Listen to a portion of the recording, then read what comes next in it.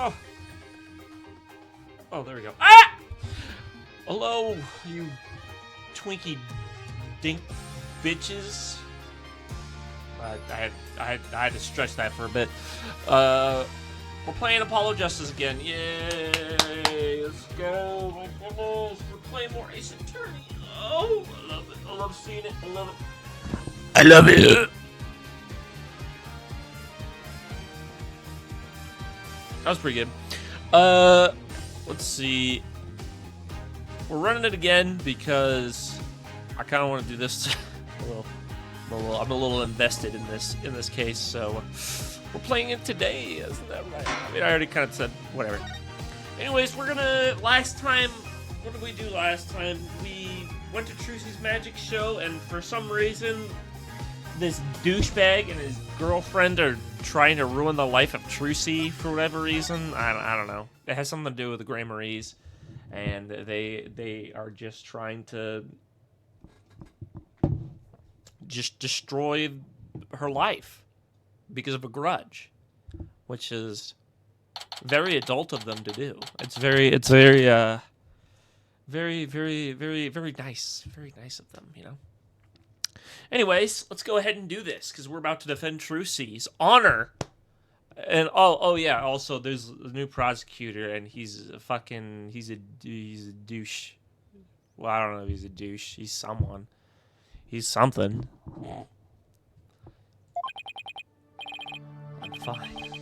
I'm fine. I'm Apollo Justice and I'm fine. Is Apollo okay? He's been muttering to himself all morning. Damn, she didn't even call him Polly. That's fucked up. What happened to the cute nickname? Polly Little Cracker. He's been like that since yesterday. Guess the pressure of today's trial is getting to him. Poor Polly. There it is. He's really tearing himself up over all this. Get it together, Apollo! Yeah! Athena! When did you get here? Oh, wow. He really was in like a whole different world. Try to relax a little bit, will you? You're getting yourself way too worked up. Yeah, but I'm alright. I'm fine. You know, I did a little digging on this Nayuta Sadmati guy. He's apparently not your run-of-the-mill prosecutor. What? Do you think you think the prosecutors we've faced so far has been run-of-the-mill? Every single one of them has a gimmick, right? Except for Edgeworth. Edgeworth doesn't really have a gimmick. Francesca has a whip. Godot has coffee. Claviar Gavin, guitar. Simon Blackwell, a bird and a sword. An invisible sword that he doesn't have. He doesn't actually have a sword. I don't know what he uses. What's this guy's gimmick? I don't know. We'll find out. It's probably being a fucking hippie or whatever. Oh yeah? What did you find out? Well, they say he wields an incredible power to accurately read a trial's karma and its ultimate fate. Yeah?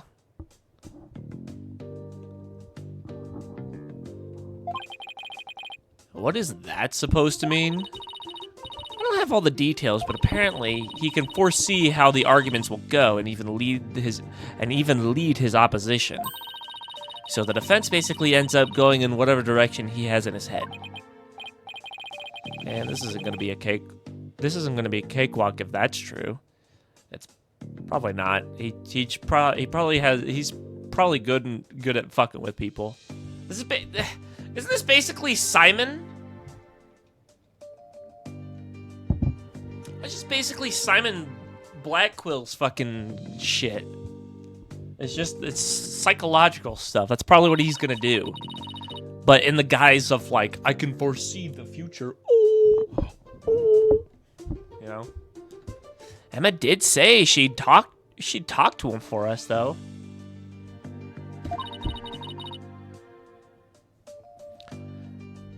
Here's hoping that went well. In any case, it sounds like he's gonna keep us on our toes. Go Kiyobori. That's why I know you're ready. Why I know I can leave Trucy in the office to you. I believe in you, Apollo. Mr. Wright is putting his faith in me. I can't let him down now.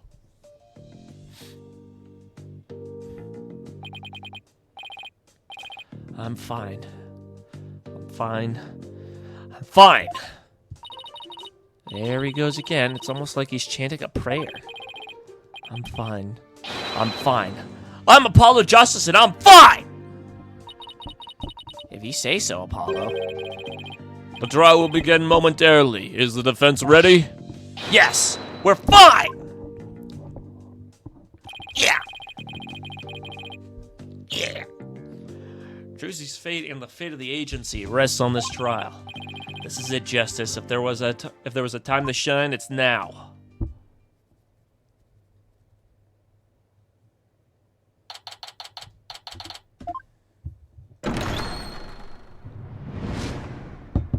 Shine your butthole.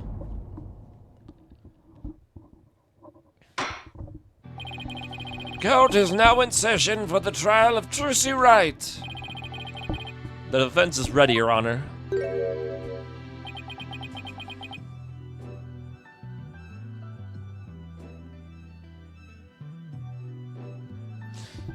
I'm debating on what I want to give this voice. I want to do like a Japanese, like a Asian accent, but I don't want it to come off as racist, so I might just do British.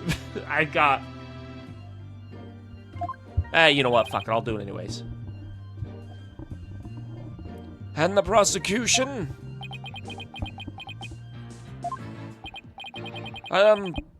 Prosecution Sadmondi. 1,000 pardons. It was rude of me to keep you waiting.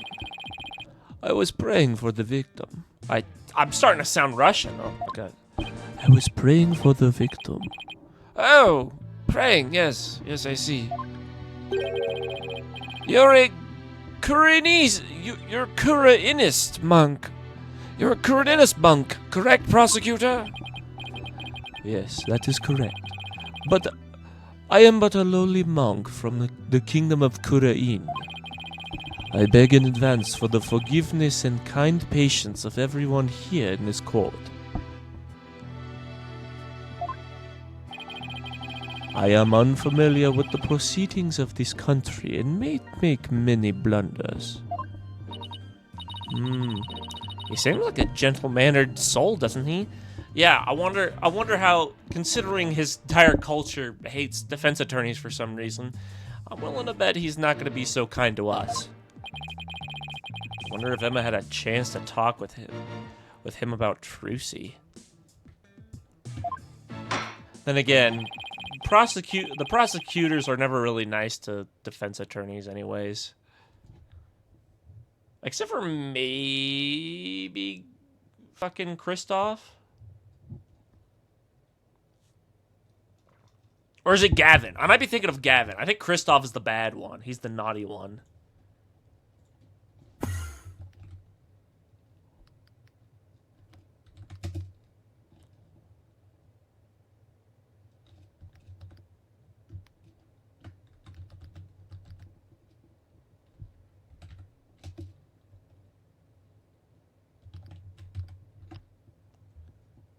I can't even remember the last names anymore.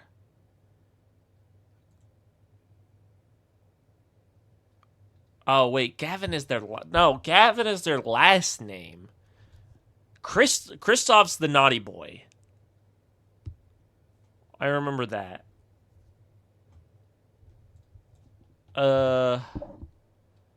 What was it? Claviar, that's his name, Claviar.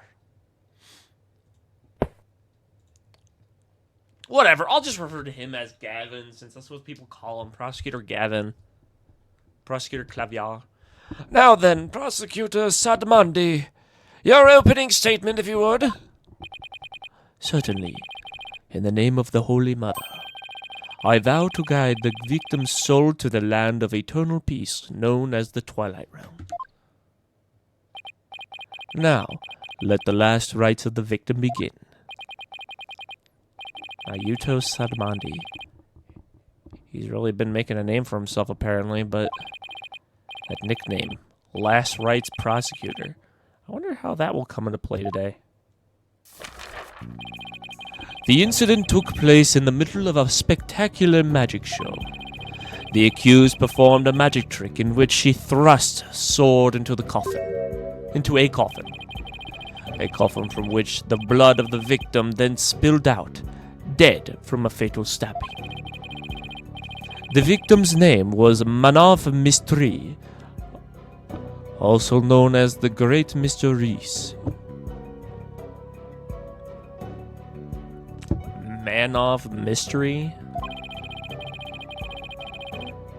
His blood was found on the sword that was used during the magic trick. So his death was just an unfortunate accident? It is only natural for one to assume as such, Your Honor. However, it was no mere accident, but rather a homicide. The prosecution's position is thus that this was a murder made to look like an accident. I see, and you believe this crime was committed by the defendant? After a thorough consideration of all possible scenarios, I unfortunately had no other choice but to conclude as much. So that's how it's gonna be, huh? I guess Emma couldn't convince him after all. Very... Very well. I used the wrong voice for a second there. And now, let us hear from the defense. Naturally, we maintain that the defendant is innocent, Your Honor.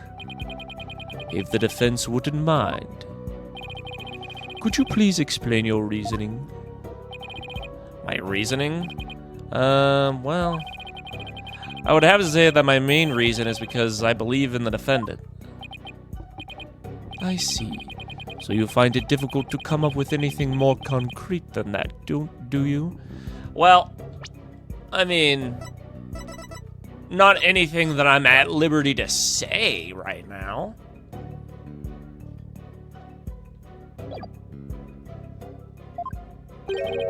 What a fine demonstration of the fact that you are indeed a lawyer of putrid mind.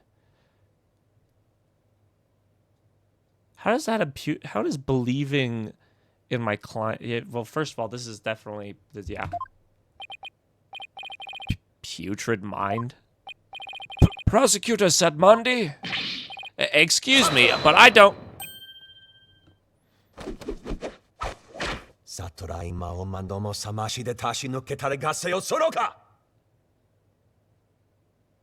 Excuse the fuck me? If you don't mind my asking, prosecutor, what was that you were just chanting? A sutra of the Holy Mother that guides those of tainted soul towards enlightenment. It is a Kuranist incantation to awaken the foolish from their fruitless slumber. Fitting for a lawyer who indulges in such fancies as the innocence of the accused.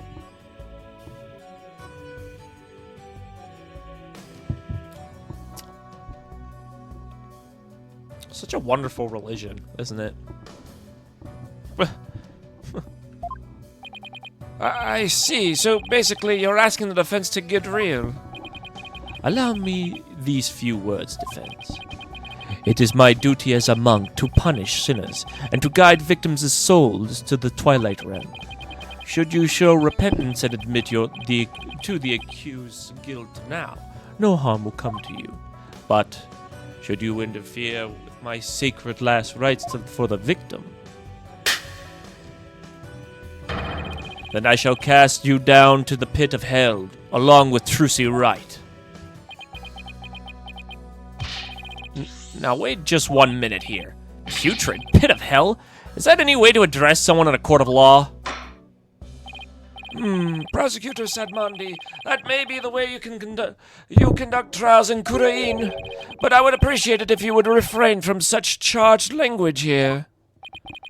Your Honor, that was but a Kuranist sermon for those who have swayed from the path. Harsh words are often necessary to admonish contemptible deviants who cannot see reason. Oh, I see. I didn't Seriously, man, it's just fucking... I don't care. I don't give a fuck. I guess they really do hate defense attorneys in Kureina. Huh. Even still, that was way, way over the top as far as verbal abuse goes. And the trial's only just begun. Well, defense, I suppose the way a prosecutor does things varies by country. Why don't we look this as a cross-cultural exchange and try to be open-minded about it? Sure. What? Bailiff, please bring in the first witness.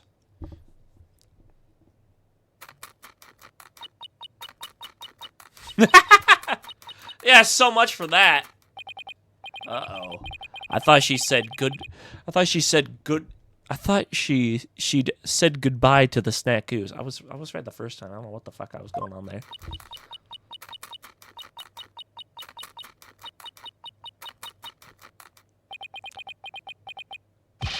Detective Sky! The courtroom is no place for gorging yourself. What's wrong with having a little snack? Girls gotta eat, right? She, seems a little stressed out. Detective Sky, your testimony, please. Yeah, about that. I just want to state for the record that I believe Trucy Wright is innocent. I'm sorry?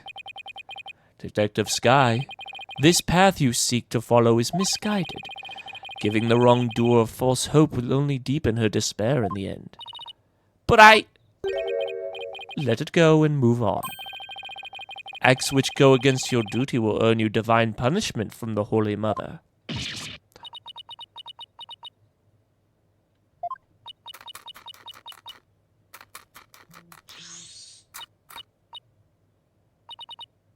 Fine.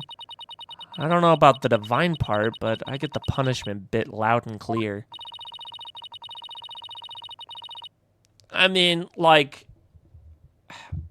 I don't know about the religion part, but, like, she should, like, just do her shit. Come on.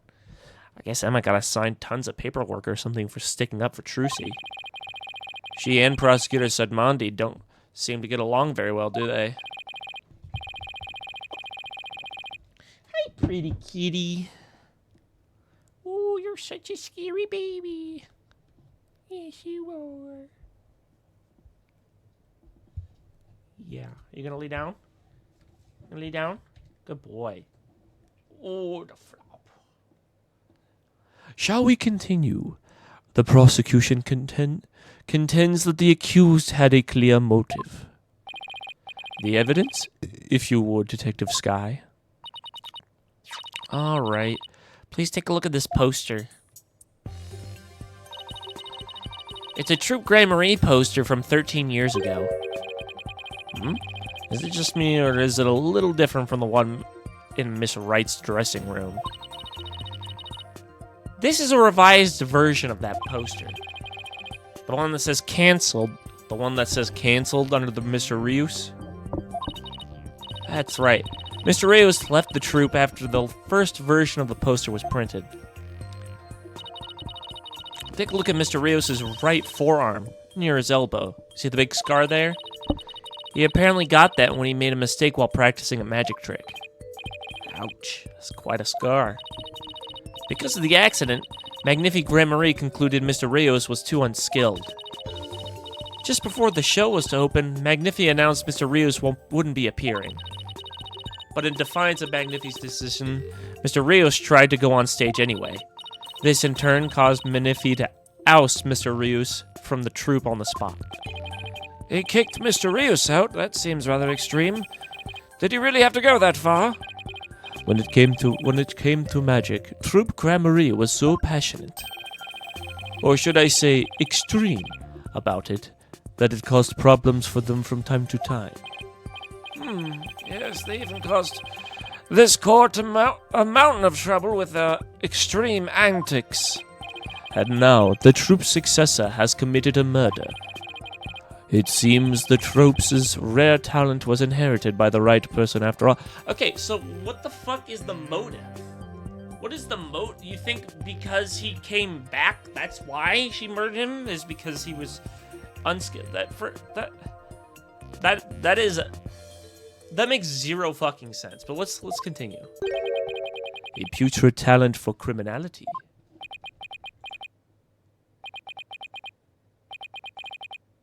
You sound rather extreme yourself, prosecutor. Criminals with impure souls do not deserve sympathy, Your Honor. As I was saying, after his expulsion, Mr. Rios apparently went on to hold a grudge against the troop. He would tell those close to him, I will get my revenge on Troop Gramarye someday. Revenge? That certainly sounds antagonistic.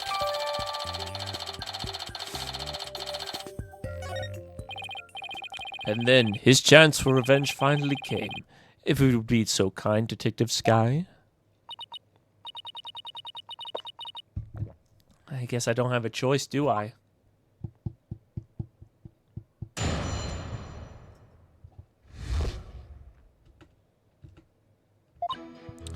The victim planned on getting his revenge on Troop Gramarye during Trucy's magic show.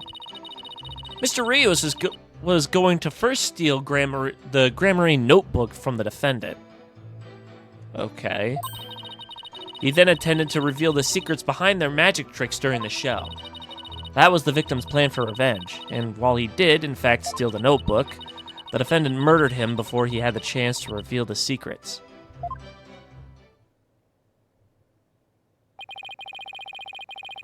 Okay, so, but that doesn't, what? So, your whole consensus is that she knew beforehand that he was planning to do this. But how would she know? In fact, I don't even think she knew her notebook was stolen until after she was, like, accused.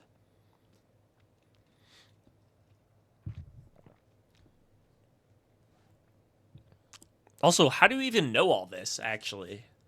By the time the accused had discovered the notebook's theft, it was too late. Her only option was to kill Mr. Rios and make it look like an accident. It doesn't even make any sense either, dude. Like, why don't you just take the notebook back? Anyways, like, why was the only option to kill? Objection! That's nothing but conjecture. The victim's assistant, Bonnie DeFame, gave the police a statement. She testified that just before the start of the show, Mr. Rios said, I'm going to reveal all of the Troop Gramarye's secrets on stage today. What? Well, that isn't exactly a great starting point for a rebuttal, is it? It isn't, but if the only evidence of this motive is coming from Bonnie, then that doesn't really mean anything. In other words, I honestly don't think this is real, because we know Bonnie hates Gramarye. We know she and fucking her little boy toy have like a deep hatred for Trucy. So they're lying. They're lying. I hope this isn't the only thing they have, if it's just her word. Otherwise, like, this doesn't, I don't know, it's dumb. You're telling me. Allow me to give you one piece of advice, defense. Oh, and what's that?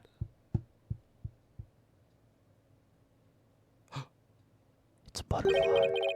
Let it go and move on. Excuse me? Helping a sinner will only sully your own soul. One possessed by an unclean soul will burn in the flames of hell, and then be ever burdened with that sin in their next life. But I don't believe in that sort of thing. Besides, I have no intention of giving up.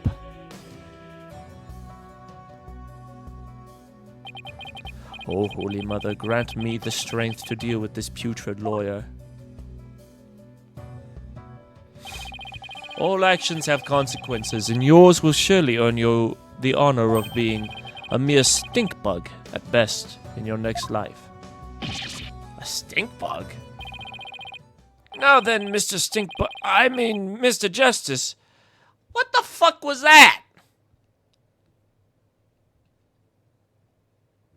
Why does everyone have to go on me, bro? Your cross-examination, please.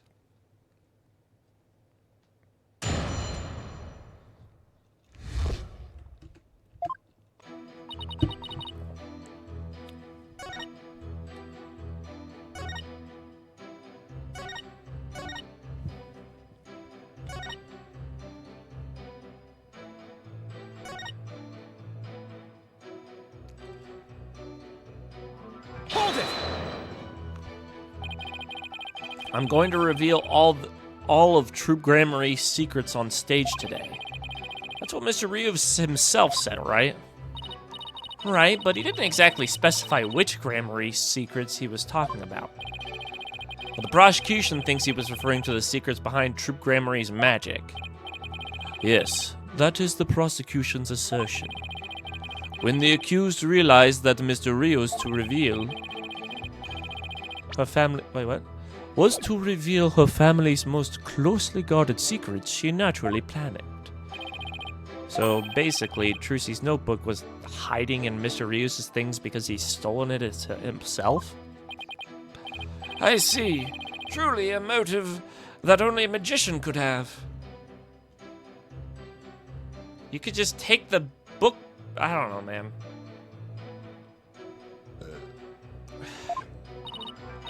Yes, that's how the prosecution believes anyway.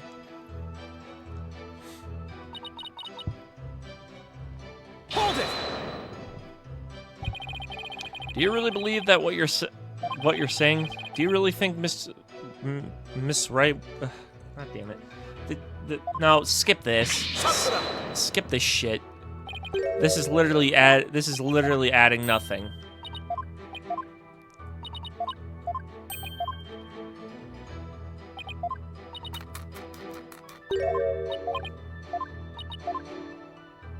It's just like that's just a garbage fucking thing. Come on, man.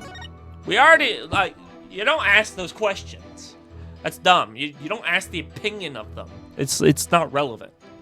Don't be a bitch. Victim plan on getting his revenge. Hold it! Revenge after all this time. It's been 13 years already. Why now? I know, right? I thought it was pretty sketchy myself. I mean, wouldn't he have done it a long time ago if he was going to do it, after all? Detective Sky's self-indulgent outbursts such as those will earn you divine punishment, in the form of a salary evaluation. I don't think you have control over that, considering you're a foreigner. You don't have control over her salaries.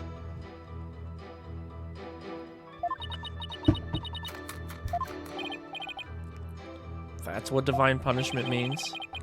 Let the detective have a snack. This humble servant of the Holy Mother shall explain. Over a decade ago, Troop Gramarye was at the height of their popularity. But then their reputation declined, and they had all but faded from public memory. Probably because they all fucking died. Until recently, that is, when Trucy Wright sought to recapture their former glory. The defendant? And at a young age, too! How impressive! Yes, the accused's skill at magic is undeniably impressive. If she hadn't fallen into the path of sin, she would have had the bright future ahead of her. It's always sad to see such promising young potential go to waste. Now then, Detective Sky, how did Mr. Ray's plan get to his revenge? And please put down the snackoos before you continue your testimony. Yes, Your Honor. Hold it! What evidence do you have that Mr. Rios actually stole the notebook? Well, you see, whenever you're ready, Detective. Fret not, Detective Sky. You have nothing to repent for. You should be proud of the fine forensic discovery that you made. Forensic discovery? And what did she discover specifically? Detective Sky identified a certain set of fingerprints on the notebook. Upon further inspection, she determined that they belonged to Mr. Reus. What? The detective found the fingerprints entirely of her own volition. For that, I must say well done, Detective Sky. A little too addicted to using your precious white powder, did you, Emma? Although that does make sense. That's kind of the question I was thinking. Now, Detective Sky, I would like you to explain exactly how Mr. Reus intended to use the notebook for revenge. Okay, we already did this. Did that. Hold it! I'm sorry, but what exactly is the basis for claiming it was murder? Beats me. What? The basis is beats me? You'll have to ask Prosecutor Sedmondi over there, because he hasn't told me his reasoning either. Why would he not tell the lead detective about it? Detective Sky, your feeding of information to the defense has not gone unnoticed by my eyes. The bad karma of acts of which go against your duty will impinge upon you in your next life. But even before that, it may impinge upon your job in the form of a transfer. Again, you don't have control over that.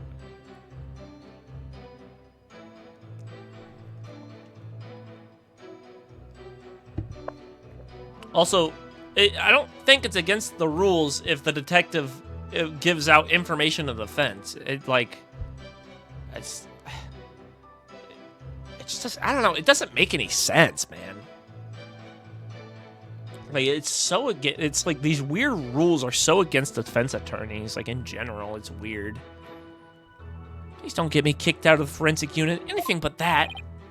Poor Emma, she's really been risking everything for us.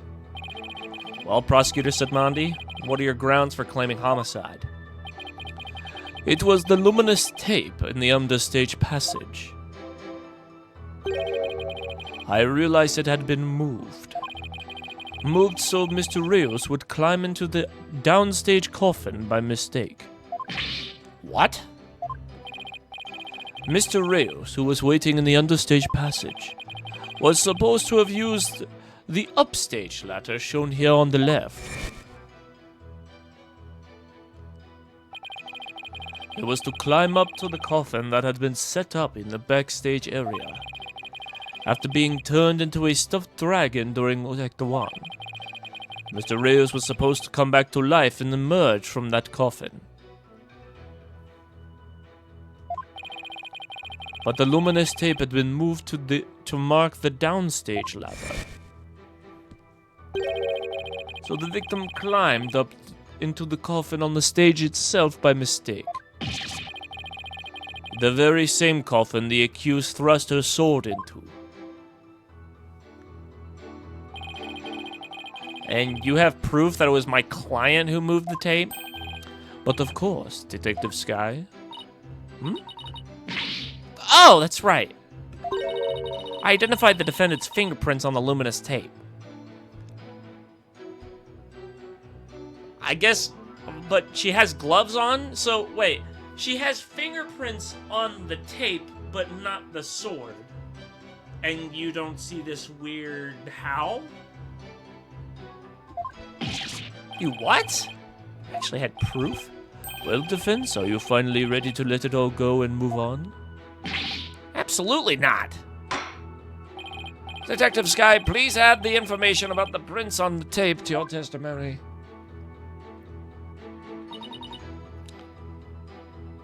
Guess she must have moved it during the show.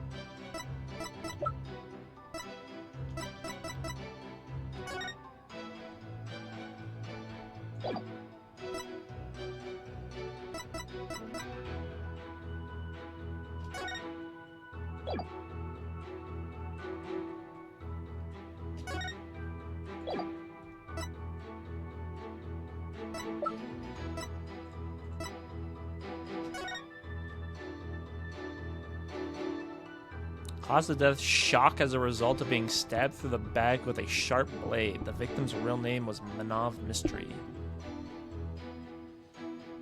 He died of shock?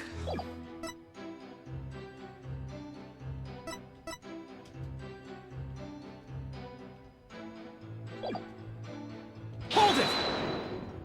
I guess let's press it, and... What made you think to check the luminous tape for prints? Well... I bet it was detectives' intuition. I tested not only just the tape, but about everywhere for fingerprints. Oh? I dusted pretty much every single surface on that in the theater. I mean, it was so nice to be able to dust for prints without anybody getting mad at me. It's great that you're enthusiastic, Emma, but there is such a thing as too enthusiastic. The tape was moved to guide Mr. Rios into the coffin that was downstage? If that was true, it does sound like murder rather than accident. Which only doesn't help. Wish I knew what sound would even be appropriate to make this situation. Okay, so obviously there's a contradiction. I'm guessing there's a contradiction in here. I feel like that's a bit of a fucking stretch. I'll be for real.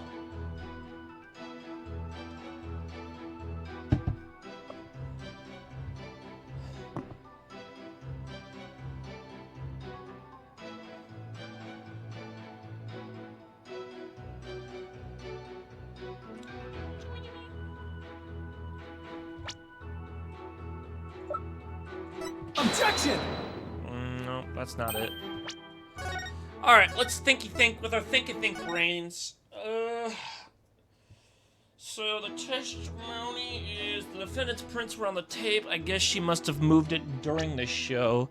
So I have to have evidence of otherwise.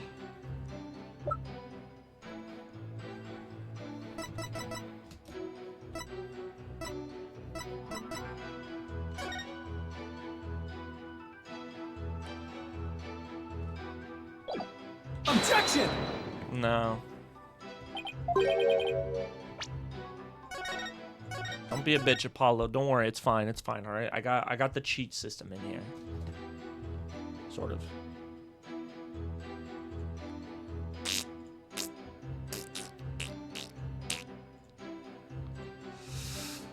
Oh, I'm about to blow. The defendant's prints were on the tape. Guess it must mean she moved it during the show.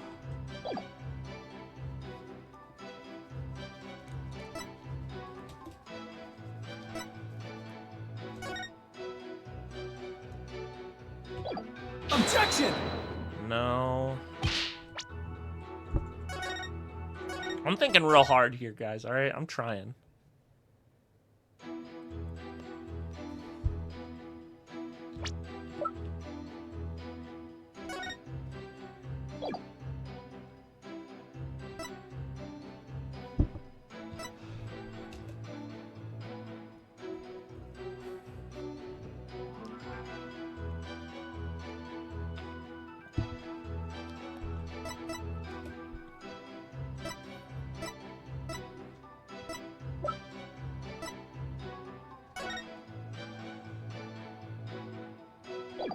Objection! Gotcha, bitch. I'm sorry, Detective Sky, but there's a flaw in your testimony. Oh, really? The prosecution is claiming that Miss Wright moved the understage tape during the show in order to guide the victim on the coffin into the coffin downstage. But it doesn't make doesn't make sense that she would leave prints on the tape at that time. It doesn't? Oh, yeah, because she didn't have any prints when she was in the coffin? I don't know. Please consider the fingerprinting results of the main coffin, which shows not only my client's fingerprints, that not one of my client's fingerprints was found on or in it. That's true. We didn't find any of her prints on that coffin. I think you've realized that what the flaw in your testimony is. Claiming Miss Wright left prints on the tape during the show is inconsistent with the facts. Because she was wearing gloves during the show. Oh! She must have left prints sometime before the show started. In other words, her prints do not prove she moved the tape to mislead the victim. The prosecution's investigation was insufficient. Oh my! But on a personal level, I'm very happy about that. Well, Prosecutor Sedbandi, if the defense's argument is true, then you have no evidence the defendant moved the tape to deceive the victim. I see. Apparently, the defense is more intelligent than I thought. More than a stink bug, at any rate. Come on, you can bump me up a little more to at least a stag beetle now, can't you? Would that really be any better? Of course, way better. Stag beetles are cool. With the huge mandibles, with those huge mandibles of theirs. If the defense wishes to be promoted to a stag beetle, then answer me this question. Alright, shoot. Even with no evidence that the accused moved the tape to misguide the victim, the victim still climbed the ladder using the tape as a guide. And entered the coffin on the stage. The accused then thrust her sword into the said coffin with the victim in it. So what you're saying is the fact remains that the victim was stabbed to death, right?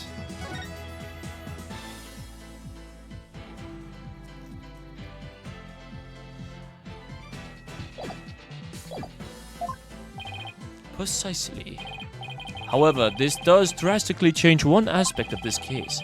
If the accused did not lead the victim into the coffin on purpose, then that means the victim's death could have been accidental.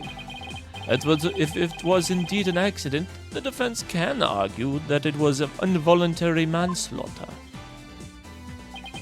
I see. If it was involuntary manslaughter, they could be extenuating circumstances. And the severity of the crime could be mitigated. Defense, did you believe the accused did not murder the victim? Then do you argue that it was an accident?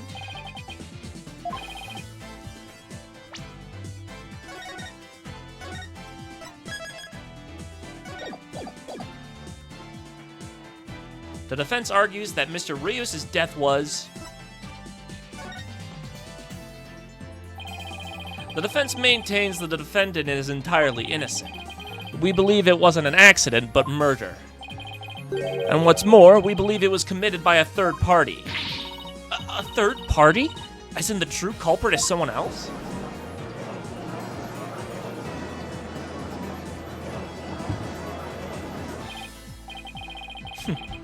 That is quite a brazen claim you make, and one wholly without grounds. Your voice is as loud as your suit, and your mind echoes just as loudly in emptiness.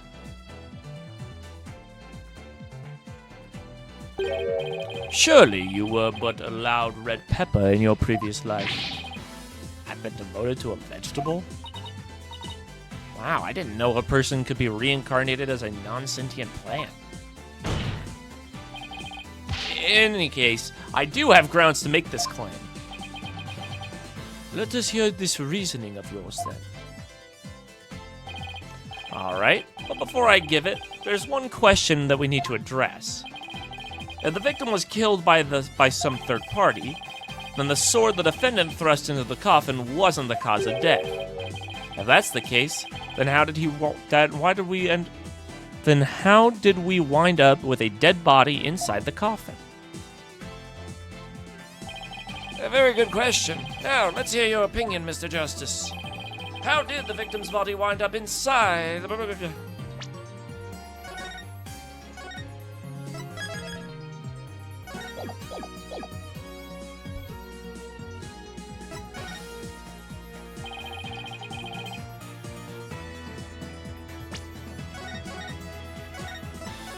I thought the magic thing would be funny.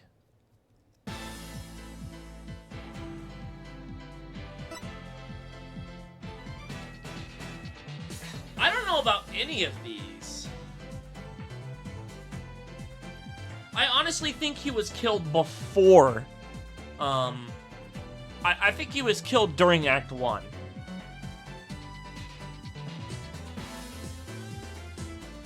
Like when the big hat dropped in there and then he went, wow! I think that's when he was killed. I don't think any of these are right. It can't be he was killed under stage because then Trucy was under stage. Was under the stage.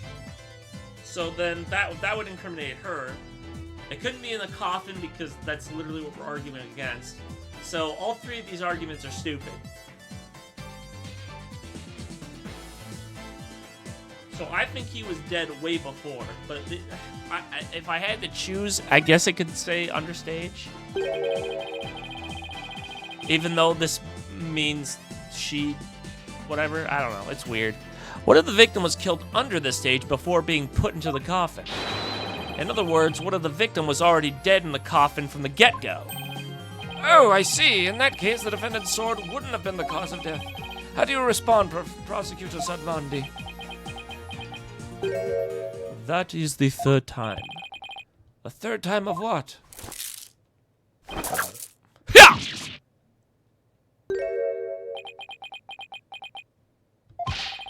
What the heck is this? サトライマオマンドもさましで足し抜けたれガセよそろか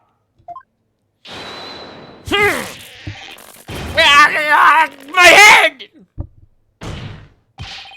What do you think you're doing? Even the merciful Holy Mother loses patience if she is struck 3 times. Since you never learned, you needed to be punished.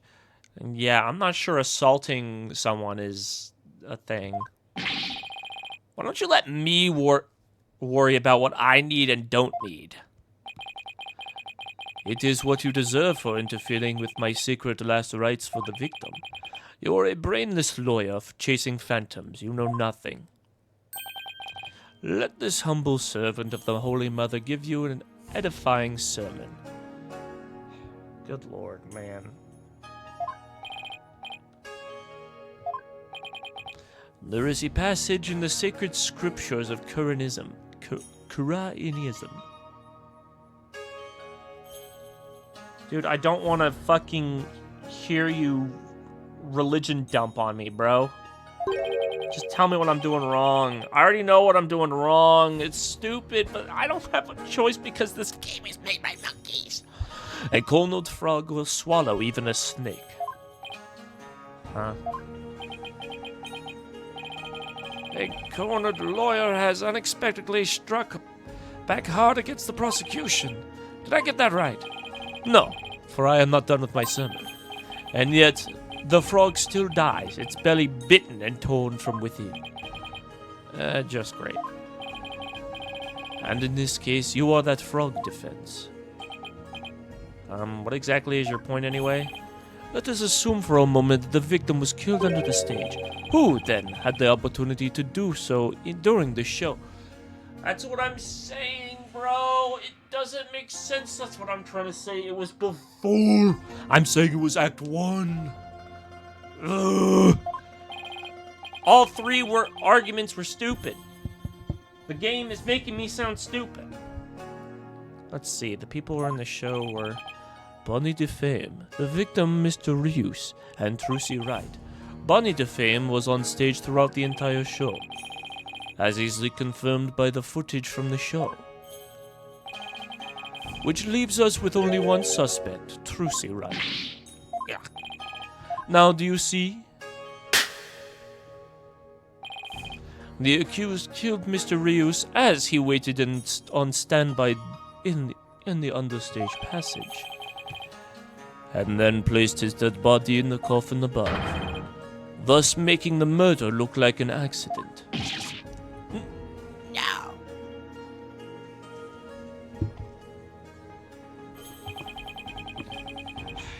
Dumb.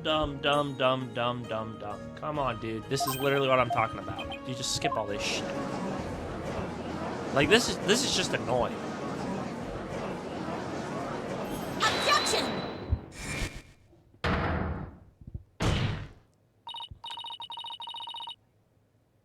Okay, Athena, please don't say some stupid shit. I'm praying, please. Please, can you try and save this, because this is brain dead. I mean, the prosecution is correct. It's just that I had no choice. I had no choice, man. Please. Athena, what are you doing? There's something I want to point out, Apollo. And who might you be? You strike me as a mere child in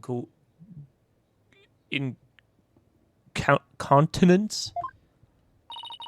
I may be young, but I have an attorney's badge just the same. And you would contribute to this discussion in that capacity? I most certainly would.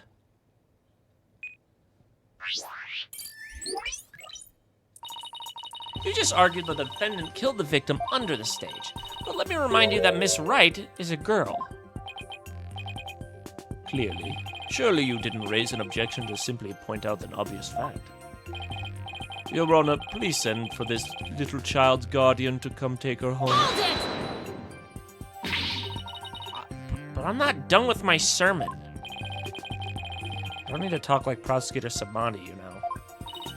Listen, if the victim was killed in the understage passage, then his body would have then been hauled up the stage, right? However,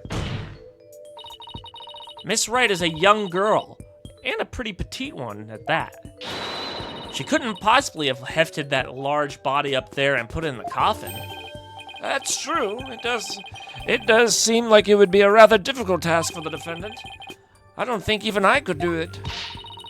What do you think of that, prosecutor? Who's the child now? In my religion, a priestess of Koreanism are revered as the pillars of our beliefs. So I naturally hold nothing but deep respect for women. I also think highly of the female perspective. Says the man who called this fair maiden a little child. Who's a fair maiden? It's not her, I'll tell you that much. I agree that your point is worth discussing, defense. How indeed was the body raised up into the coffin? By the accused, Trucy Wright, that is. You're committed to pointing the finger at her no matter what, huh? Then you explain how that even be possible. But of course. Magic. Where does this butterfly keep coming from? Get him out of here. There was a way for even a small creature like her to raise a victim's body up. Is it the lift? Is it the lift? Is it the lift? Is it the lift? Is it the lift? Huh? Wait, you mean you really can't explain? Dude, just fucking let him do it. I foresaw this argument would come into this, so I prepared a witness. A witness? Okay, a witness wasn't what I thought. I thought you were going to actually come up with a theory, but if you have a witness, bring him in. Well, I admire your readiness, prosecutor. It is really not that difficult when one can read the ultimate outcome of any trial. Okay, yeah. Bring the fucker in. Excuse me, but may I step down now? Yes, I suppose you may. One moment, Detective Stone. I'm sorry for, the way I handle all this. You did a fine job, Detective. Your testimony was invaluable. It was? Yes, you served well as a detective and did not allow your personal feelings to interfere. You overcame the conflict emotions you felt and performed your duty admirably. You will be rewarded for your fine work. Oh, thank you. I hope we can work together again in the future.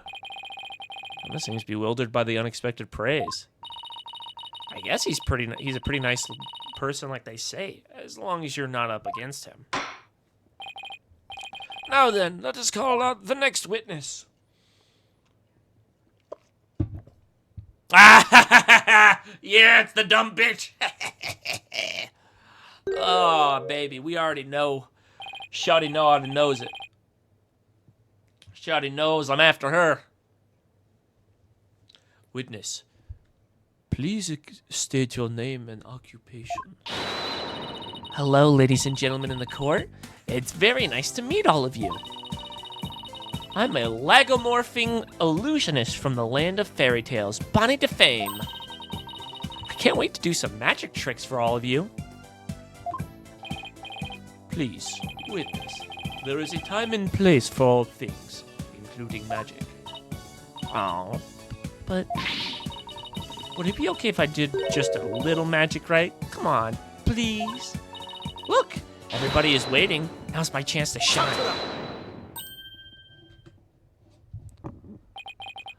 That is your second time. My second time of doing what? There will be no further warnings. You should know that from our preparatory meeting, correct? Is no one exempt from His Holiness's rosary of suffering? Hey, I mean, at least he isn't biased. May we have your testimony, witness, once you've recovered from your disappointment? Well, as a huge fan of Trucy's, I don't really want to testify against her. But I guess I have to, don't I? As a huge fan of Trucy's, huh? I hate her. I loathe her. I can't stand that Trucy, right? Yeah, we already know she's a two-faced bitch. Sure, you're a real fan, all right. Of destroying Trucy, you mean.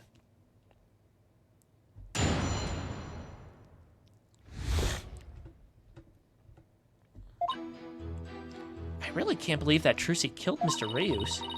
I guess it's possible for a small girl to lift a dead body and up if she used a stage lift. Is it possible? Could Trucy really have? If Trucy did use a stage lift, I think she must have used stage lift too. I was on stage for the entire show, by the way.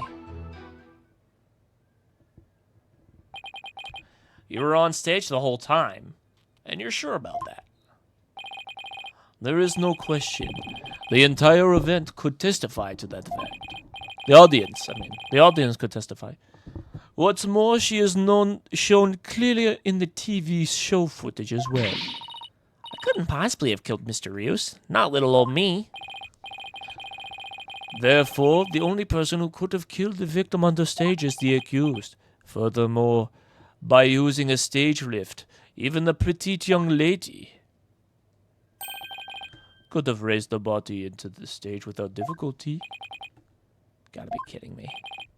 Very well, the defense may now cross-examine the witness.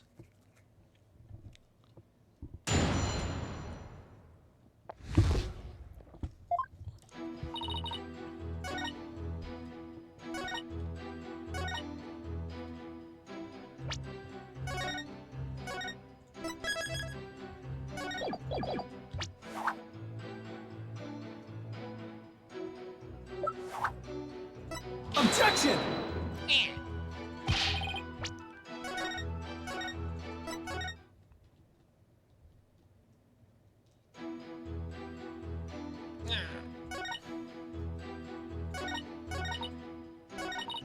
Hold it!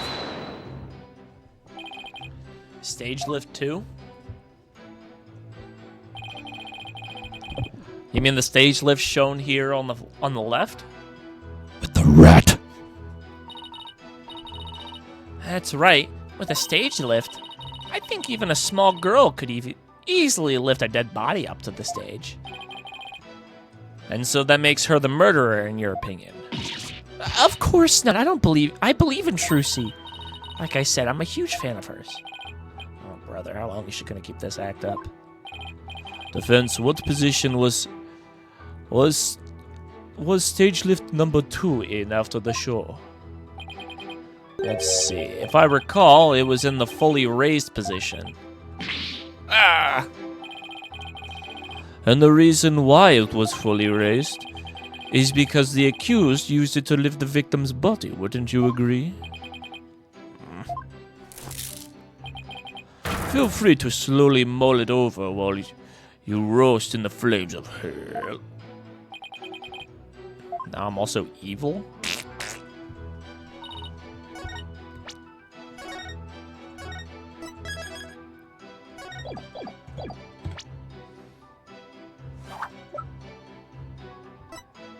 Objection!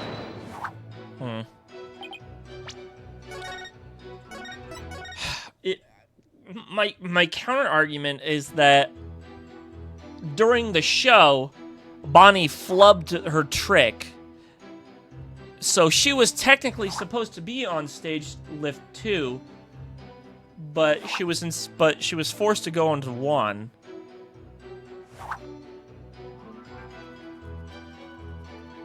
Oh no, sorry, she was forced to do stage lift 1.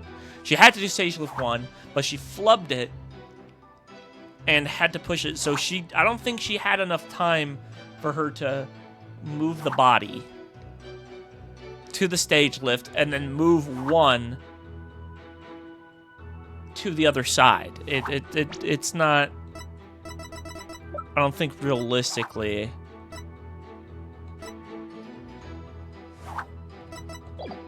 That was it. Hold it! What makes you think it would be possible? It's not like you tried it out yourself, right? Well, actually, we did try it out ourselves. You did? Detective Sky, if you would. Oh my, oh! So that's why you made me do that. Detective Sky, what did he have you do?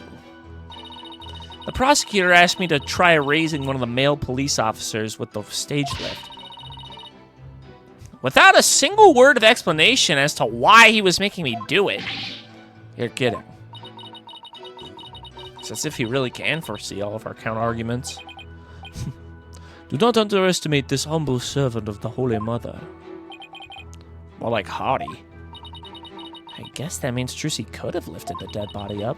Does that mean...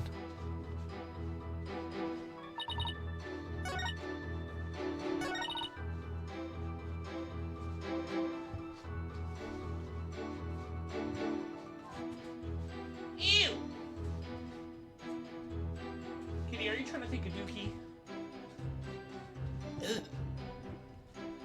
I can't wait for my room to smell like shit!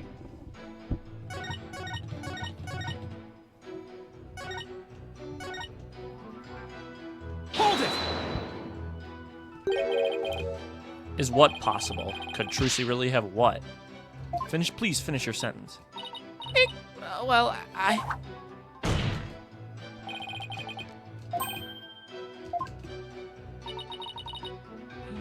Of course I don't believe Trucy could ever commit murder.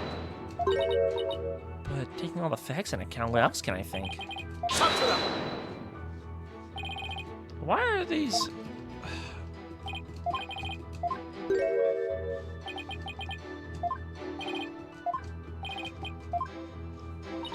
Why are, like, a lot of these just so fucking stupid?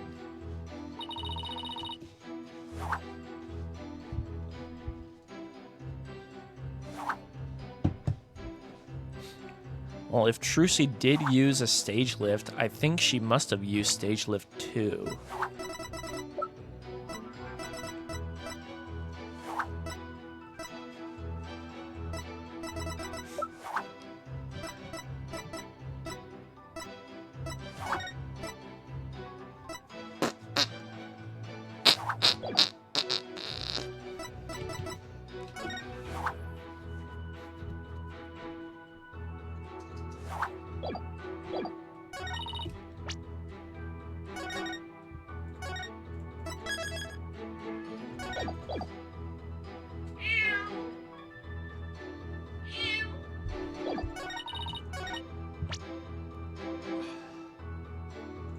Objection!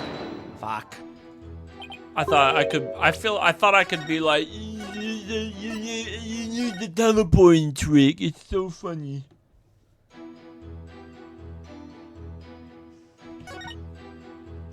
Trucy did use a stage lift. I think she must have used stage lift too. Hold it! You said you're a huge fan of Trucy's, isn't that right?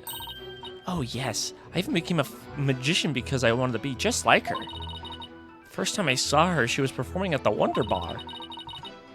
She was only in junior high back then, but she got up on stage with tons of confidence. And then she proceeded to win my heart with her astonishing tricks and winning smile. She certainly sounds like she means all that. So, finally being able to perform with her must have been quite a treat for you, right? Oh yes, after all, it was my chance to have her see me. Not just as a fan, but as a fellow magician.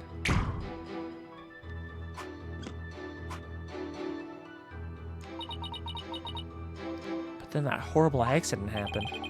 It was not an accident, it was murder. If you would explain further how a small woman would have raised it. Rise up.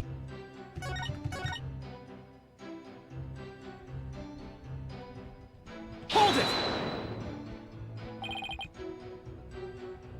You didn't have a single spare moment to slip down the understage passage. To the understage passage? Huh? Don't tell me you suspect me now. I'm just trying to do my job by fully examining your alibi. Depending on how solid it is, I might have to suspect you, yes. You've got to be kidding me.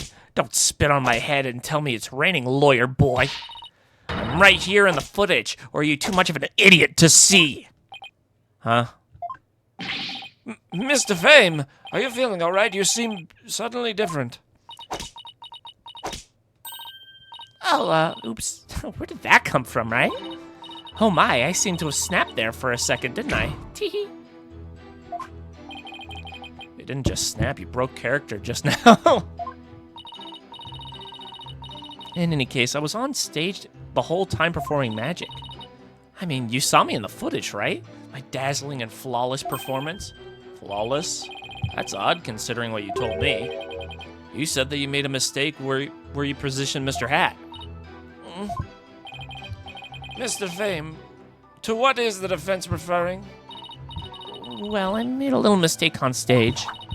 I was in charge of operating Mr. Hat, you see. Maybe I should have pressed this. I didn't realize we were gonna get. Samibong! I dropped my phone. I'm gonna get you. You wanna get you?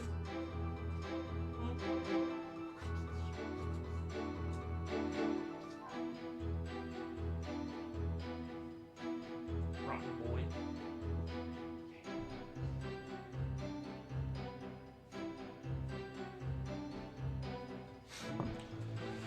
According to the script, I was supposed to place him on the left of the coffin. But I flubbed it up and made him stand to the right of the coffin instead. And because of that mistake, Trucy had to move the stage lifts around. I feel really bad about messing Trucy up like that and with my goof. Tee.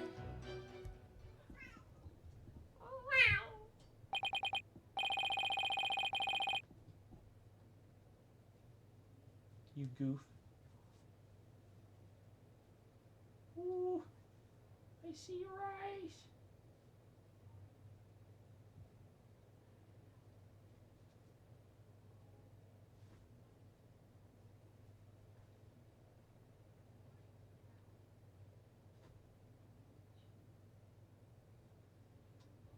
I saw his eyes dilate. He was getting him pouncer mode. Hold on, if I do this,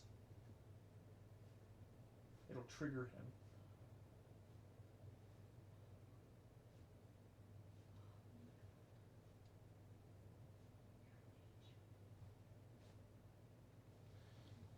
He won't take the bait.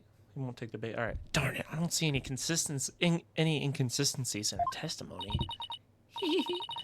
Now do you know who the real killer is? Come on, Gramps, don't just sit there. Hand down your ruling pronto. Do it quick before you keel over up there. I beg your pardon? Oops. Almost got into me. I'm so sorry. I give her another 5 minutes before she tears off that mask. Well, Defense? Are you ready to let it all go now? Of course not. I'll never give up. I see. I suppose this too is fate. The sacred scriptures of Kuranism describe a variety of hells for the damned. For someone like you, who struggles carelessly against his fate, Papul Buljig seems appropriate. People what? Oh, wait, that's Kuranese. Oh, what sort of terrible place is Palpul Buljig? A place where the more one struggles, the further one falls into the abyss. At the bottom of the abyss, a ferocious beast awaits.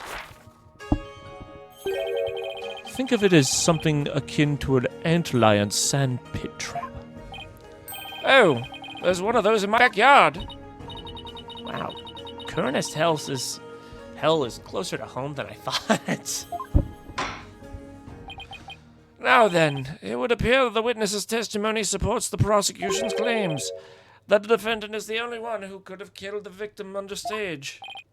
I'm supposed to get out of this jam. Hey, Apollo, if you can't find any contradictions, maybe it's time to use I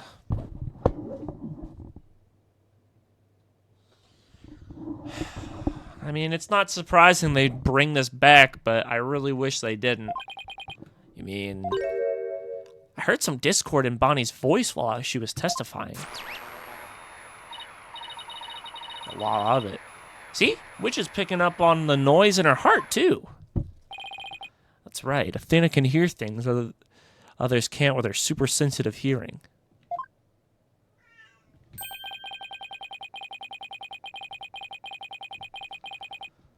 Yeah, we already know all this. We played an entire game about it. All right, Athena, let's give it a try. You got it. Hold it! Your Honor, I'm afraid that our witness, Miss Defame, is suffering under terrible traumatic stress due to this horrible incident. She is. Yes, but with that terrible death on stage and her beloved Trucy getting arrested, she's under awful strain and shock. In fact, I don't know how much she can take before she is unfit to testify. What? Oh, I've heard of that. What is it called? Postal stress disorder, right? It's when a person becomes uncontrollably angry. I think I read about it somewhere. That's going postal, Your Honor. This is PTSD. Oh my. So that's why the witness acts so hostile at times, as if she were a different person. Yes, and I think her condition is clouding her memory of the incident. Therefore, I suggest a short therapy session for the witness.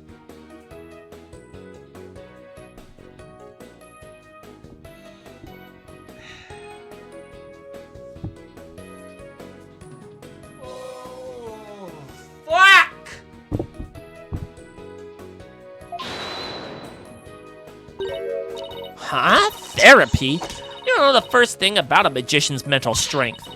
I've risked my life jumping through rings of fire and having my body sawn in half. Oopsie. Boy, I have to watch my temper, don't I? Tee.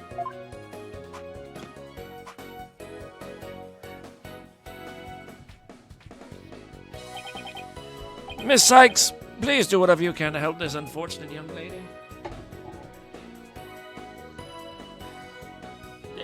What are you doing? What are you doing?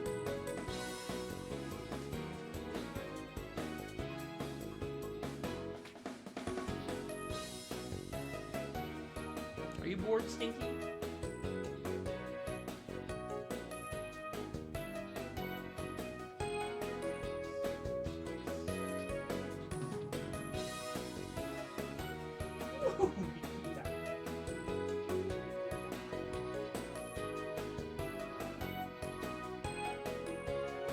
Stop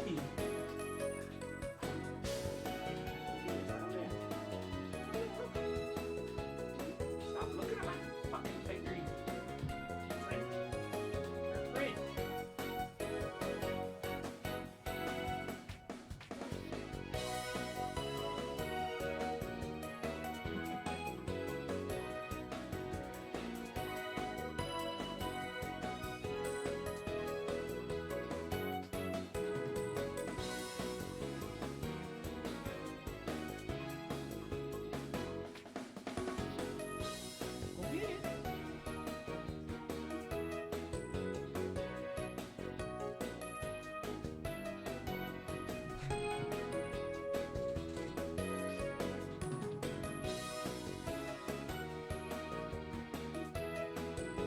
Got nothing?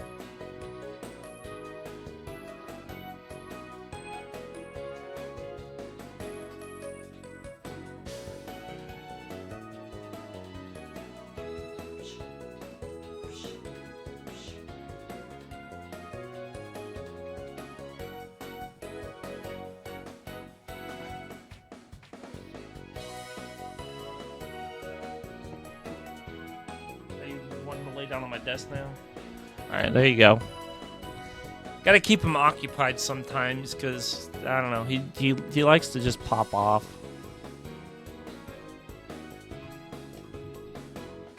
I gotta be careful of his murder mittens, though, because good lord. And what exactly is this child planning to do, Mr. Justice?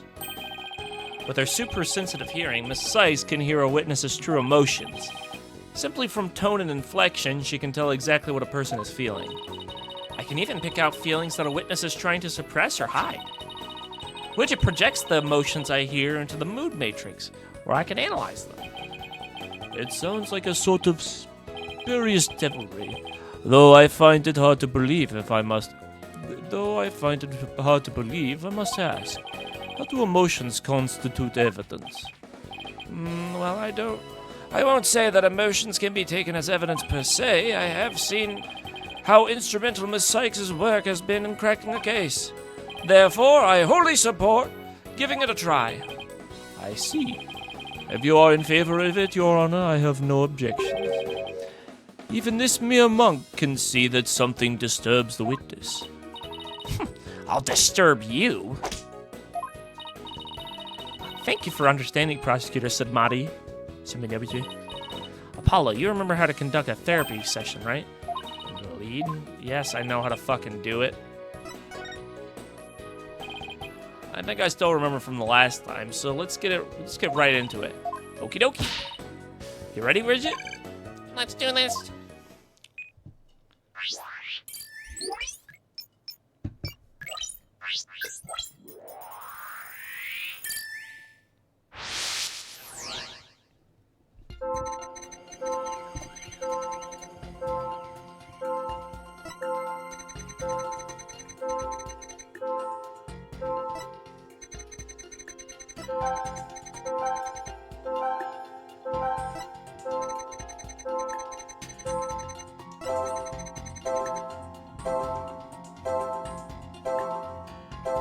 Yeah?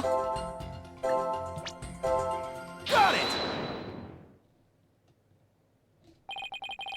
I have to say, Mr. Fame, you certainly are a strange one.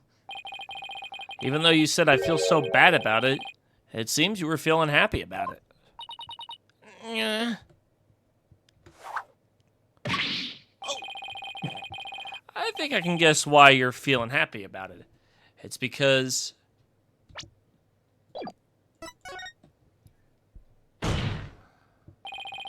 I think you were happy because you messed the defendant up. I'm right, aren't I? You gotta be kidding me. Why would I be happy I messed Trucy up? I'm a big fan of hers.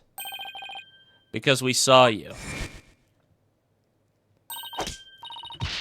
I don't know about that. We saw how you said you hated Trucy Wright. How you were glad she was in trouble. And even how it was what she deserved. Ouch. It looks like I hit the bunny on the head, or so to speak.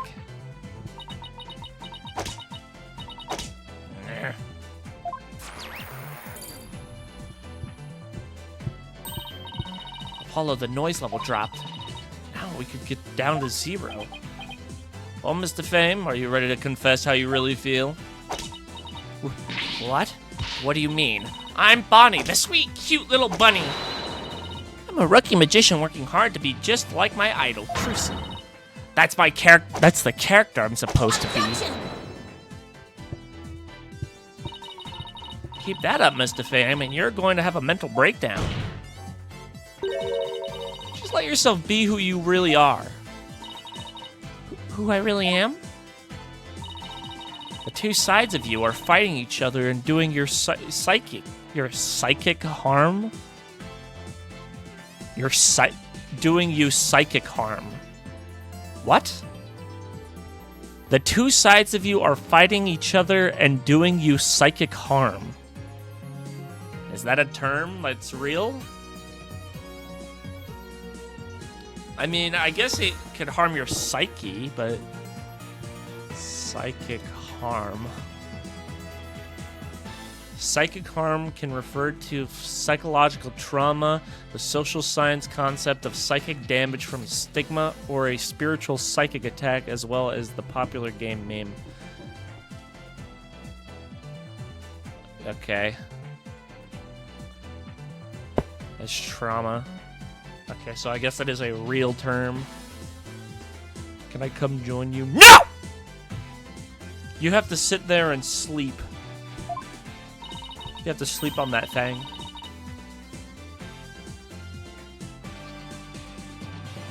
have to sit there and watch as I fucking power through this game.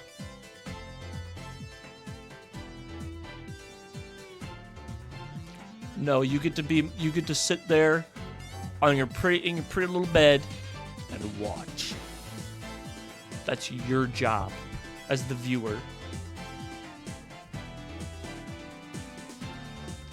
Besides, I go through this game quicker if I just do it myself anyways. For the most part, at least. Unless I have a certain rat on my desk.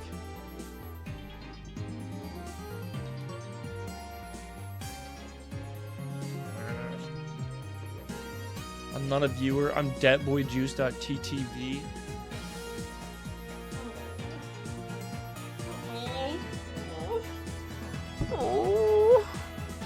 Oh, you're so right. Oh, but I don't care.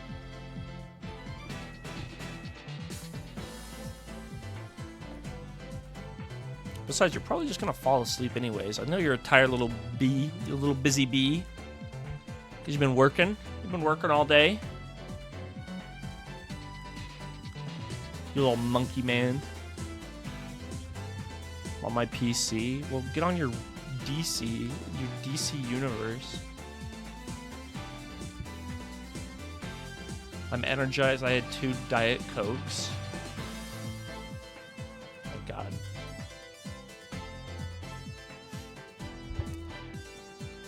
Thank God.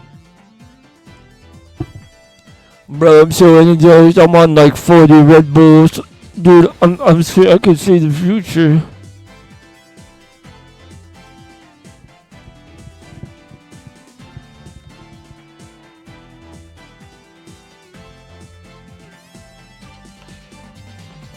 But no, I just want to do this. Come on.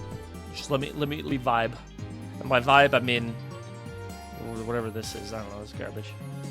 Almost collab with my second favorite streamer.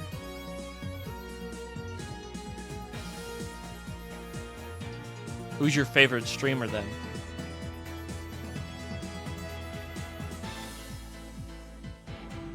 Who's your #1 favorite streamer? Hmm?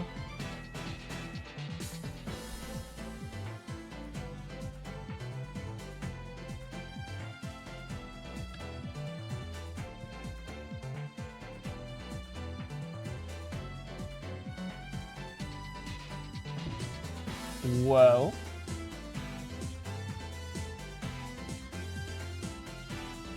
The Germa? Oh, horse shit. You didn't even know who Germa was until me and Zoc told you about him. Isn't your #1 favorite streamer? Shut the fuck up. Fucking lying sack of penis.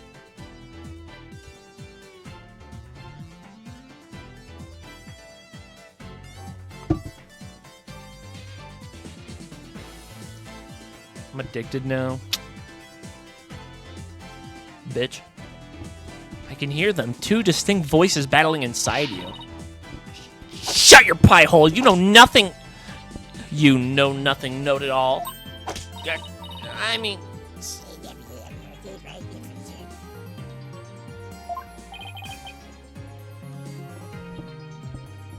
No, but once I'm done, we can once I'm done off stream, we can hang out. We'll hang out or something. I don't know.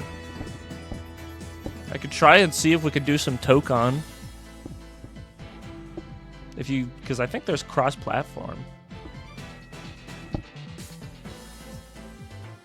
It's a nerf or nothing.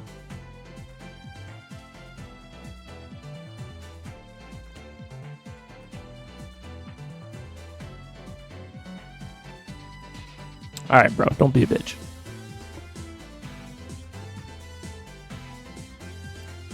You know you want to play Tokon against me. I know you do.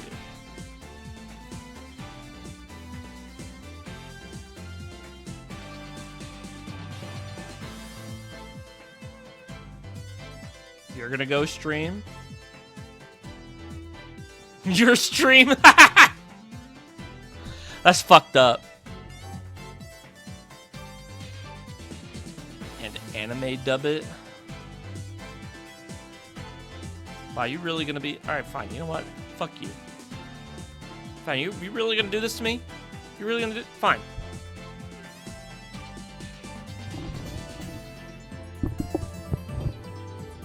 What the fuck?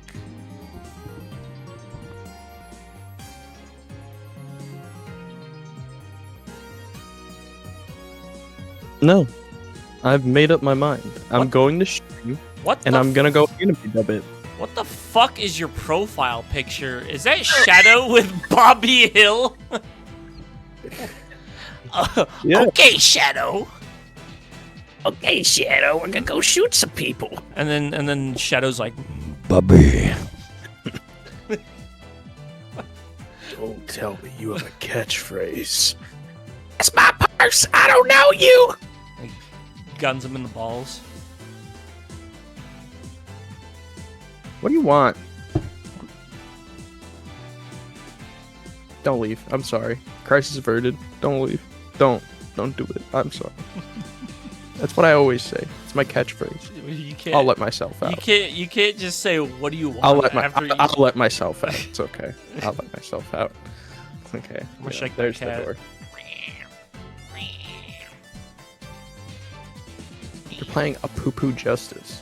I am playing a Poo Poo Dresses. It's like the worst game ever. No, it's not. It's a fun game. A Popo Justice is a good game. I don't. A poo-poo justice Dual was. Dual Destinies was not that good of a game, and this game I barely touched it. I like the first case. This case, I was interested at first, but then it's kind of pissing me off at times. So we'll see when I beat the game. I'll give my full opinion. Maybe it's just because I'm so fucking stupid. I just like I can't. Because you're on that I diet. can't figure out these games. Diet Cola. The Diet Coke. I just can't figure out these games, and I'm trying to like act like I'm in a courtroom, and I just can't figure anything out. And then I try to like use actual reasoning, and I'm just like, oh wait, this is Japan. Reasoning doesn't exist. Well, it's a mix I'm gonna between raid you. Japan and America. American. Oh wait, that's just American. It's Japarican. Japarican. Jamiroquai. Yeah,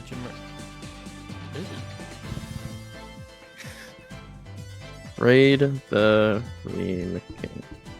Mr. Farm, how long do you insist on maintaining this wolf in sheep's clothing act? We can't end this therapy session until... God. Set the wild beast inside you free. I really fucking hate this. Yeah.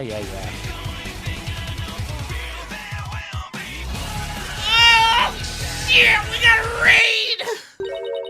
I wonder who it is. Memories broken. At least the... Did it pop up? Oh, it did pop up. Okay. Yeah, it did pop up. It didn't show up on my phone, but I don't know. So wait, what is she saying?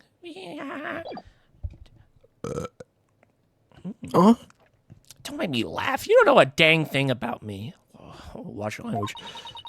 You want to see who I really am? Fine, take a good look. She's a man. She's a bat, apparently.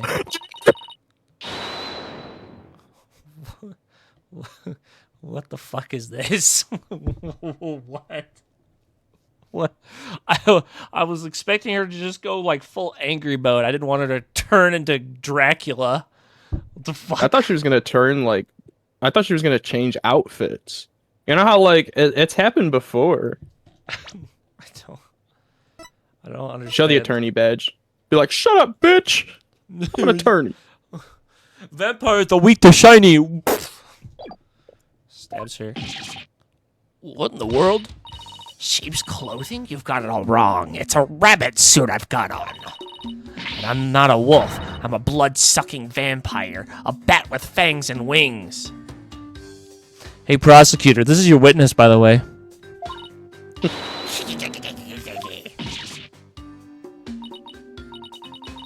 I think we just opened Pandora's box. No. I mean, this is. I played God of War. I mean, this is what we wanted. So. I'm finally done with that goody two-shoes cottontail act. I'm free as a bat.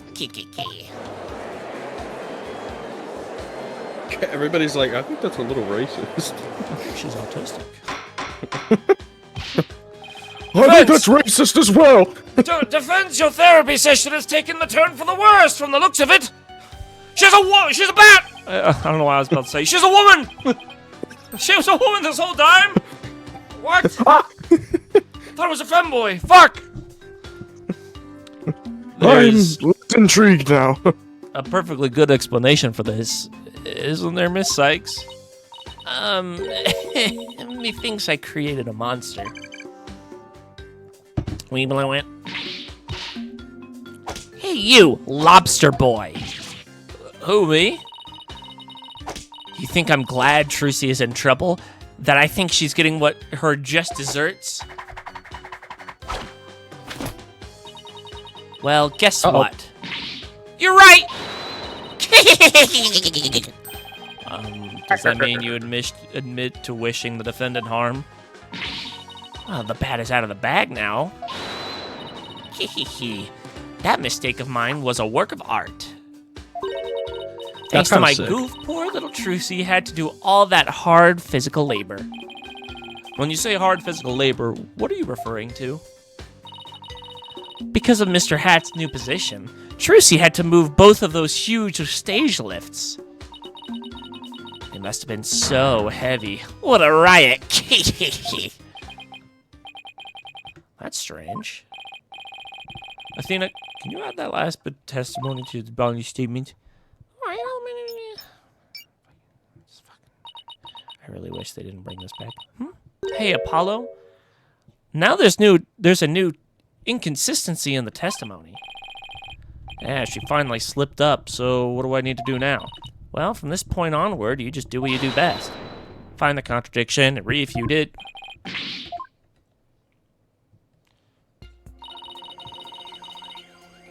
Ooh, I scratched the kitty. Oh, Do you think if they ever made like another Marvel game, do you think they would use Phoenix Wright again, or do you think they would use Apollo? Probably they'd probably still use Phoenix, but maybe they'd make an Apollo skin. Well, are they trying to make Apollo like the new like figure? I assume they. That's what they tried to do in Apollo Justice, but they kind of retconned all like most of the shit that happened in that game.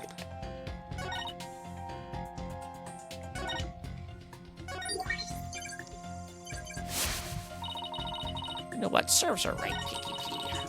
Thanks to that, she ended up having to move the stage lifts. You know what when she goes kiki, you know what that reminds me of? Reminds me of Brennan when he used to go. That's a bit of a stretch. Shut your asshole. Objection! See, I knew it. That was the right one. Yeah. All right, let's think. Was that the right one?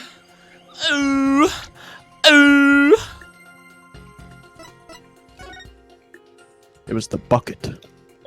Dear God, there's more. No.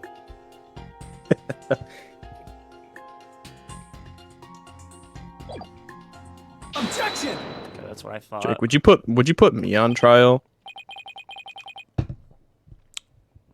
For what? Murder. Who'd you murder?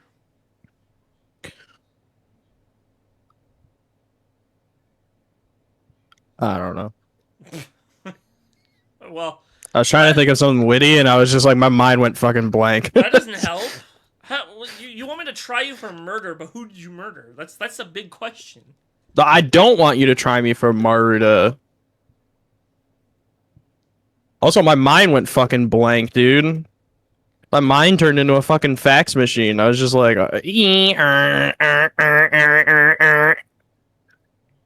Someone put their persona asking me what's on the fridge. What's in the fridge? You want the truth? You want the fucking truth? There is no fridge. I lied. I lied. That doesn't make sense. What? You think I'm crazy now? Yeah, I think you're a bitch. I think you're batshit insane. No, that's not the point I was trying to make. But I don't hear you He was like, denying no. I think you're batshit it. insane. Mr. Fame. Allow me to repeat your statement. Wakanda forever. Thanks to that, she ended up having to move the stage lifts. Where did that come from? I don't know. I was playing Black Panther. I don't know. Did some Tokon earlier, and I played a little Black Panther. Are we playing Tokon later? Yeah, I'm gonna play Tokon later if it works. Crossplay does work, by the way. Well, yeah, I know, but when I hopped on Tokon, it said that it wouldn't connect to like the network, so There might have been like a little maintenance. They've been like hella rushing to fix this game because also CEOs this weekend. So yeah. What is CEO? I remember Ricky said something about that. I didn't want to look like a loser on that street. it's a major. Oh, I see. It's one of like the core like large majors of the year. Oh, okay. There's like Combo Breaker, Evo, CEO. I don't know if Frosty counts. I count it, Frosty Fostings, as one. But like it goes in order. It goes Frosty Fostings. I think Combo Breaker's first, then Evo, then CEO, and then Evo. Evo kind of goes throughout the year, but those are like the core 4 majors throughout the year. Core Fortnite. A bunch of my homies are going out there. One of my friends, Q, is getting me a bunch of merch because he's going out there. Yo, shout outs to Q10. Actually, Can I shout people out on your channel? I don't give a fuck.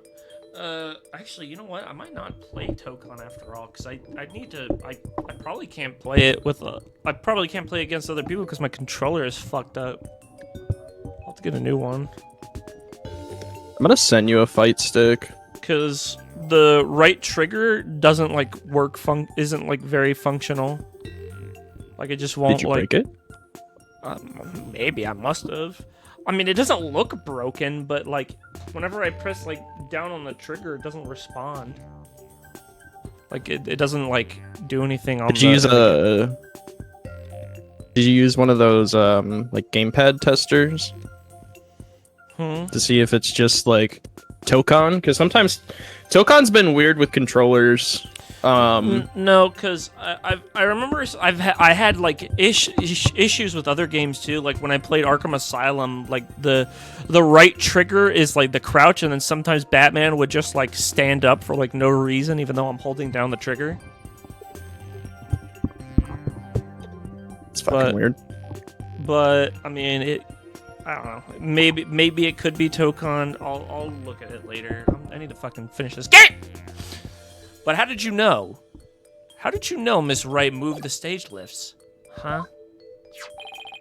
According to her own statement, she didn't tell anyone that she had done so. What? So how could you possibly have known what she had done unless you saw her? You saw Sure, Miss Wright moving the computers? lifts in the understage passage, didn't you?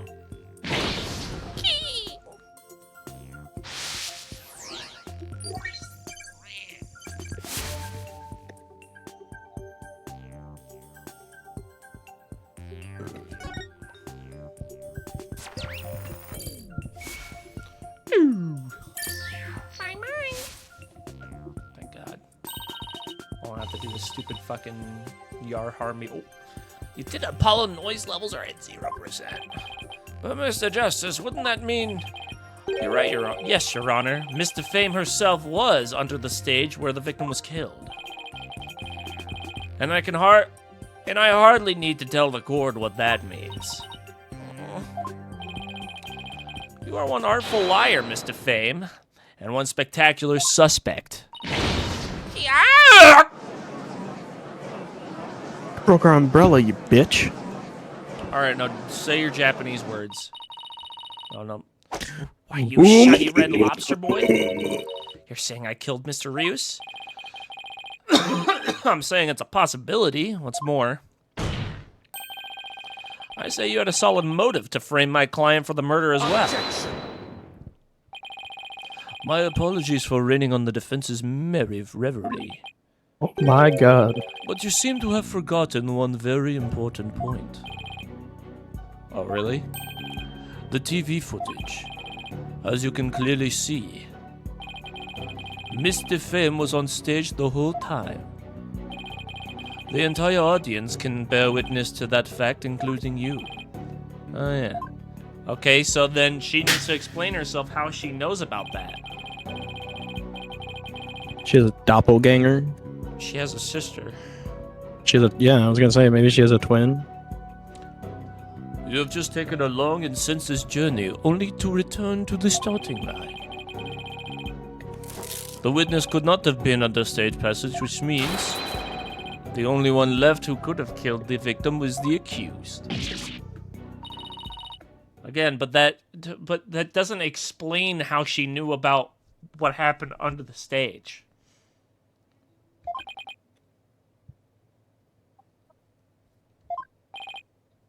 But Mr. Fame knew something she couldn't have known unless she was under the stage. How do you explain that, Prosecutor Sudamandi? It's quite simple. The accused must have told Mr. Fame about it, but then forgot.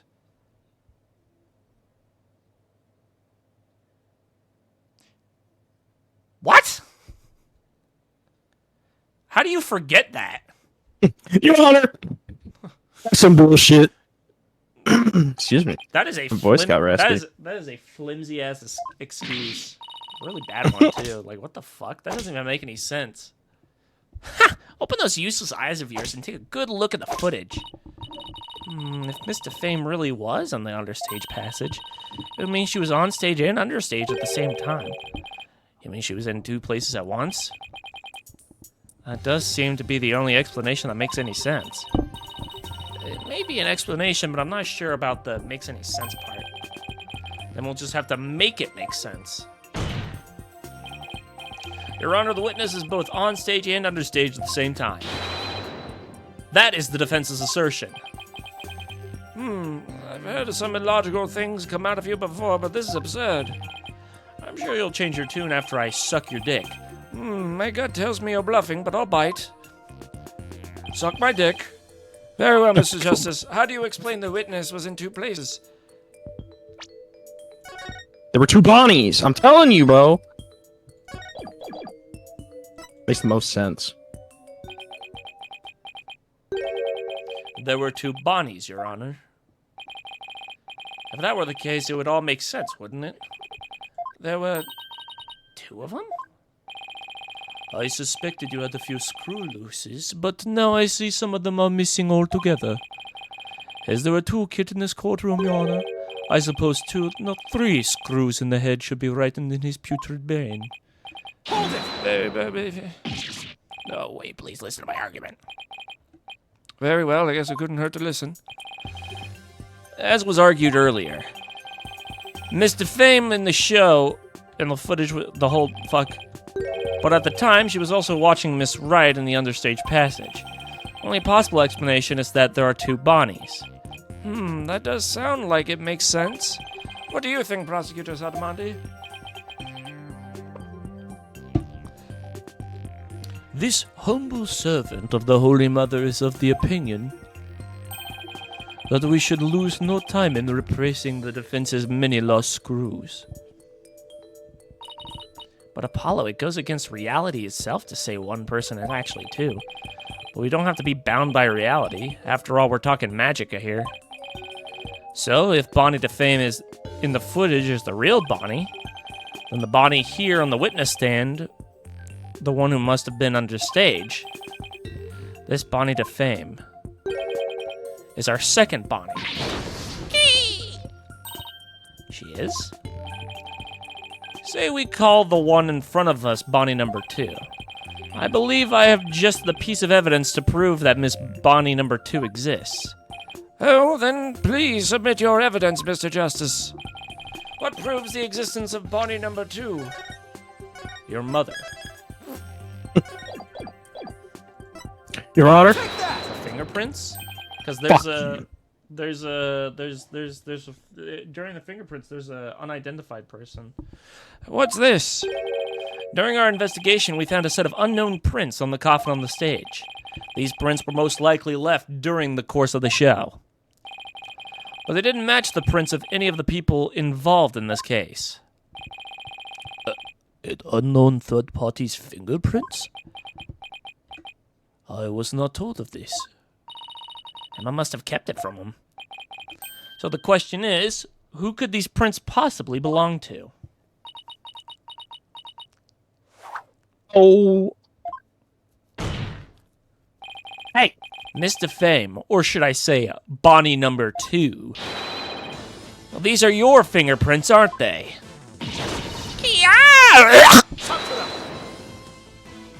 Satura! This is a horseshit! Enough of this foolishness. One person could not possibly be 2.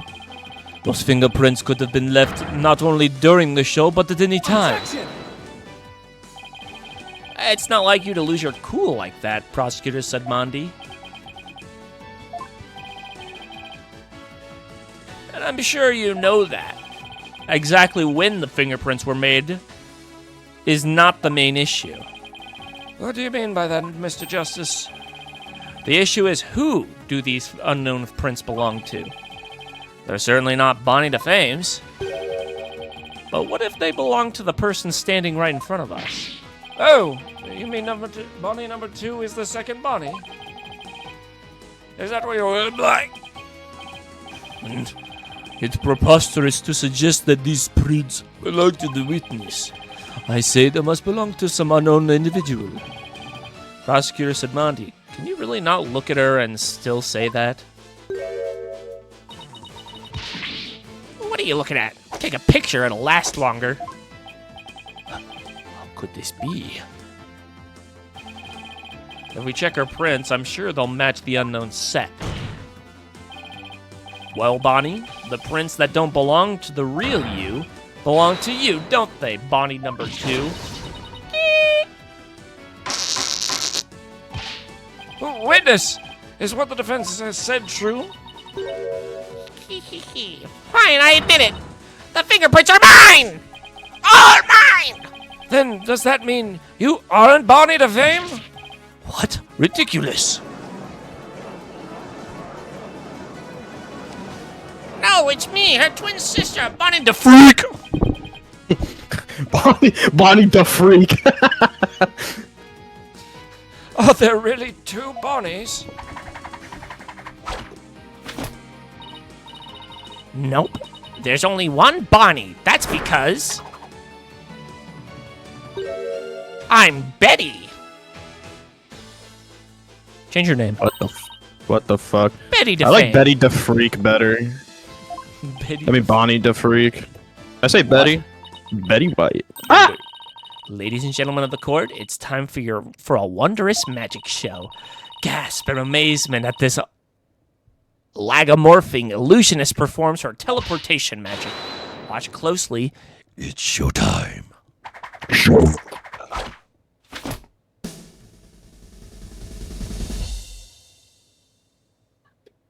Did you do it? Oh, Hold on, my eyes are closed. Oh, what? Ah! What the fuck? get off my desk. Back up the beach.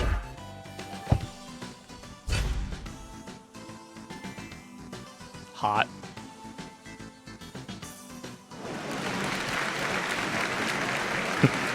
Oh, this goddamn court! What We ain't amazing clapping for no. trick! The witness We is suddenly ain't split into two people. It's like osmosis.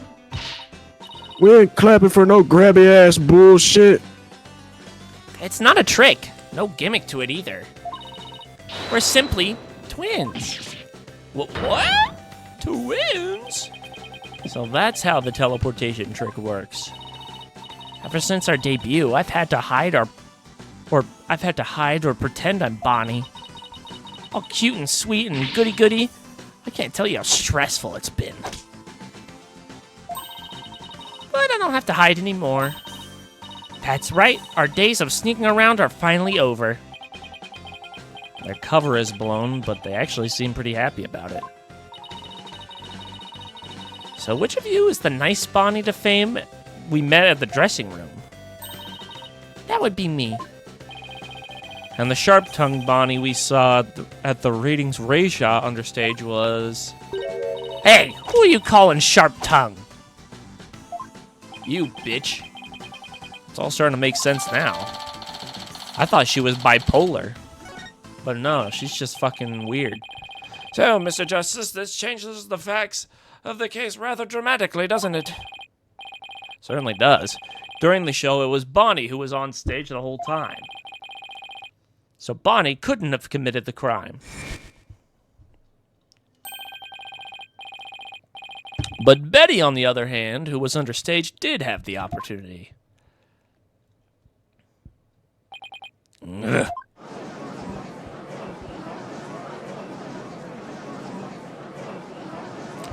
What place in hell is there for people like you fucking pokey little flab biscuit? Piece of shit. Well, now we have two suspects. Hold it. Wait just a minute there, lobster boy. I didn't do it. That's right. Betty might have a foul mouth, but she'd never kill anybody. Hey, who's got a foul mouth here? Oh, well, speak up, huh? Hold it! I shit my pants. Please save your sibling squabbles for later. I shit my pants again.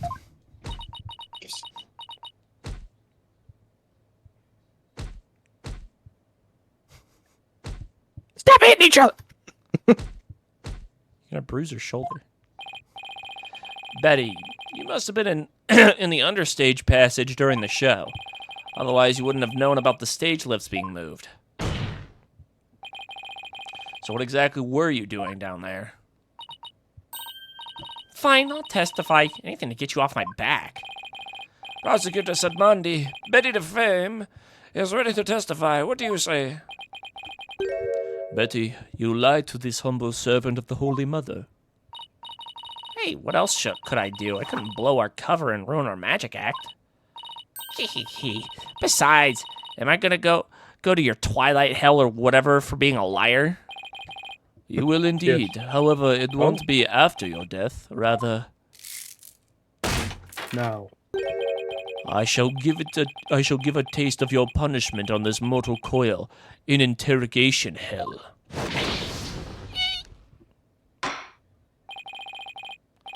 Now then, Betty the Freak, please explain to this court what exactly you were doing under the stage.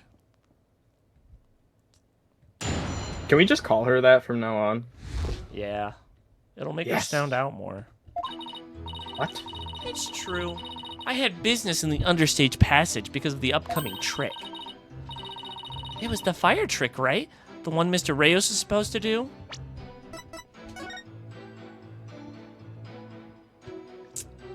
I don't know about that one. That's right. It's a very dangerous trick, so I had to make sure we were prepared for it.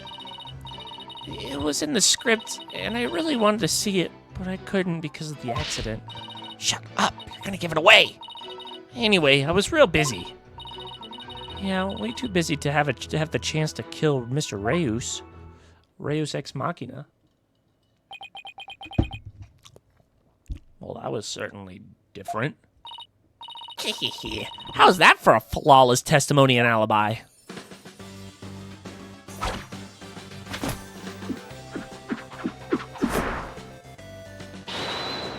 Our magic is real. It's not a trick or a gimmick.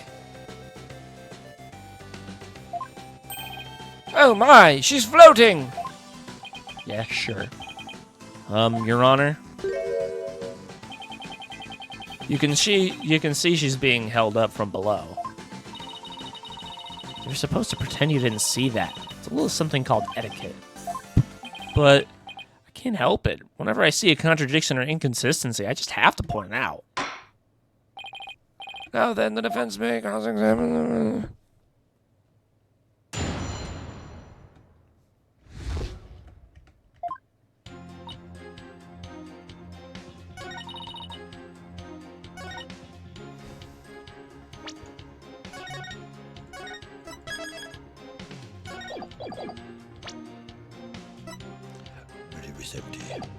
Hold it!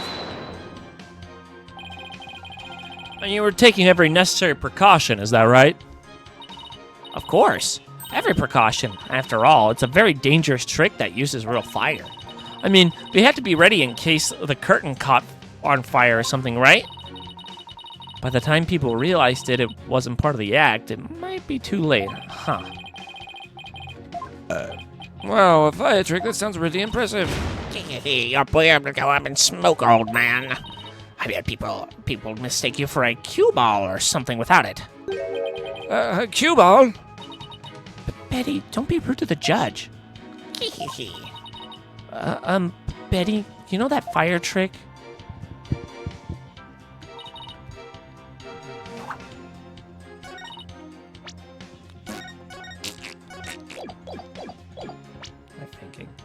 Objection!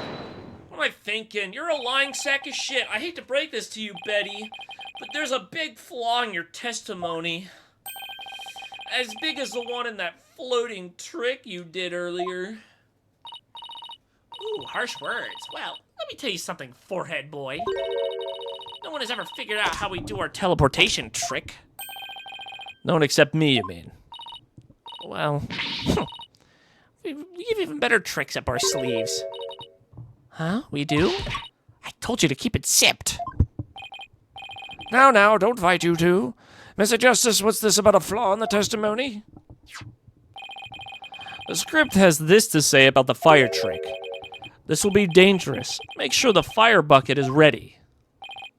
However, we found the fire bucket lying empty backstage except for a layer of dust.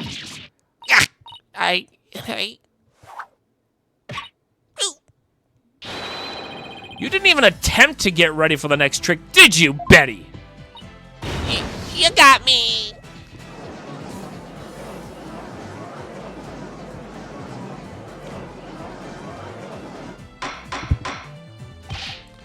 Betty the freak, you fuck. You will explain yourself. There's nothing to explain. Come on, Betty, we can't hide it any longer. We might as well tell them.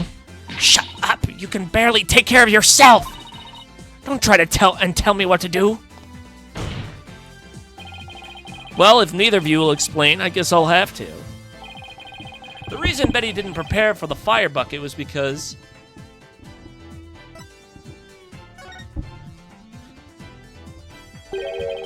You didn't prepare the fire trick because you knew, didn't you?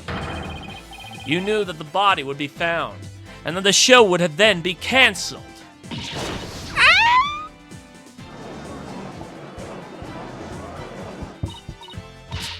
Don't be ridiculous, you insignificant speck of a man. I'm gonna yank those lame bangs off of yours off. Is that what you want? Huh? My bangs are immortal.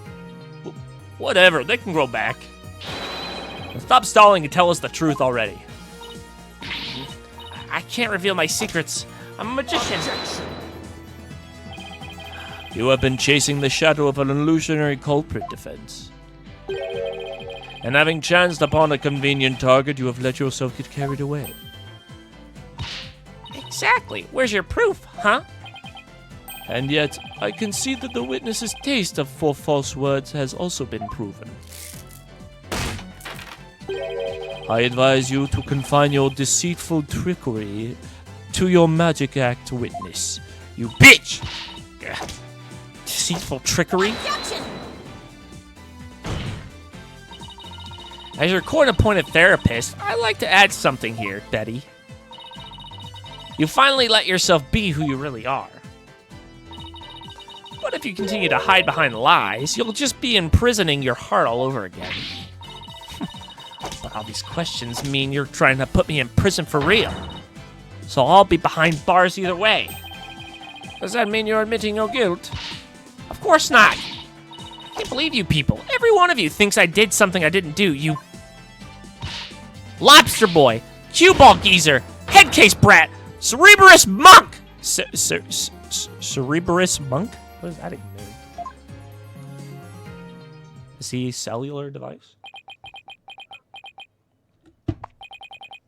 Cue ball geezer. Head case brat? Really? Hold it. Petty, calm down. Come on now, deep breaths, deep breaths. Look, I'm not the murderer, I tell you. Then how do you know the show would be called off before the fire trick? I told you, we can't reveal our secrets. We're under contract. Contract? What's she talking about? Be that as it may, you're obviously a suspect in this case.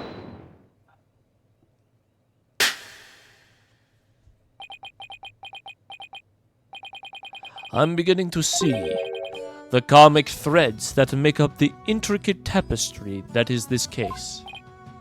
Huh? Allow me to summarize your assertions, Defense. First, that the victim was killed in the understage passage. And second, that the witness and the accused are the only two who could have done it. Exactly. What's more, Betty knew that the body would be found, and the magic show would then be called off. Therefore, it's reasonable to conclude that Betty killed the victim understage. But what if Betty knew that the show would be called off for some other reason? Like what?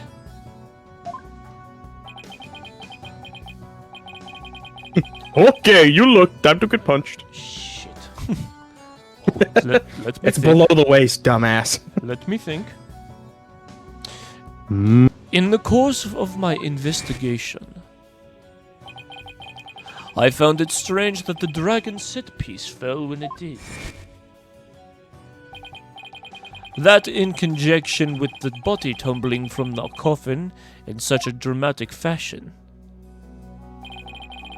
all seemed too perfect for mere happenstance.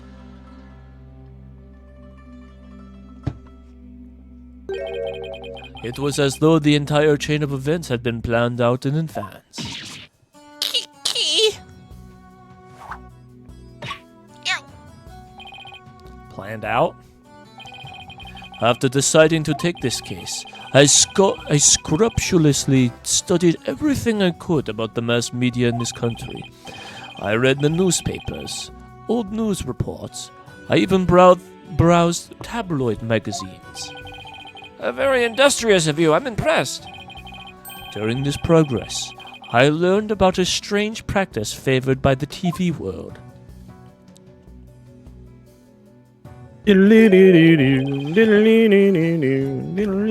A practice called the hidden camera prank.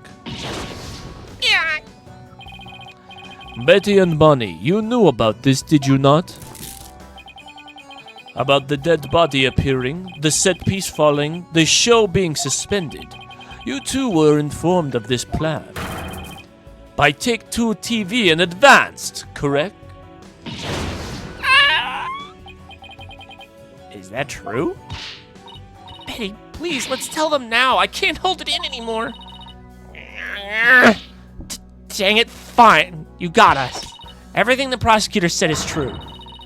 The TV station paid us to cooperate with them on this plan. It was all a prank, a big setup planned out in advance.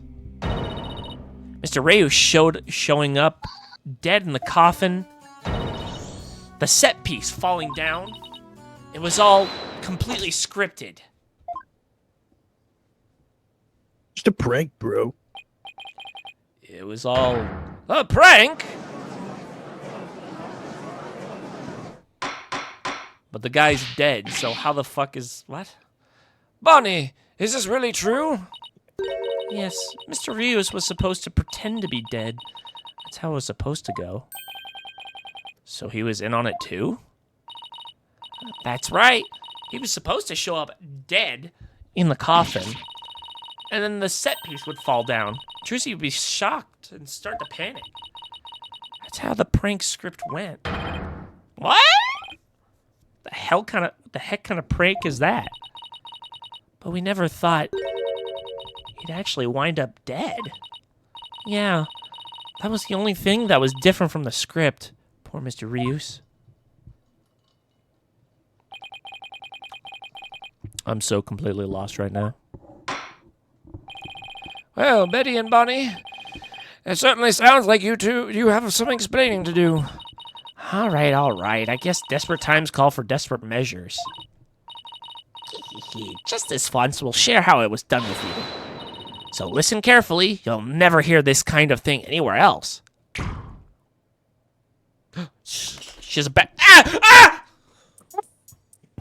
It's a bloodbath. After a teleportation trick, I went down under stage. When Mr. Rios' body appeared from the coffin on stage, it was time for Betty to do her job in the understage passage. That's right. I used the remote control for the winch connected to the dragon set piece. I made it fall down. And just before the dragon fell, I called Trucy to the backstage so she wouldn't get hurt. After that, the plan was for Mr. Rios to come back to life in front of a panicked Trucy.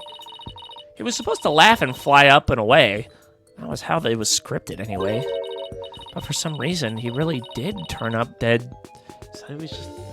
So he kind of just stayed on the ground. What kind of sick joke is that?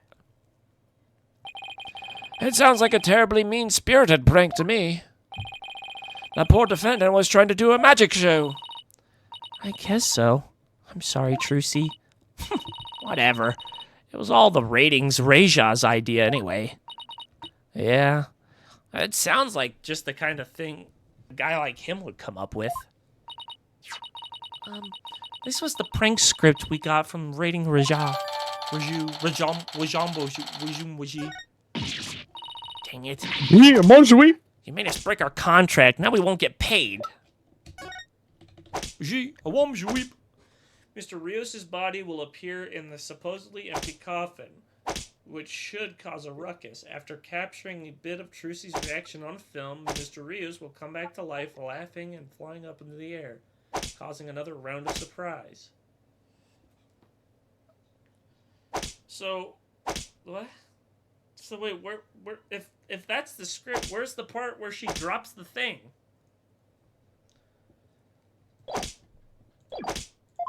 Okay, stop smacking your fucking cane. But where does this all leave us? Who killed the victim and when? Yes, exactly. Those are the key questions. If Mr. Rios was only pretending to be dead in the coffin as part of a prank, then when he was under stage, there would still be life within him. And if that was the case, then Betty, who was under the stage, may be excluded from our list of suspects. No, because what? Because then she would have seen the body be moved. She would have seen him, so wouldn't.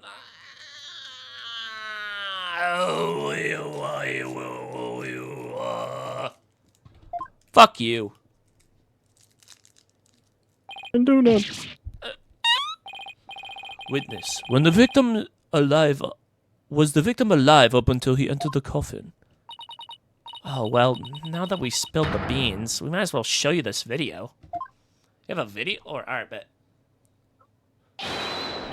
Greetings, viewers. It is I, the great Mr. Reus. We are currently in the middle of Trucy's escape trick. Having snuck through the understage passage, undetected, I am now hiding backstage. Preparing to play a little prank on Trucy. I'm about to hide in the coffin, which Trucy will stab with her rubber sword. When the coffin opens, ho-ho, I will be in it, acting as though I met my maker. Can you imagine the look on Trucy's face then? Ho-ho, I can hardly wait.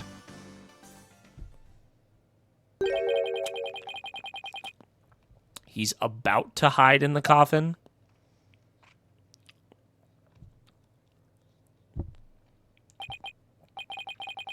It would seem the threads of comic destiny have led us to the truth.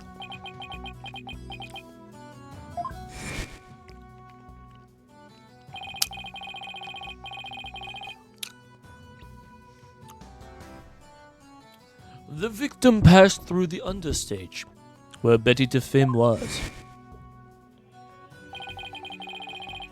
and came up into the backstage area. We know this because Mr. Reus appeared to be backstage when he shot the video we saw.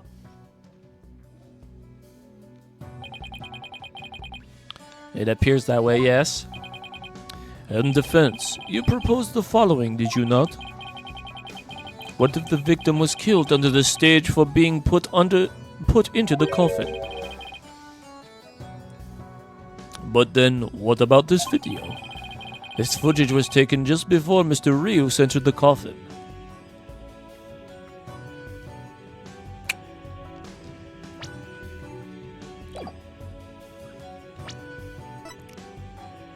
What if it was a fake one?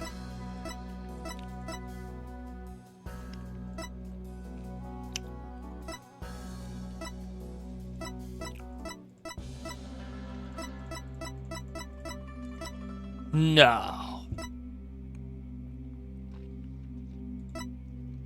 That couldn't be it. They do kind of look alike, I'm not gonna lie. Only problem is that he has a beard. He could have shaved. Or it's fake. And then regrew it? It's fake. It could be fake. I guess.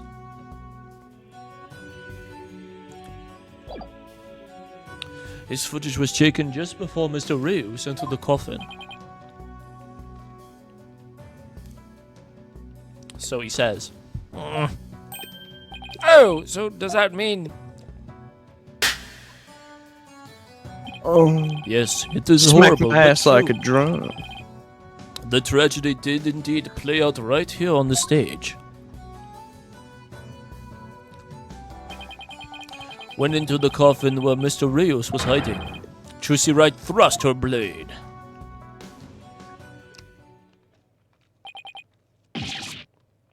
Ah. See? I told you so. So you're saying the incident was a tragic accident that happened during a prank? It would be an accident if the accused had no knowledge of the prank beforehand. So let us ask the accused herself. Miss Wright, did you have prior knowledge of the prank? Why would she have prior knowledge? It wouldn't be a prank then. If she knew about it, it wouldn't mean anything.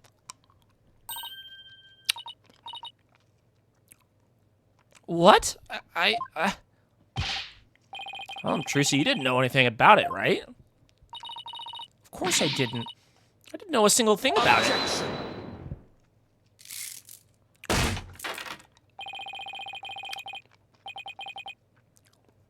Still think you can play innocent, do you? In that case, You leave me little choice but to present this piece of evidence. It looks like some sort of note.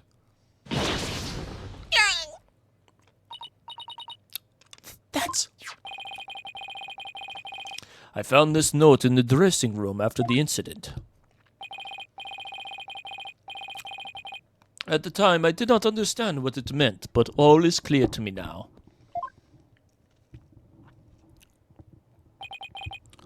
What is this?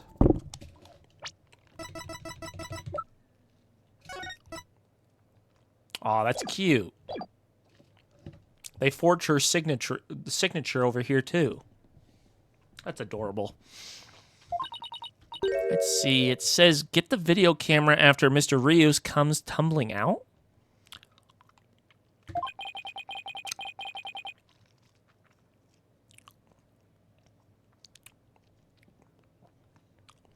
It is a note signed by the accused, instructing Bonnie to collect Mr. Rios' video camera for him, it seems.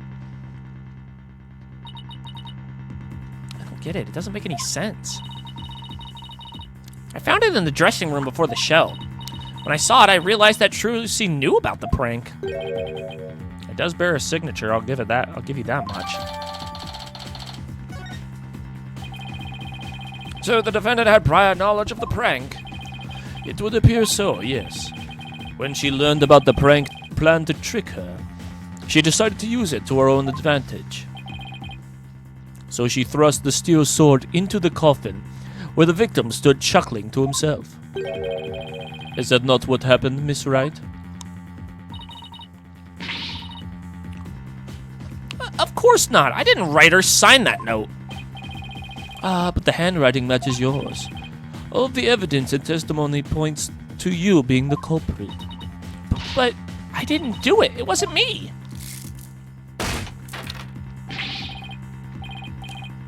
Then explain the existence of this note. You can do that, can you not? I can't explain it. I didn't write it, so I don't understand. I didn't kill Mr. Rios. You have to believe me. The guillotine.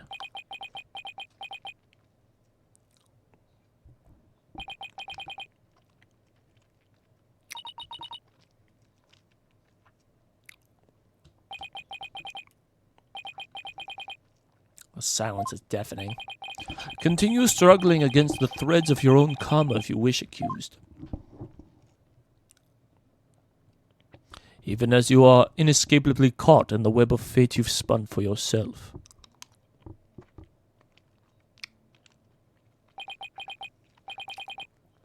Miss Wright, it is time to resign yourself to your fate.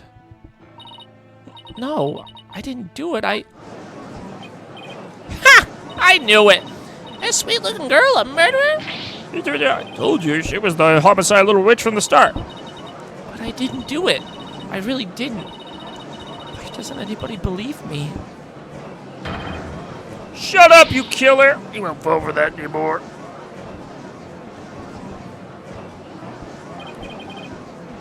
This is bad. Your Honor, I suggest we put an end to this tragedy now. Give your official ruling, and let us offer the victim's soul the last rites it deserves. Very well, I suppose I have no other choice. Objection!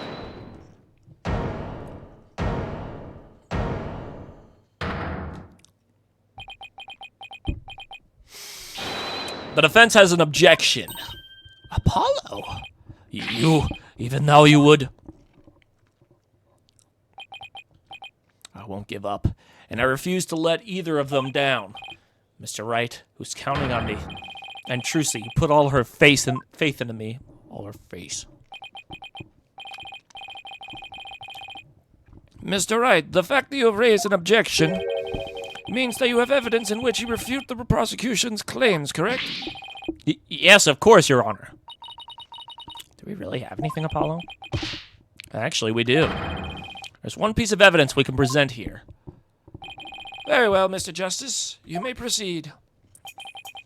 As we saw in the show footage, There's no question that the defendant thrust a sword into the coffin. The defense doesn't dispute this point.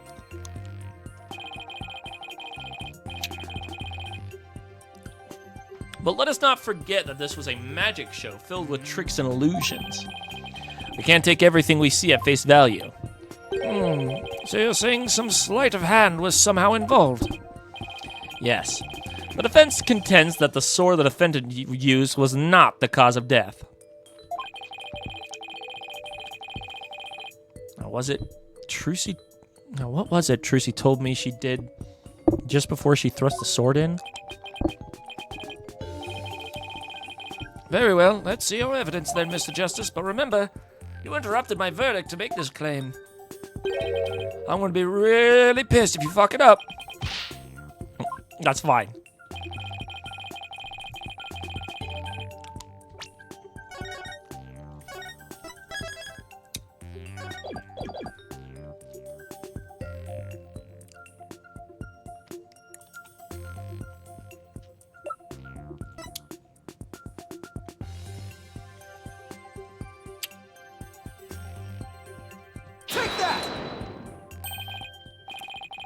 What's this? A sword from the show? That's right, Your Honor. This rubber sword was in the sword stand under stage. During the trick, Miss Wright was supposed to swap the real sword for a rubber sword. And she told us on record that she remembers very clearly that she did. I see, so the sword the defendant thrust into the coffin was a rubber sword, was it? But then, why was a steel sword found lying on the stage? Somebody must have put the steel sword there by swapping it with the rubber one. Just after the incident occurred, the dragon set piece fell, and the theater was evacuated. The real culprit must have used the resulting chaos to swap the rubber sword for the steel one. Objection!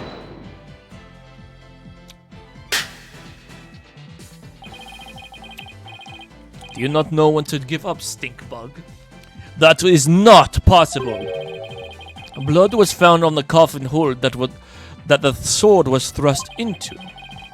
It must have been left there when the accused withdrew the sword. This is incontrovertible proof that the sword she used was the steel one. Objection!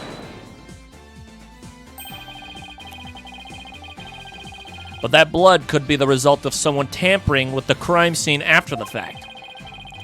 After the set piece fell and the audience was cleared out of the theater,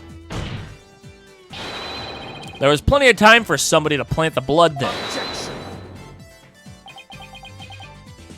If the sword the accused used was the rubber one, then when exactly do you propose the victim was killed, given that Mr. Reyes was alive when he entered that coffin? Objection!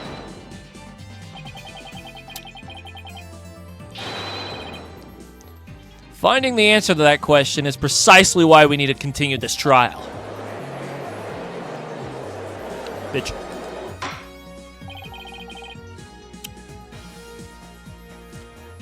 Let me express my opinion. By all accounts, it is certainly reasonable to suspect the defendant based on the evidence.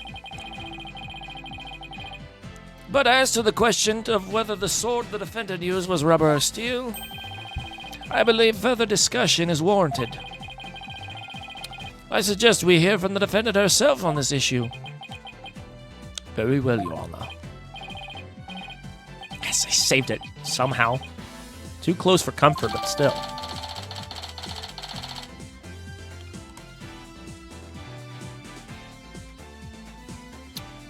What if it's ketchup? Did we taste it? Did we taste test it? She doodled on the wound. Let's adjourn for a brief 15-minute recess. I advise the prosecution and defense to use this time to prepare for war.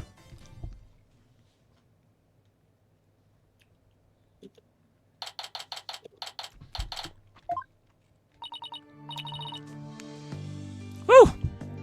That was hairy. Tell me about it. I barely made it through by the skin of my teeth.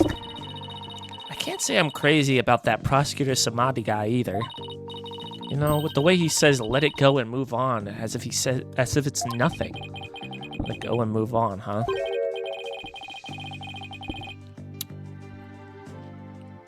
Whoa, boy. Am I interrupting a secret conclave of villains or something?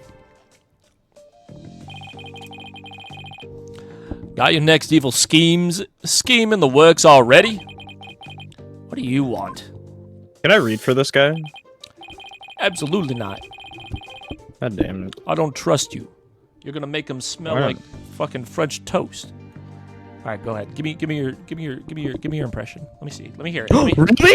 Give me your impression. Let me hear. All right. Hold on. I gotta pause the game. Shit! I wasn't ready. Sorry. Wait, how are you gonna do his dialogue if you're playing a game? Keep making that face, champ, and everybody's gonna change the channel. All right. He reminds me of Mr. Hercule. I know this isn't much, but But here. Look this way, Trucy. Now smile for the camera.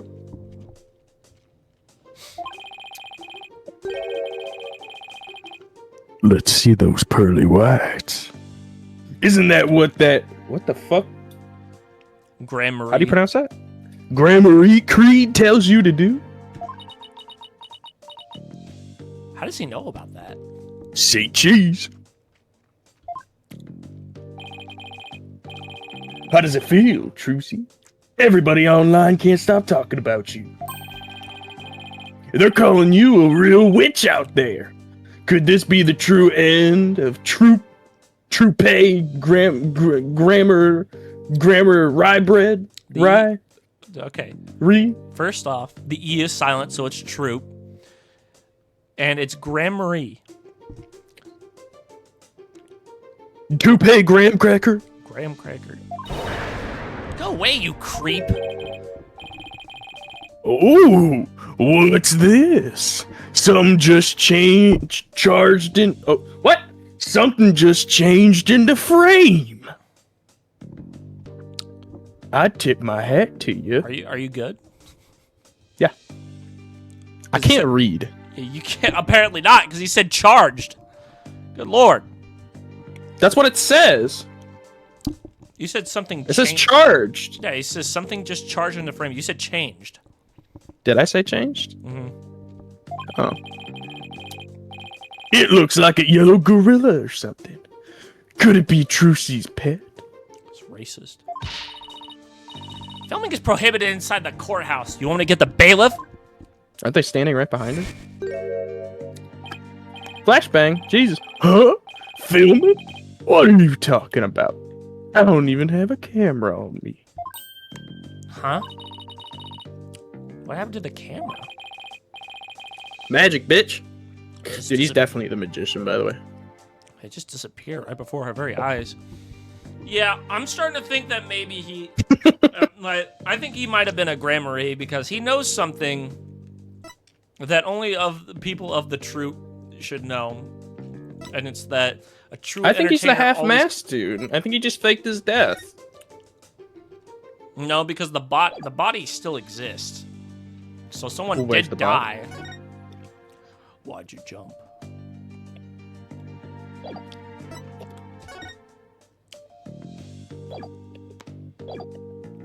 I mean, I guess Right, let me cook.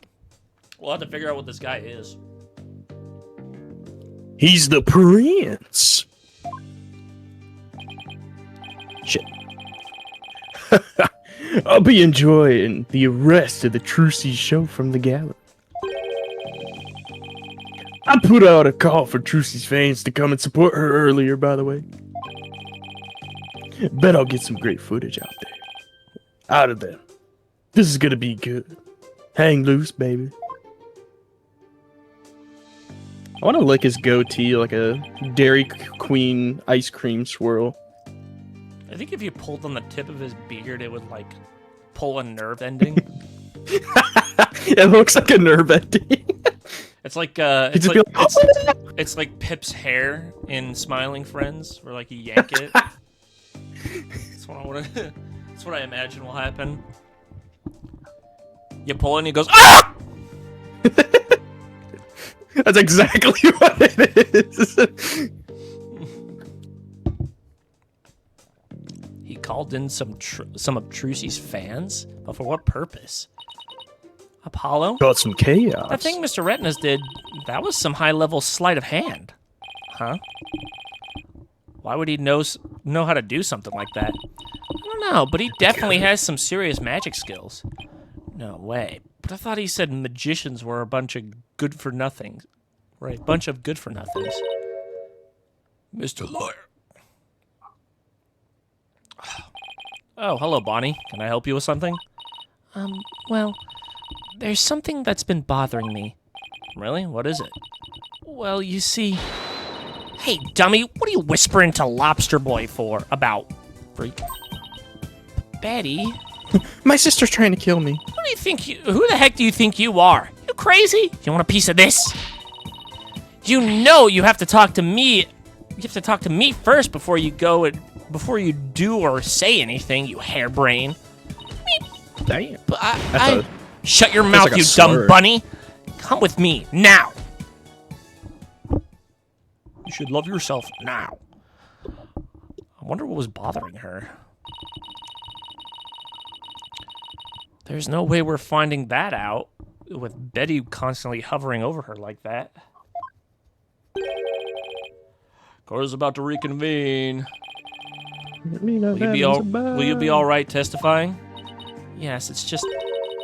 I wonder what Mr. Rettins has up his sleeve. I doubt he's bringing in actual fans. Yeah, probably not. I wonder what he has up his sleeve, too. He better not try to get under Trucy's skin right now, of all times. You're Trucy right, and you'll be fucked! Oh! There goes Apollo with his best trick. That's right.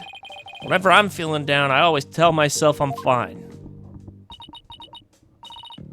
All right, I'll give it a try. I'm Trucy right, and I'm fine. Thanks, Polly. I think I could do this now. Atta girl. Good luck up there on the stand. You'll do great. Thanks, I'll be fine. I can do this. All right, Justice, you can do this too. Time to focus on the rest of the trial. Sleight of dick.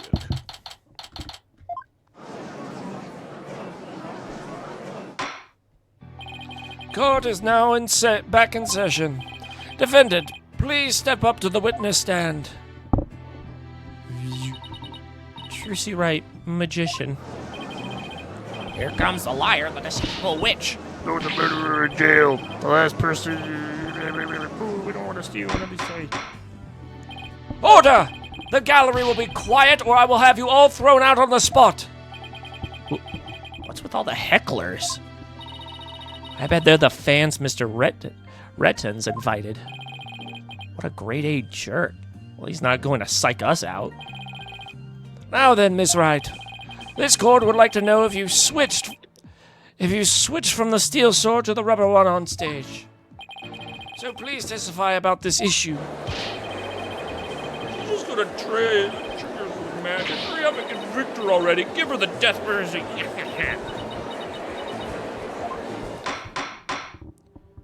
Silence, all of you! I won't tell you again. Miss Wright, do you feel able to testify? Yes, I'm fine, Your Honor. Trucy, I knew I shouldn't have let her go through with this. I'd like to make a small request. How about, instead of testifying with words, I show you exactly what happened? Would that be alright, Your Honor? You can witness my stupendous sword-switching magic and judge for yourselves. In spite of everything, she's still smiling. Trucy is amazing, isn't she? She sure is. She's doing fine up there. A true entertainer always keeps a smile on their face. She's faithfully following the Troop Gramarye creed even now. She really is something else. It's showtime for magical girl Trucy Wright. Watch carefully now, everybody.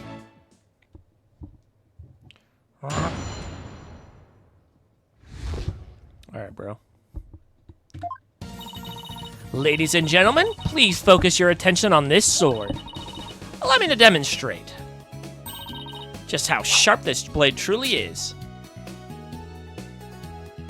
It's a fake apple. See that? No tricks or gimmicks. A very sharp sword indeed. Now then, ladies and gentlemen, watch as I take this sword and... Presto Sordo. There, I've switched it. Now, and now... Hyah!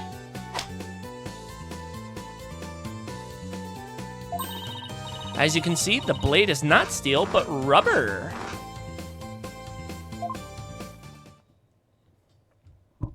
Do it again! Bravo, Miss Wright! I don't understand magic. That's a fucking witchcraft. Wow, she really switched them in a flash. She completely turned the room around. The hecklers are being drowned out by all the cheering. Well, where did the steel sword vanish to, Miss Wright?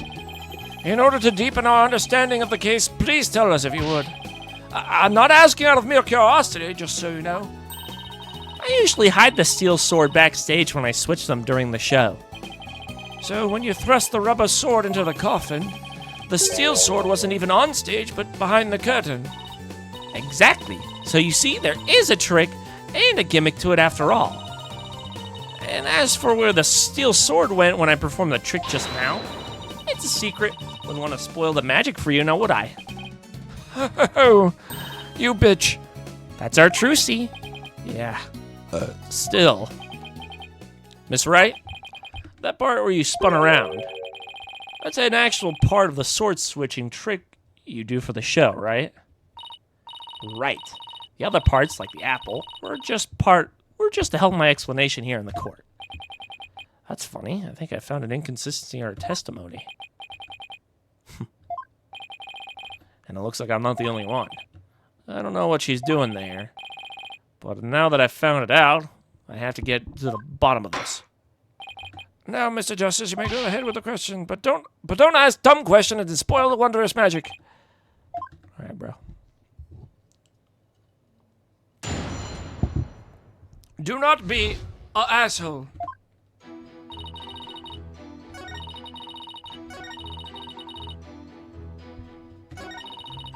What if the apple already had a slit in it? You know? And it was rubber the entire time? No. Well, yeah. If that were the case, then what would be the point in having a steel sword? I don't know. Because there are two different swords. There is blood on a steel sword. You know what? Don't even listen to me. I don't know what I'm saying. Alright, I won't listen to you.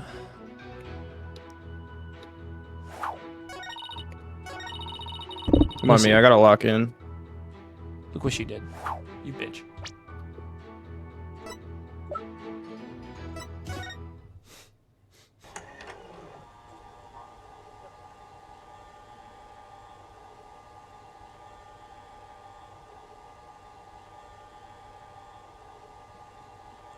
Oh, you know what it is?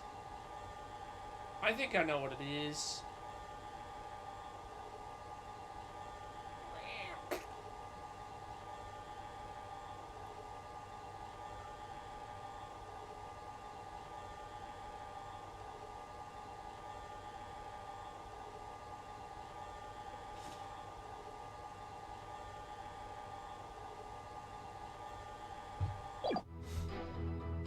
Objection!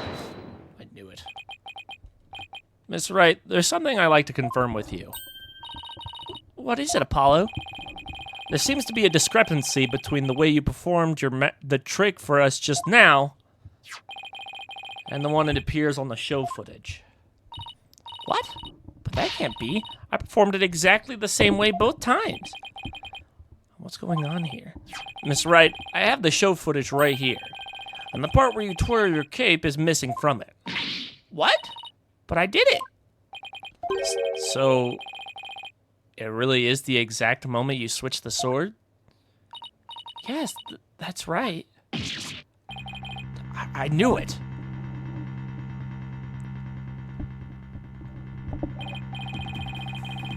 Well, I certainly never expected the defense to expose the accused lie for me. Mr. Justice, does this mean that you are arguing that the defendant did not swap the swords during the actual magic show? No, Your Honor, that wasn't my intention. I mean, I did swap them. I know I did. I'm absolutely sure of it. Human memory is unreliable at best, but in this case, I am afraid it is the witness herself who cannot be trusted. We can see the footage for ourselves. The claims of this witness are false.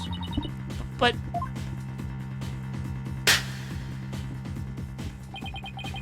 Now that it has been proven that the accused did not swap swords, it means the use of the steel sword to pierce the coffin was wholly intentional.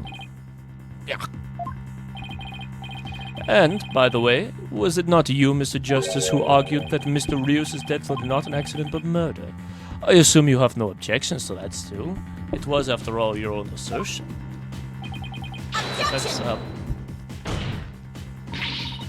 defense has an objection to you, Mr. Apollo Justice. I demand you withdraw the discrepancy you pointed out now. But there is a discrepancy. It must mean something, I'm sure of it.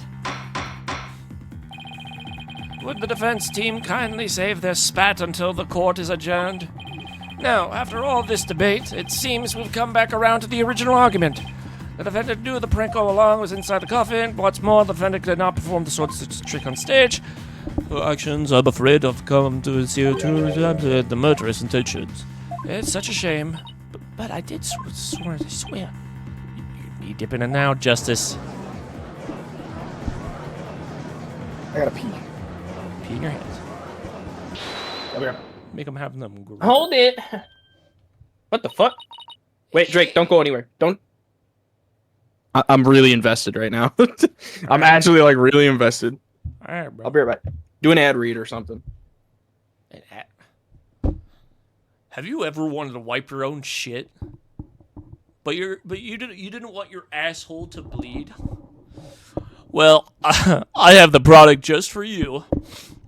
It's called a fucking sponge. What you do is you get a sponge, you make it wet, make it moist with hot water, and you shove it right in there. You shove it right in there. It absorbs all the juices, all the poop juices, all the poop dat boy juices, and I'm grossing myself out now. Fuck. I'm gonna make myself throw up. It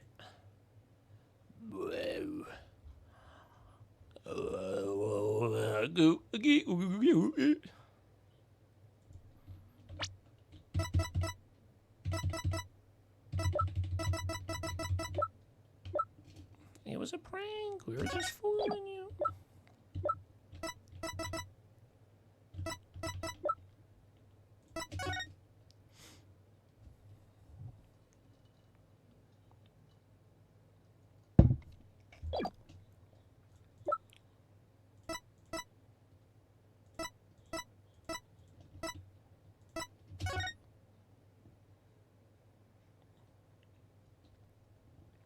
Manav Mysteries. EP time turned into poo poo time, so I'm here on my phone. Oh no. Menagerie. Alright, well, I guess, can I continue now? Yeah. Alright, fine. Excuse me. Let's see, you are... which one are you again? Benny? No, that's not right. Bonnie? It's Bonnie.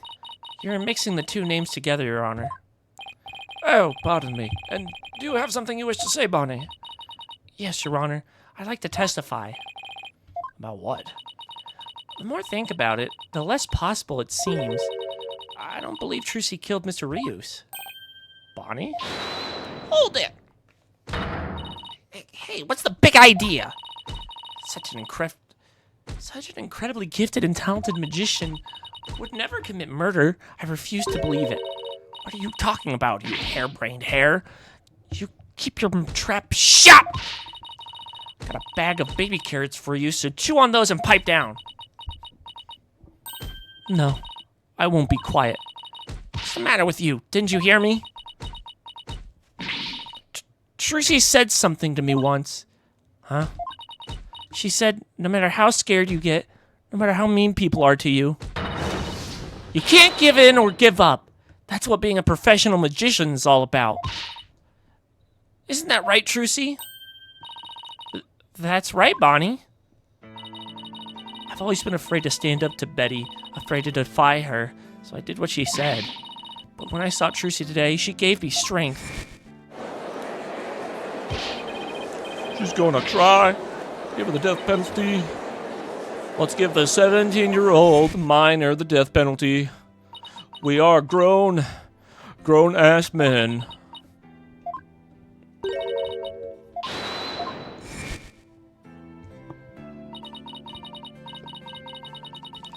Seeing her courage, the way she kept smiling despite everything, was just incredible. So I'm not gonna run away. I'm scared, but not for once. But for once, I'm gonna be brave. Yay! What have you done to my sister, Trucy Wright? You've practically brainwashed her. It's the power of Trucy's conviction, that's what it is. It's touched Bonnie's heart. Yeah, Trucy is one magical girl. Bonnie, is the topic of your testimony related to that thing that was bothering you? The thing you tried to tell us about in the lobby during the recess? Yes. Ever since I saw the footage, something's been nagging at me. Not exactly sure what it is, but something is off. I feel like something about it is different from what I saw on stage. What do you mean by that, Bonnie? I wonder if what was shown on TV is really the same as what happened on stage. Objection! So wait, you're saying the footage is doctored? Of course it is. The show has only been performed once, after all. It can't show anything other than what happened on that stage yesterday. Objection! But Bonnie's testimony deserves our attention. We have to examine the show footage. But what can we check it against? Do you have some other footage of the show?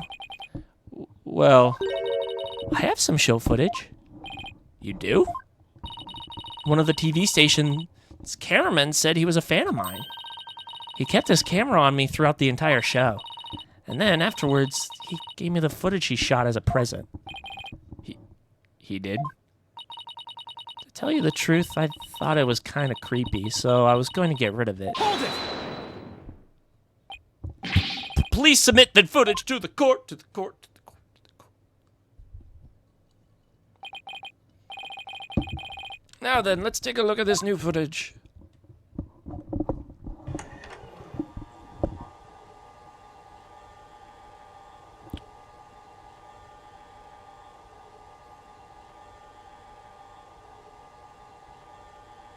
Yeah, it's fucking okay. Nice zoom in on the legs there, bud.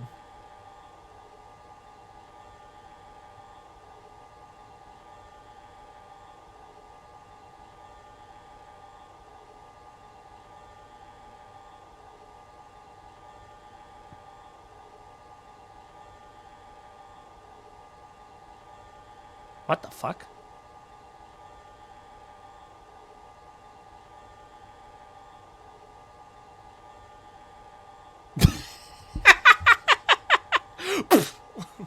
Just bumps right into the camera. Wow, okay then. He really did keep his camera on Bonnie the whole time, didn't he? I think this cameraman needs to keep his personal feelings out of his work. Well, defense, do you still believe this new footage shows... This new show footage is worth inspecting? Of course I do. Okay, how are we going about doing this? Let's try comparing the two. We might just see inconsistency. All right, yeah. We're gonna look at the inconsistency. Come on, bitch. Come on. Your Honor, the defense would like to compare the two pieces of the show footage. Very well, I will allow it. What a waste of time. Apollo, do you know how to compare the two pieces of footage? No, I've never done it before. I'll give you a little lesson then. Use the video player's buttons to go through the footage. When you want to speed through, use the fast forward button. And if you want to go back, use the rewind button. If you want to halt the playback, just use the pause button. Oh, and by the way, if you fast forward or rewind when the playback is paused, you can do a slow frame-by-frame play. Okay, and how do I switch between the two videos? Just use the switch camera button. Now, if you find the difference between the two pieces of footage, put the cursor over it and see the difference in present. Thanks, Athena. You really know your stuff. Not really. I just gave it some gusto and then went with my gut on most of it. So, was anything you well, I guess everything is true. What is the purpose?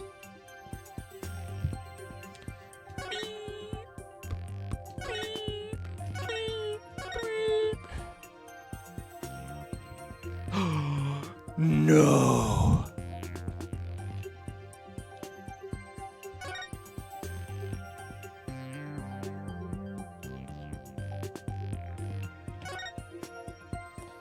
Video 2.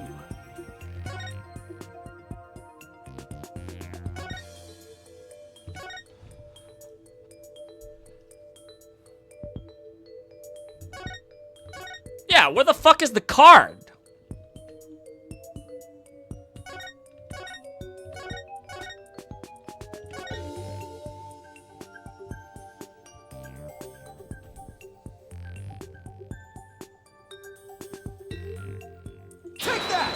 Fuck me. Just to be clear, you smell.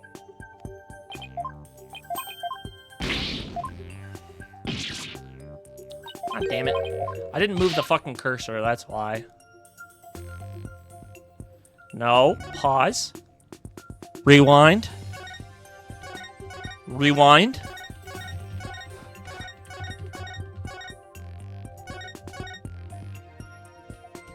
Frame.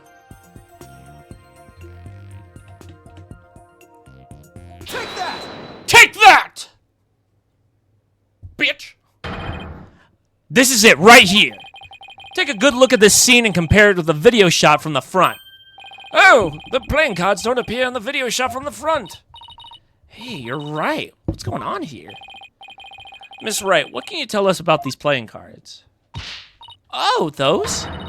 They were the cards I throw when I do my sword switching trick. What? Mr. Justice, does this mean...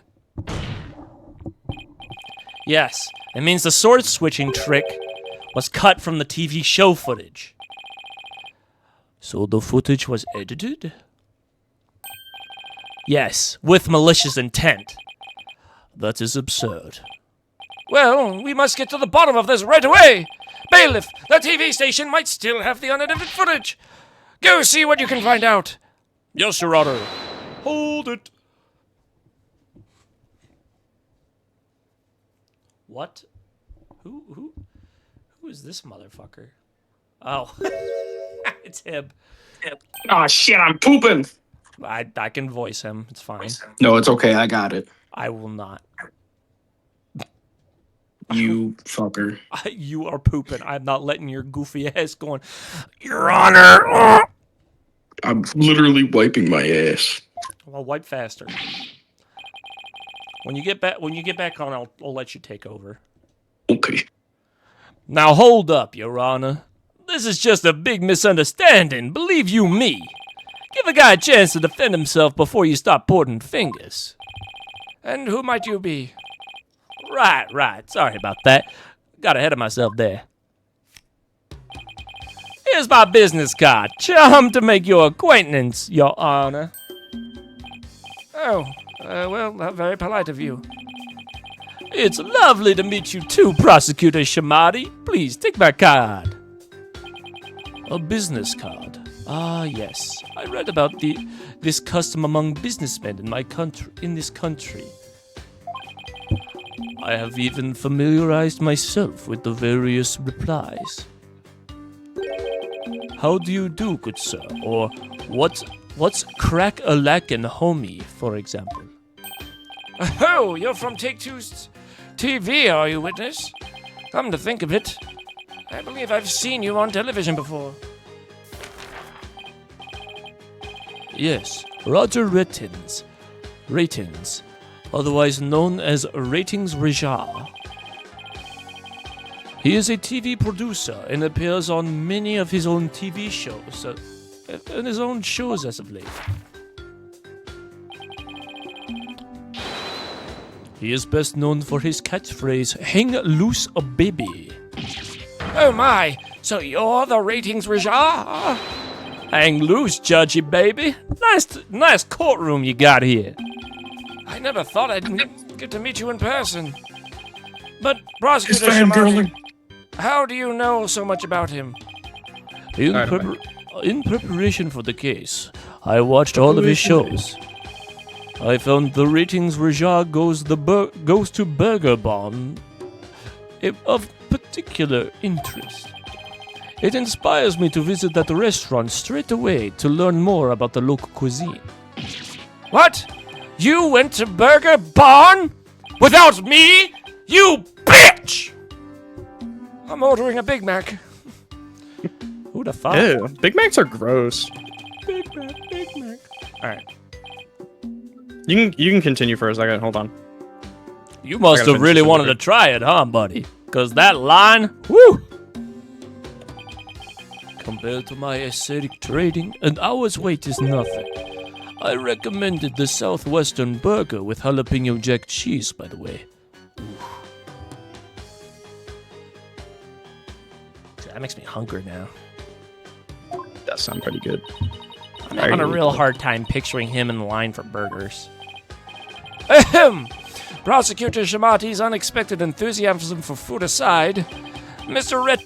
Ratings, what is this misunderstanding you mentioned? Well, for starters, it's true that the footage was edited. You'll get your hands on this anyway, so I might as well show you the unedited footage. It's a pretty long video, so I'll just show you the part with the playing cards. You can see the cards when Trucy spins around, so keep your eyes peeled.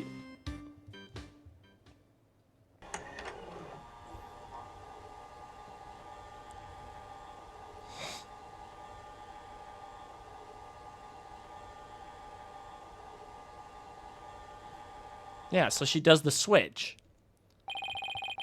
Did you see the part where that cut where Trucy switched the swords? She spins around and the playing cards go flying. Everything's like it's supposed to be. And it seems the defendant really did swap swords during the trick. Which means the sword Miss Wright thrust into the coffin was the rubber one. In other words, Miss Wright couldn't have killed Mr. Reeves. Yeah, see, that's the first misunderstanding right there. What do you mean? Well, Trucy definitely did swap swords, as you saw. So, yeah, maybe she didn't kill Mr. Reeves when she stabbed him in the coffin, but that just means he was killed after he showed up pretending to be a corpse. So you're saying that up until that point, everything was going according to the script? But if that's true, then when and how exactly do you think he was killed? It was after the dragon set piece came crashing down.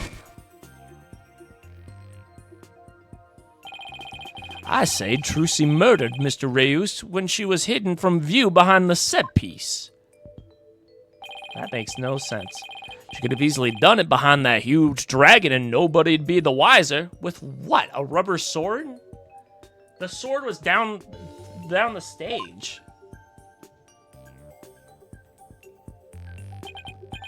I see. Indeed, there is a ring of truth to your assertion. You bet. Plus, there's a suspicious-looking shadow in the footage, too.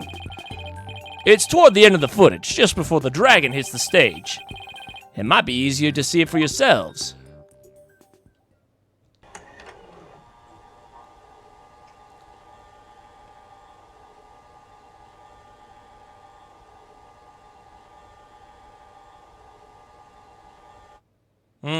Okay. It's only for a split second, so it's hard to catch, but look here.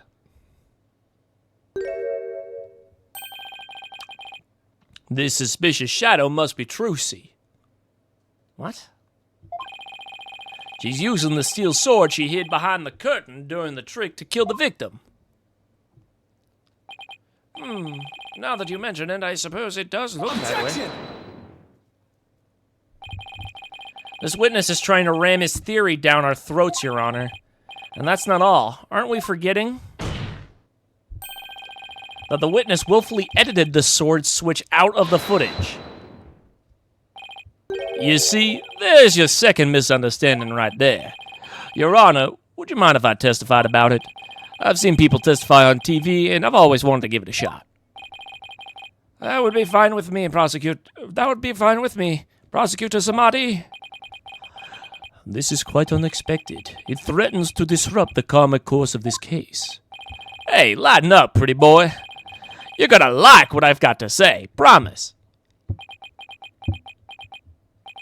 Very well. However, if you do anything to impede the last rites for the victim, I will have you removed. All right, with the Prosecutor Samadi's permission, please give us your testimony, Mr. Rittens. Roger Ratings, the ratings Raja, now Kaiser of the courtroom.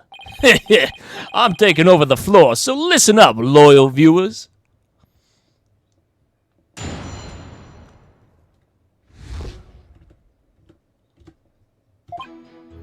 Footage is meant to be edited, I tell you.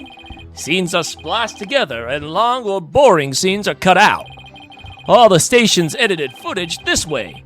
It wasn't like it was done maliciously or something. It was just a coincidence that particular scene was cut. It wasn't intentional. Oh, what? You got proof that I had an ulterior motive for editing that footage? It couldn't be me. I definitely don't have a grudge against them. I see, so you're saying it was a coincidence that the sword-swapping scene was cut. That's right. Glad you got the picture. Coincidence? That's just a little too convenient, if you ask me. Ooh, an objection. How cool. Sure packs a lot more punch when you hear it live. Do that again. I want to get another shot from a different angle. My objection is not for your entertainment. And cut. There, I've got some good stuff there. Mr. Rettens, filming is prohibited inside the courtroom. Whoops, my bad, Judge. And if the defense has an issue, it can point it during the fucking bitch. I'm gonna kill you.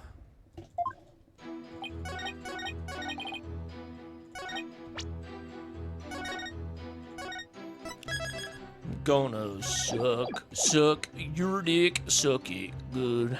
Boom, toom toom, suck it bad. Well, you got some, you think I got an ulterior motive? Objection! I sure do. It's not this one, though. Maybe I have to press him on that. Hold it! What other scenes did you cut from the footage? Huh? Oh, no others, I guess. You mean you only edited out the sword switching trick and nothing else? Don't you think it's too much of a stretch to claim that it's that is a mere coincidence? No matter how artificial you find the affair, Stranger Things.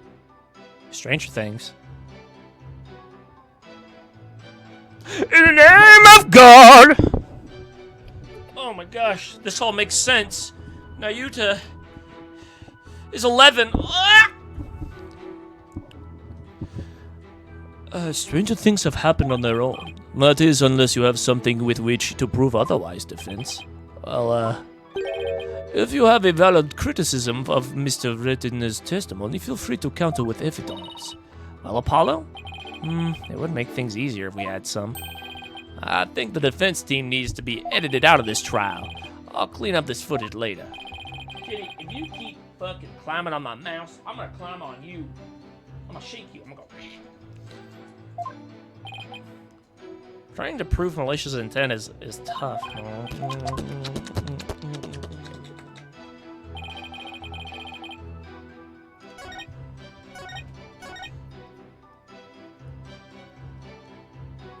Hold it! Are you saying you thought there were boring scenes in Miss Wright's magic show? You gotta ask. That script and presentation deserve a place on the cutting room floor. Broadcasting that mess as is would have been a complete disaster. That's why I had to edit the footage. It's just what a TV man does. What didn't you like about the show exactly? The whole thing. It was a major snooze fest. Maybe common folk like you don't get it, but the show's only as good as how loud, flashy, and trashy it is. It was plenty loud and flashy on its own. All you did was add the trash. I suppose each industry has their own way of doing things. Just as in the legal profession, focus exclusively on evidence and testimony. Exactly. Whether it's showbiz or legal biz, we do what we gotta do to get the job done. Anyway, editing footage is just a matter of course in the TV industry. Bo has an objection.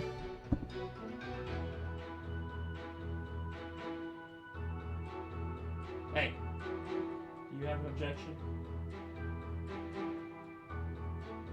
Speak now or forever hold your peace. You lied to me.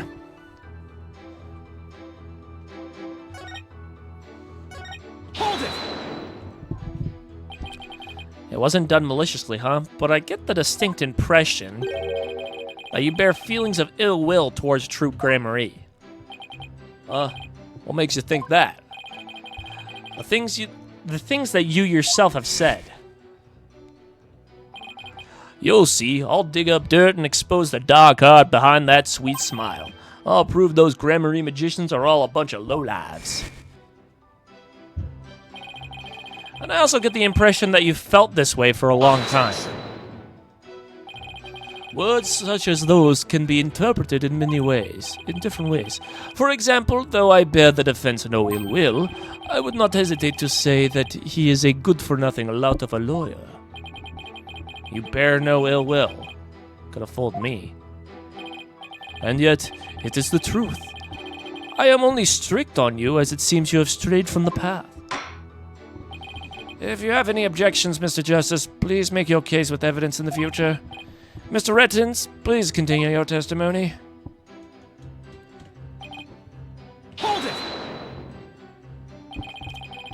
Of all the things you could cut, why the sword switching trick? That seems like too much of a coincidence to me. Oh, so now you're gonna tell me how I'm supposed to edit my programs, big shot? It's hard being the boss, kid. You gotta make the tough choices, like which content gets cut. Then let me ask you this. Why exactly did you make such a tough choice in this case? You wouldn't understand, champ. It's all about artistic vision. I tell you, people tell you how to do your job when they don't know the first thing about it. I may not know TV, but I know evidence law, and boy do I have some for you, champ. I might not be able to show that your selective editing was intentional. However, I know you bear the defendant ill will, and this is the evidence that proves it. Your mama, your father, your mama, your father, your mama, your father, your mama, your father.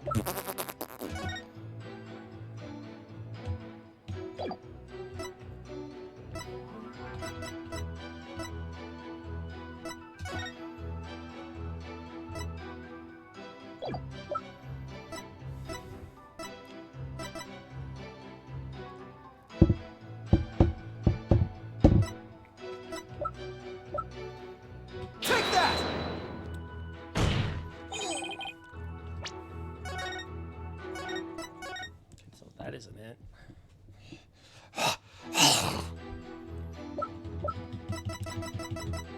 Take that!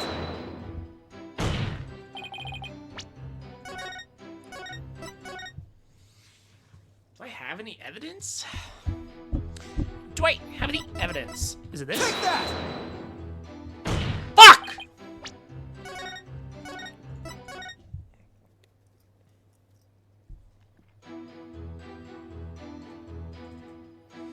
No, I'm forced to do it.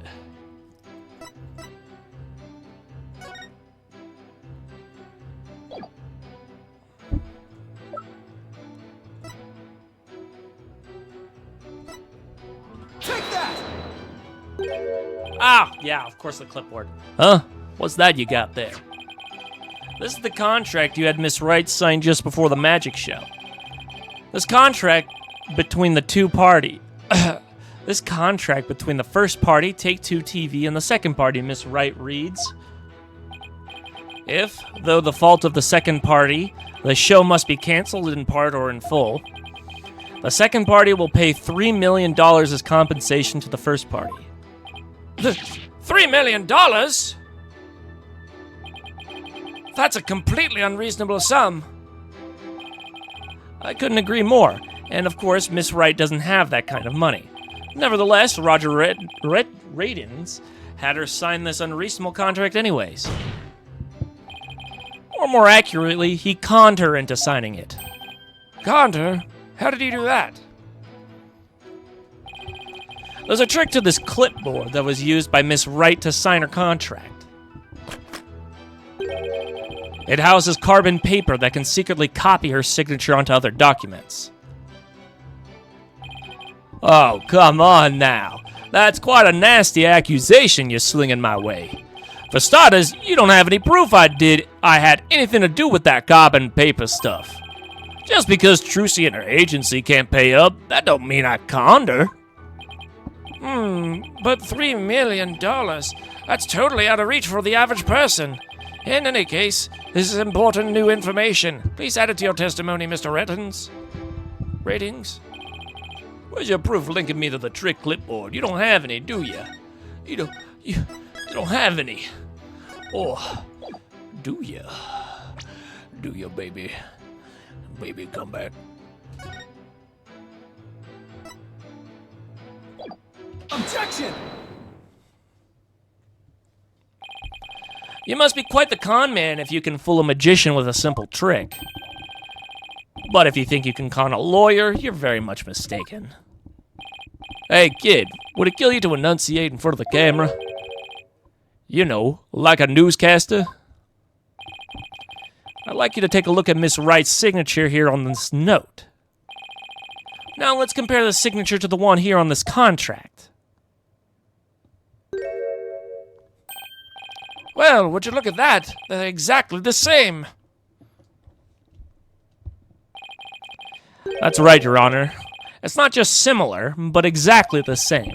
Nobody can sign their name in exactly the same way twice, unless it's a copy. Yes, keep going. These signatures are proof positive that you conned Miss White. Right, fucking bitch. And they definitely prove your malicious intent. Say, not bad, lawyer guy. Didn't know you had it in you. This is really interesting stuff now. It'll get great ratings for sure. Don't try to dodge the issue, Mr. Ratings. Bitch! The fact is that you bear ill will against my client. So the show footage was definitely edited with malicious intent. Isn't that right? What a forced argument, defense. All you have really proven is not his ill will towards Miss Wright, but his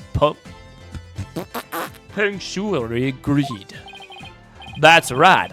I just wanted money, baby. Fat stacks of cheddar, that's all. After all, I'd never even crossed paths with Trucy before this magic show. So I'd have absolutely no reason to bear any ill will, right? You didn't bear any ill will, huh? Fat chance. This guy definitely has some major hate for Trucy. I already know this. I can't prove it with anything, but the things he said all point to that fact. There must be something between the two of them that gave birth to this grudge.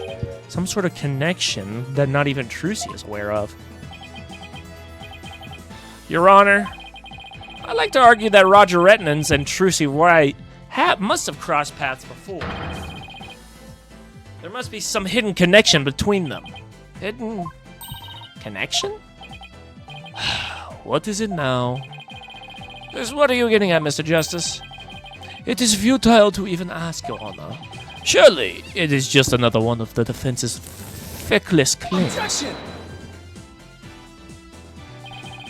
You don't seem to have a very high opinion of me, but once you hear my argument, you'll wish you'd taken me the whole lot more seriously. Will I really? Very well then, do proceed. Did you figure something out, Apollo? Nope, not a thing. Well, God damn it. What? That was just some good old-fashioned bluffing, courtesy from Mr. Wright's fine trading. I do hope you know what you're doing. If you're going to make such bold claim, I'm ready to elaborate.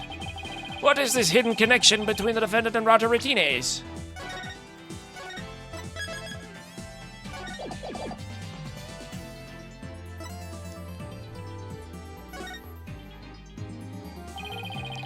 The sleight of hand trick Mr. Redness did during the recess earlier.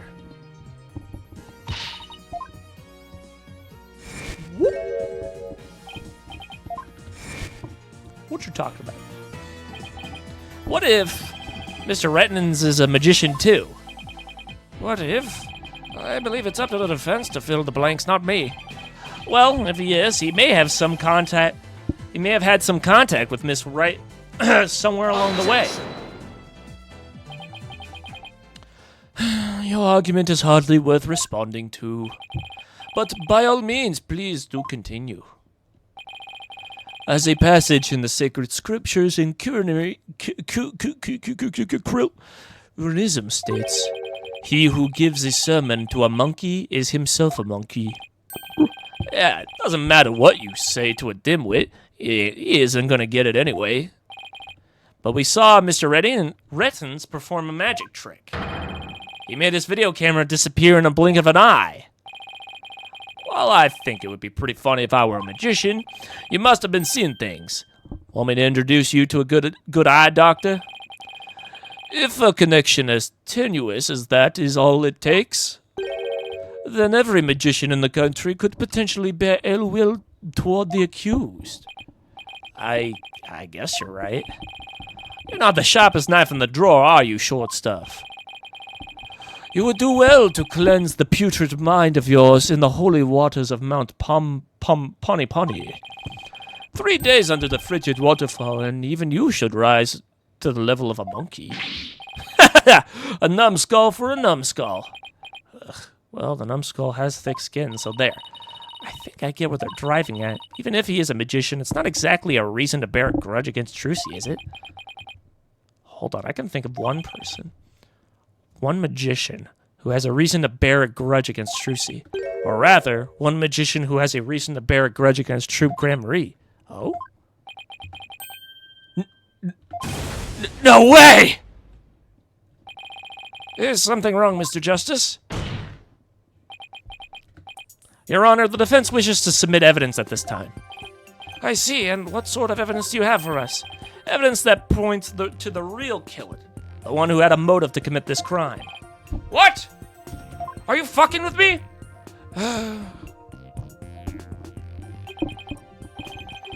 And what have you come up with this time, defense? Trucy Wright has the sole heir of Troop Grand Marie in its name. This puts her square in the crosshairs of one particular magician. And I just shit my pants. Take that! And who exactly are you naming, Mr. Justice? 13 years ago, the great Mr. Rius belonged to Troop Grand Marie. But then, the troop ousted him, and Mr. Rius vowed to get revenge on them someday. And what better way to accomplish that than through the ruination of their sole heir? But Mr. Rios is the victim, Mr. Justice. You named a dead man as your suspect. But is he really dead? What do you mean, is he really dead? If the fact that Mr. Rios is the victim is what's throwing you off, then how about we consider this possibility? What if the man who died on that stage yesterday wasn't Mr. Rios?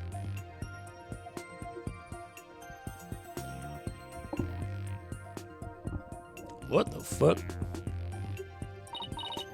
What? What do you mean the victim? You mean the victim was an imposter? Among Us? Not Mr. Rios. Then what about the real Mr. Rios? It would mean the real Mr. Rios is still alive.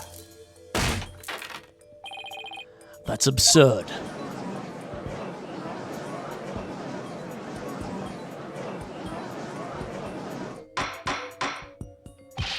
Mr. Justice, who is the real Mr. Rios if not the victim of this case?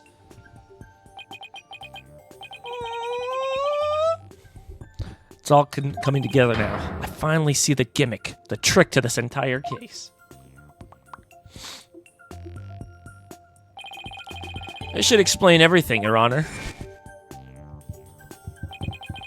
The real killer, the one who hated Troop Gramarye and wanted to sully its name, is Butter.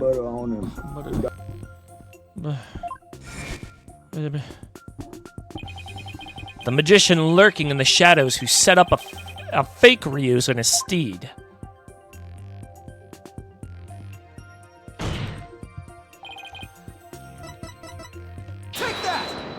I fucking knew it. Did I not call it, bro? You did call it, yeah. I kind of I had a I think we both had our suspicions because of. Oh my god, give me a kiss. Oh my god. That was an aggressive one. Fuck. There's a wet spot on my microphone. I got cat hair in my mouth. Ugh. Too far?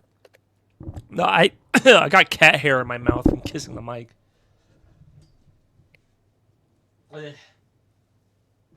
He likes to rub his body on it, that's why. Because he's a freak. He's a freak on...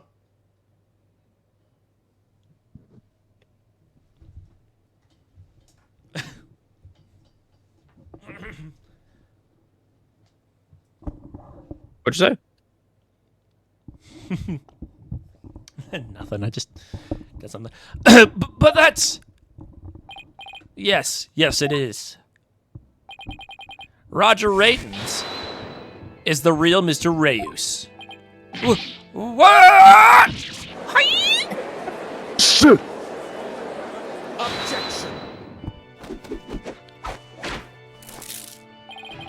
Oh, holy red pepper. Your impudent seeds sprout naught but meaningless empty words. You can't possibly have proof to support such an outlandish theory. It's not a bad idea for a soap opera, but not even diehard fans of the genre would stick around past the pilot. You want proof? Well, I've got proof. I can prove it by proving that the Mr. Reyes in yesterday's magic show was a fake. And to do that, I just need you to look a little closer at this spot on the poster. Take that! This is the injury Mr. Reyes sustained while practicing a magic trick 13 years ago. However,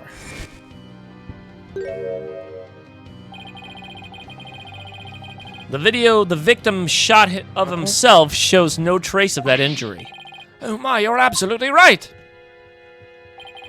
Now, Mr. Ratens, what do you suppose we do if we take a look up your right forearm? Is there by chance a nasty 13-year-old scar underneath that sleeve of yours?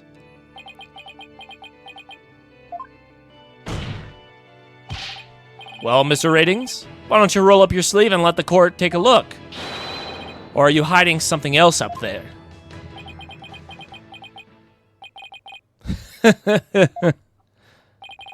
Come on now, I've got nothing up my sleeve. I don't need to hide anything up there because I require no tricks or gimmicks. For you see, my magic is the real deal.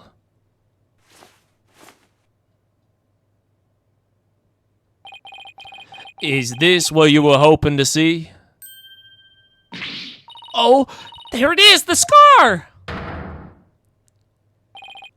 Just as I thought. That's right. I am the forgotten magician, abandoned to the dark understage of history. The great Mr. Reyes. This is totally absurd.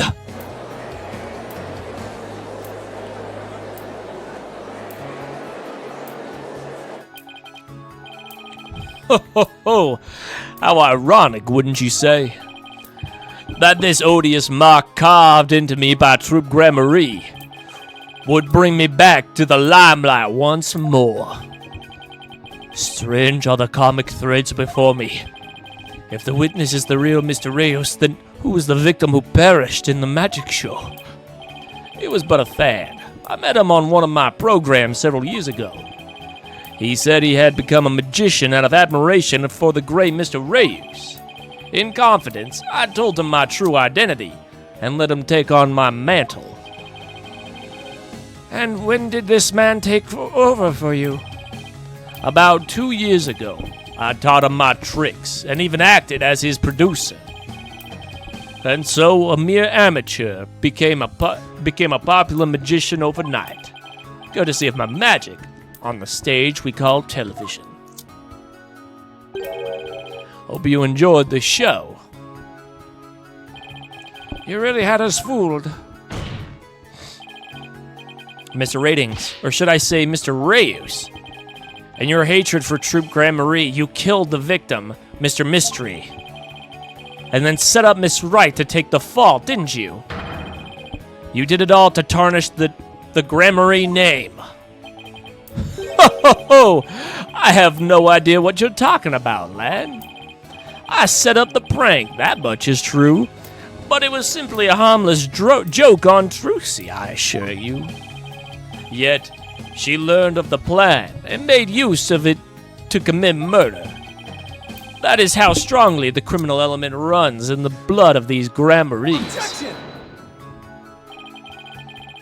But if it was a secret prank plan from that very few people knew about, couldn't you have been the one to use it for murder instead? Ah! Yikes! Hey! His head! Just kidding. The heck was that? Heed my words, lawyer boy, for I feel your grasp on reality is slipping. I do believe I told you that my magic is real. It employs neither tricks nor gimmicks. Not this ambiguity. Why don't you make your point already? My alibi is as pristine as ever, wouldn't you agree, Prosecutor Samadi? Yes, I suppose that is correct. The witness does have a solid alibi. What? Recall defense that at the time of the magic show, Mr. Rettens was at Take-Two TV. A fact that many people can easily attest to. Yeah, he's right. I forgot about that. Ho, ho, ho. So what do you think, Your Honor? Would you like me to testify on that matter? Yes, I think you would better. Please tell the court more about your alibi. Very well then. On with the show. Are you watching, Magnific Gramarye? The time has finally come for my magic to snuff out your precious pedigree. The Gramarye line will be no more. I'll throw a fireball at you. My demon hipster chicks. Tell them, Get him, Maddie. Get them, Reus. What? I was at the TV station at the time of Penrose's performance. I was busy working on another TV program. I could spare no time for the magic show. Do ask my staff if you're doubting my claim. And there it is. A simple and perfect alibi. No tricks, no gimmicks. Just the truth.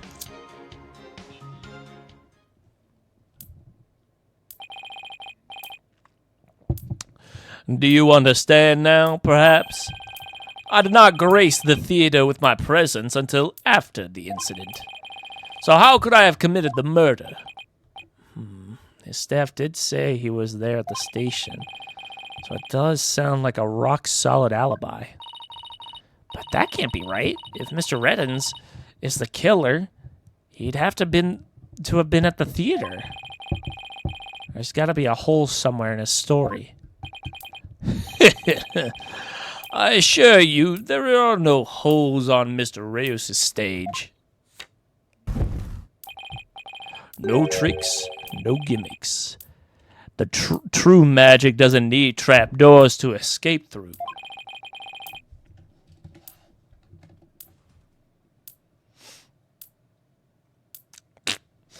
Do enjoy my show to the fullest, and my real alibi.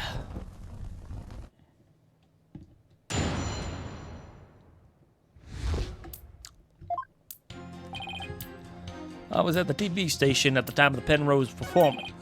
I was busy working on another TV program. I had no spare time for... And then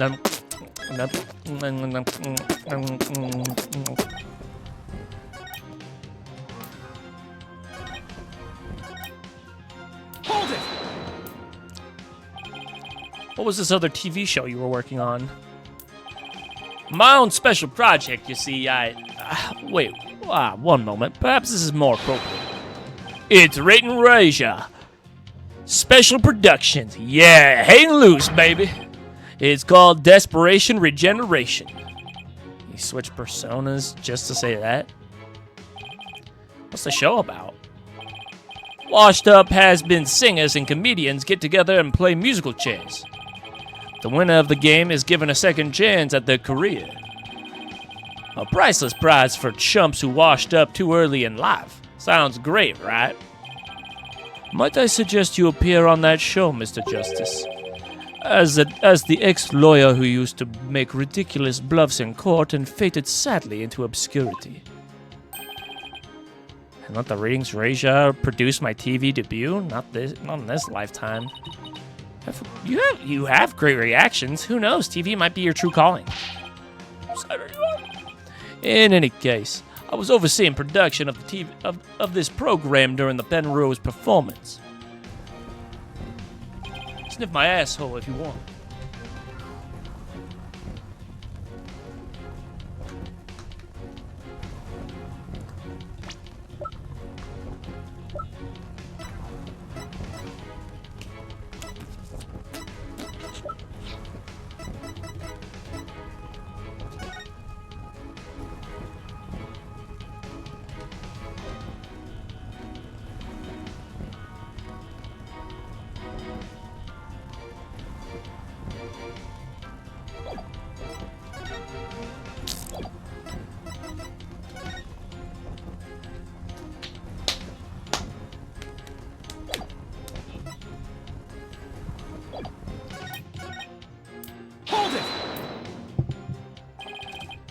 But you did come to the theater eventually, isn't that right?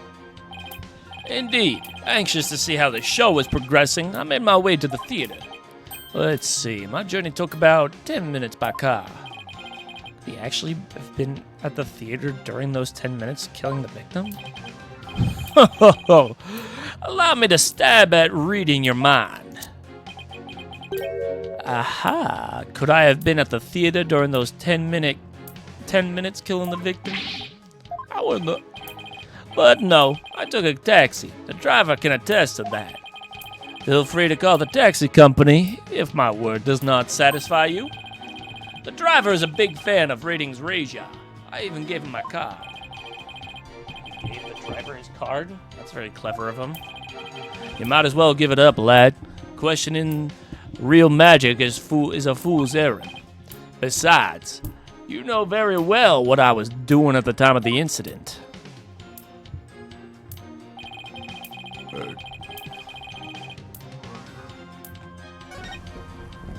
Hold it! How do we know those staff members aren't in cahoots with you? I'm making my business to perform solo. My magic is neither need nor want of assistance. After all, one of them could reveal the secrets behind my magic, could they not? So he doesn't trust anybody, huh? He's the complete opposite of Trucy. There were many people there in the studio audience who saw the witness as well. Even if he had been able to persuade his own staff to cover for him, he could not have convinced so many complete strangers to do the same. He really has a rock-hard alibi. That's almost too good, you know? Has it all been revealed to you now?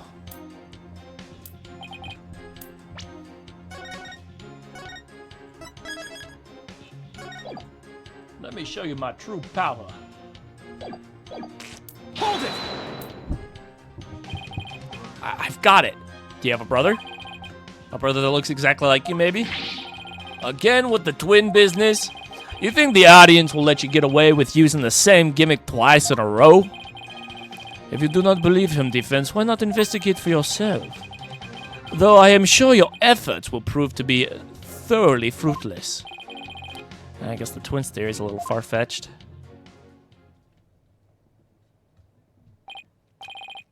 I guess alibi really is airtight. I believe we've had enough. While I believe the witness does indeed harbor some ill will against the defendant, there is no reason to doubt that he was at the TV station at the time of the incident. Yes, the facts have proved it was impossible for the witness to have been involved in this crime.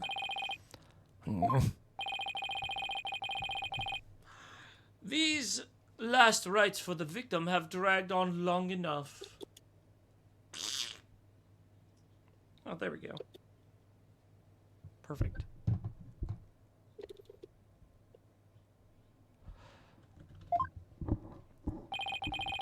The soul of the victim himself is so bored it is resting on top of your Honor's head.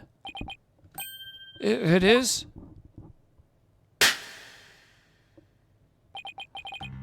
The time has come. Let us punish the sinner and guide the victim's soul to the Twilight Realm.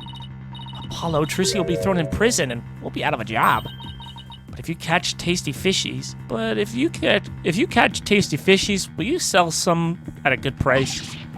I told you, I have absolutely zero intention of going on a tuna boat. Justice, you gotta figure this out. It's no use. I can't find a single flaw, so what now? Ho ho ho! Behold my never-ending magic show. Come for the awe-inspiring showmanship of the great Mr. Reeves, and stay for my grand illusion until the end of time.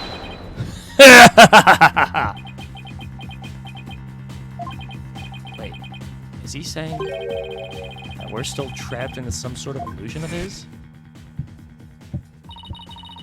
That's what professional magicians do. They make their audience see something that really isn't there. In other words, you make us see illusions, right? We call it misdirection. While we keep you busy believing one thing.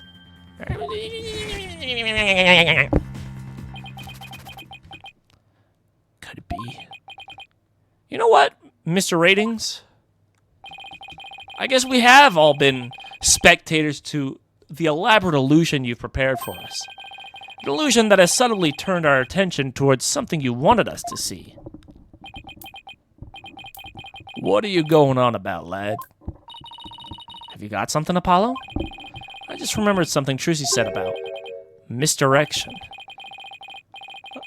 What a magician says really isn't. And what they say isn't there actually is. If we've all been taken for a ride by Mr. Ratings' magic, then maybe he's made us see something that really isn't there. Or wasn't there. It's time to rethink all my assumptions about the case. What have we been made to believe was there when it actually wasn't? What have we taken to be absolute facts of this case? Of this case.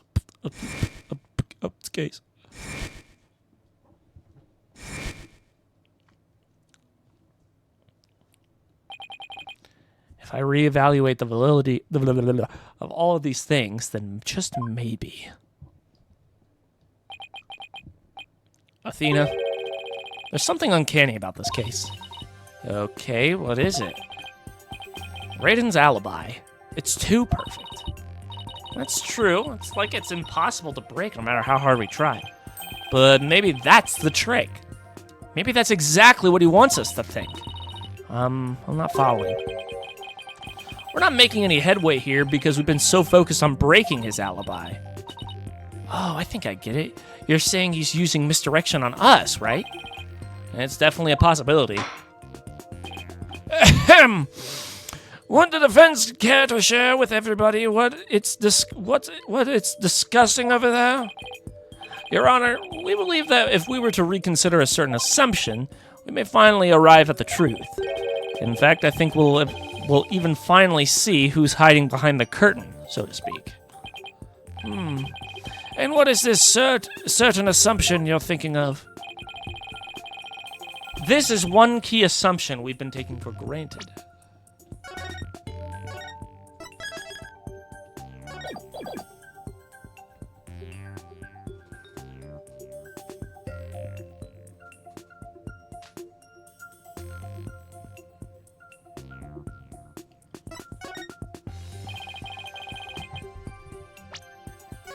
That's not what I thought he was going to say.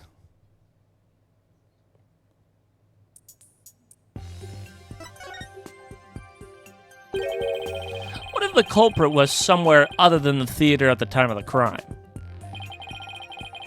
What if there was some way to commit the murder without actually being there? If that were the case, then Mr. Ratings' perfect alibi would become irrelevant.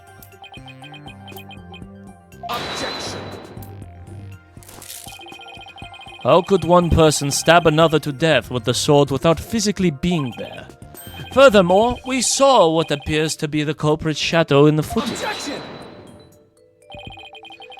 But couldn't we just as easily assume that the shadow does not belong to the culprit? Well, if it's not the culprit, then whose is it?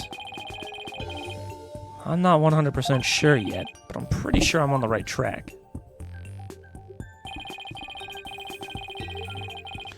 We've all seen something that looks like this shadowy shape before, Your Honor, during the magic show itself. In that case, please point out the show's footage.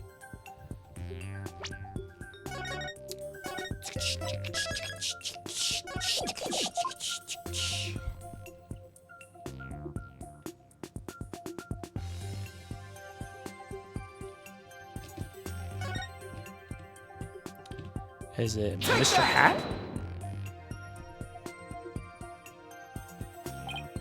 You're an asshole.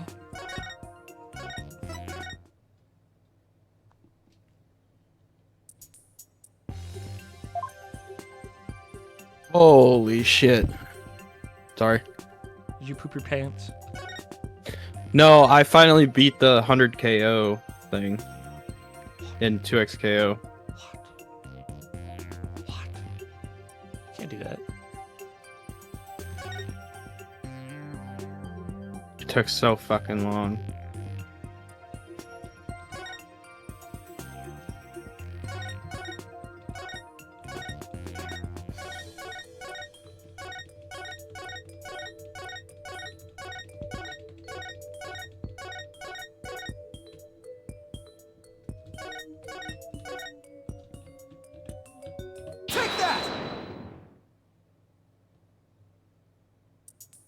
Oh.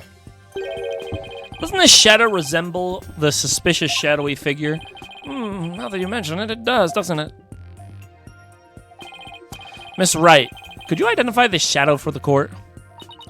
Let's see. I believe that's Mr. Hat's shadow. It's from when he's being pulled up from the stage to the catwalk overhead by wire. Then could this shadow have been that's shown later in the footage be Mr. Hat's too?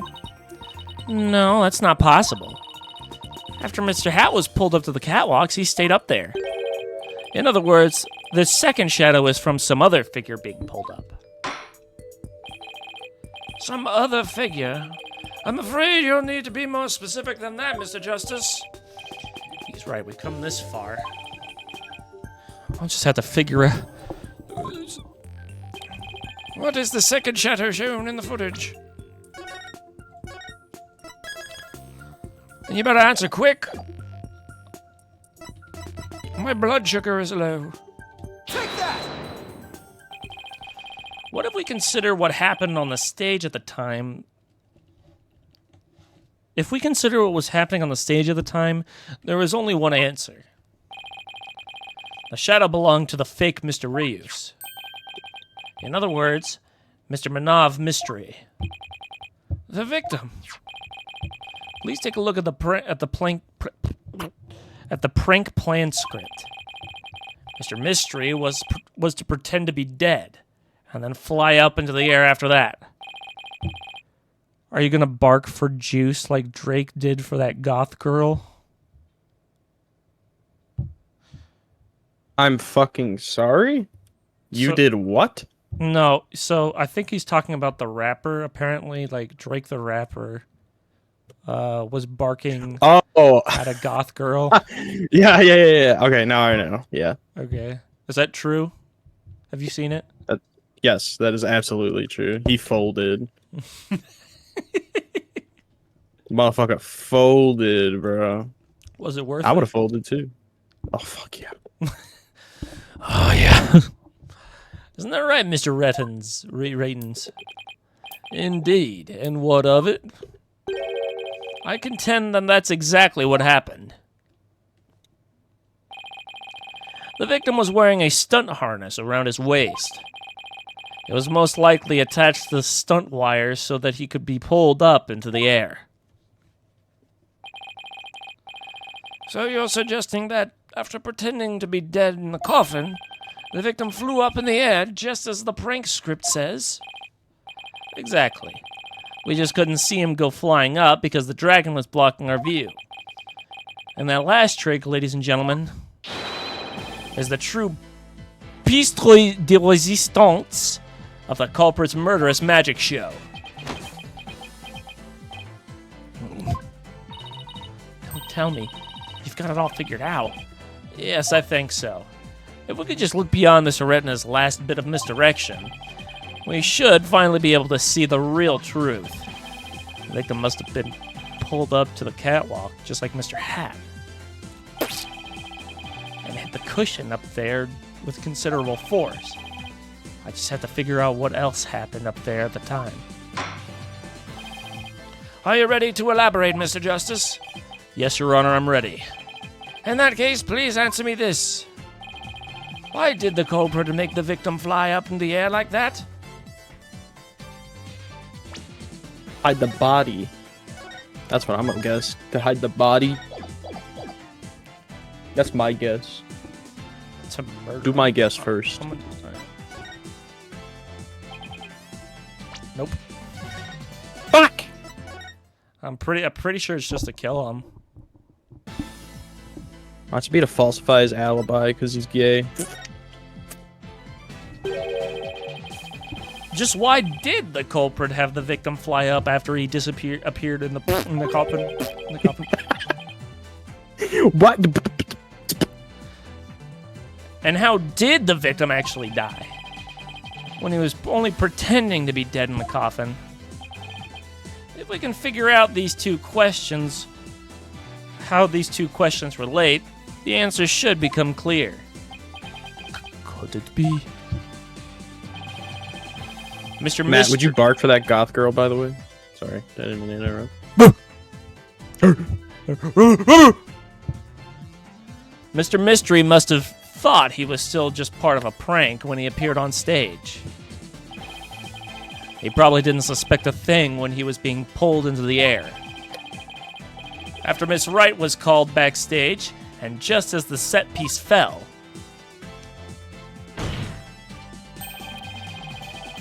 but the culprit had already planted the real murder weapon in a cushion in the catwalk.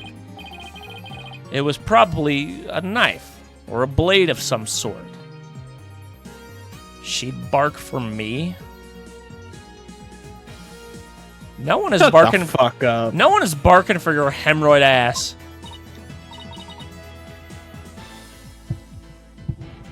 They'd mistake you as a woman for all that blood in your pants. What? I wasn't gonna go that far, but okay. No, because it's like he's on his period. Bitch, I got it. See, because women have Shut this up. thing. Yes, it really was a magical murder. Just as the prank script said, Mr. Mystery was whisked up into the air. And straight into a blade there in the catwalk. In other words, this murder was committed remotely through the use of a magic trick. What? Remotely? Using this method, it wouldn't matter where Mr. Rettins was at the time of death. Yeah.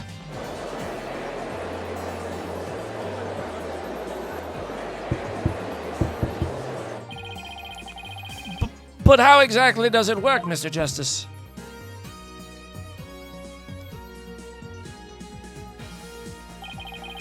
Just before the murder occurred,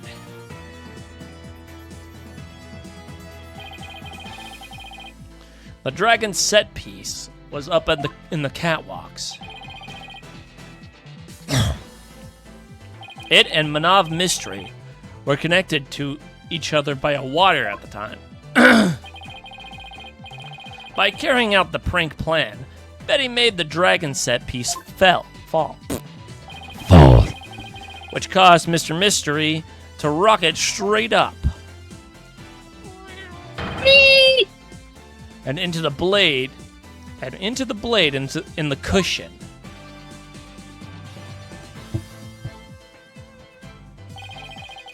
The cushion was high up enough to be hidden from the audience's view. That's why nobody saw the blade. Oh, and that big gash in Mr. Hatz's cape. The blade must have been set up overhead sometime before the magic show.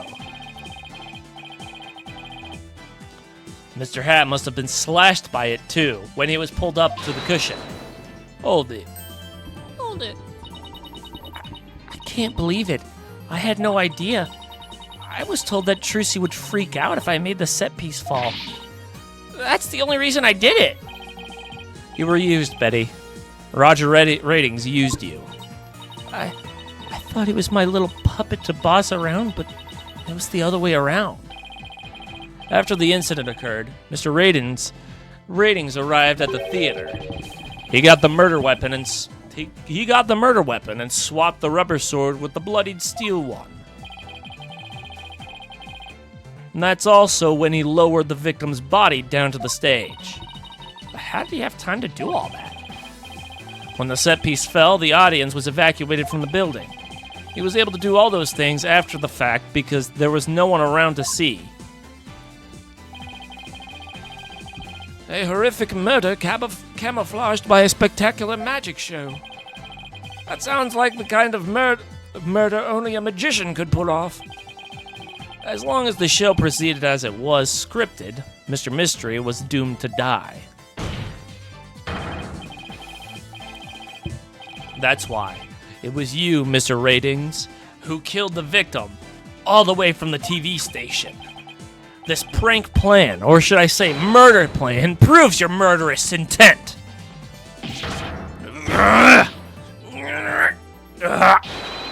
Cremery!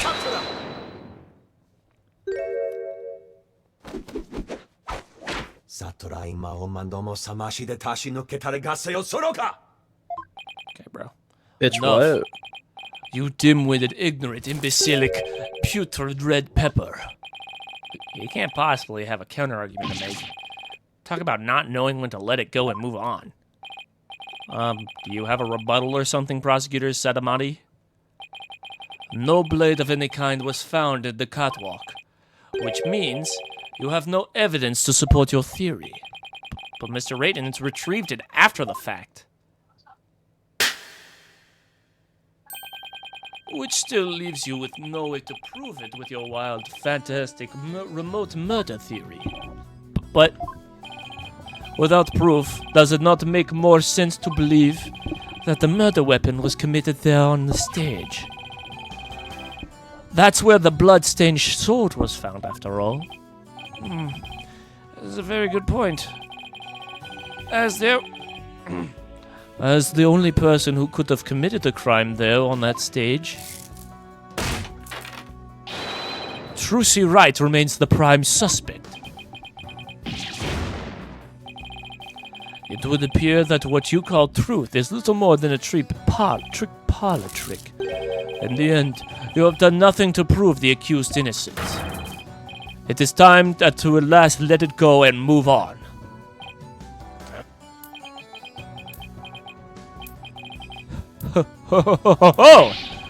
Are you seeing this magnifique gramarye? My magic is exacting punishment on your granddaughter. The gramarye name is done for. Apollo, we need to hit him with a decisive piece of evidence here. I know. That's what I was thinking. Mr. Justice, do you or do you not have anything to prove that the witness committed this remote murder you propose? Of course I do, Your Honor. The entire incident was carried out exactly according to the script. Right, so theoretically, there should be no evidence for us to find or use. Which means our best bet is to see if something unscripted happened. There's gotta be something Reddens couldn't have foreseen. And once I find it, that's how I'll expose his murderous trick. Get ready, Mr. Reddens, because I'm about to reveal the secret to your magic. There's no trick or gimmicks here, just some good old-fashioned logic. I'm gonna brain blast. Oh, we're going in here. This is literally just Danganronpa. You ever think about that? You ever think about how this entire segment is just Danganronpa? Couldn't be me. As long as the magic show went as scripted, the murder would happen without fail. Everything in this case was carefully planned so that no evidence would be left behind. Still, one thing happened that definitely wasn't planned. What part of the magic show wasn't planned? Bonnie's mistake.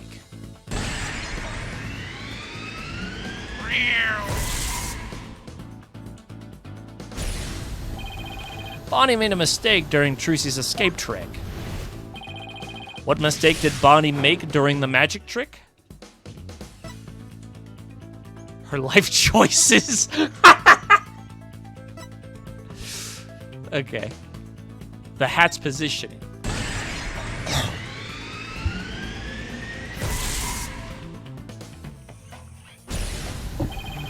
Because Bonnie placed Mr. Hat to the right of the coffin instead of the left, Trucy had to reappear on the side of the coffin opposite to the one of the show's script. But the culprit didn't know that when he first arrived at the theater, which means he was bound to make a slip-up when he tampered with the crime scene. Which part of the culprit's cover-up attempt was affected by Trucy's new position?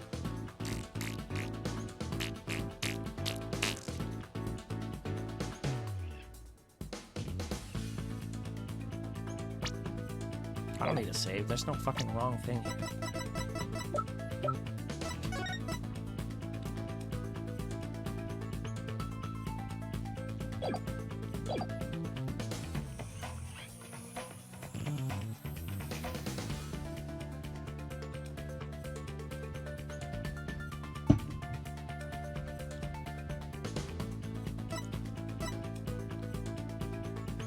Fingerprints on the coffin? No, then it's gotta be that one.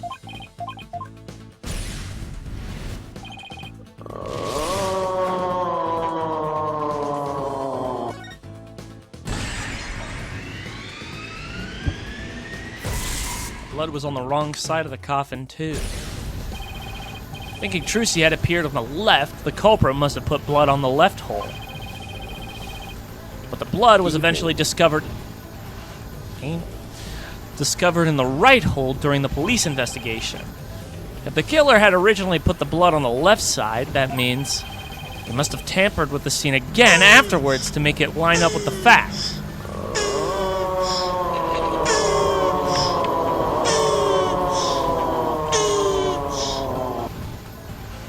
Why'd you do this to me? I'm done. Jew! Make the crime scene consistent with the facts the culprit must have.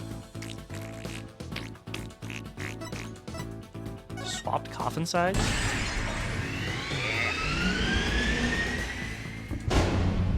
The culprit swapped the coffin sides. Matt said, hurry up and solve the case. This is literally like the last piece. Why don't you shut your fuck up? That's right. The left and right panels of the coffin are interchangeable. The culprit must have switched the two panels to make the bloodstain fit the facts.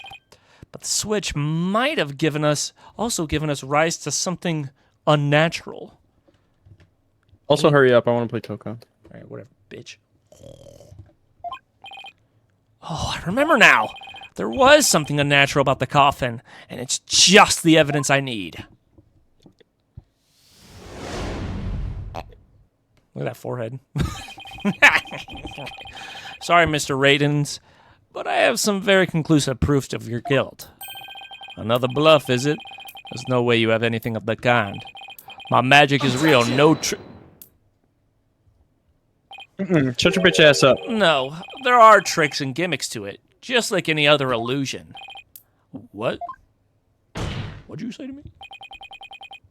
After the murder, you switched the left and right panels of the coffin, didn't you? Gah. And because you did, you left behind something very unnatural for us to find. This proves that Roger Rayton is... The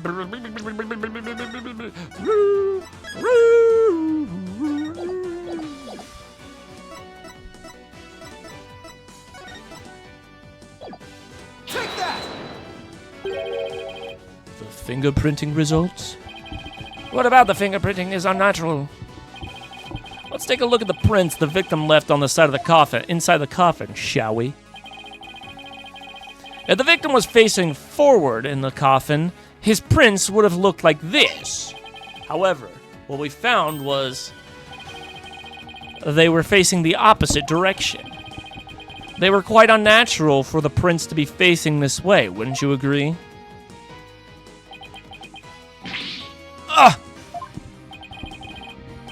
It is strange, isn't it? But how did they get this way?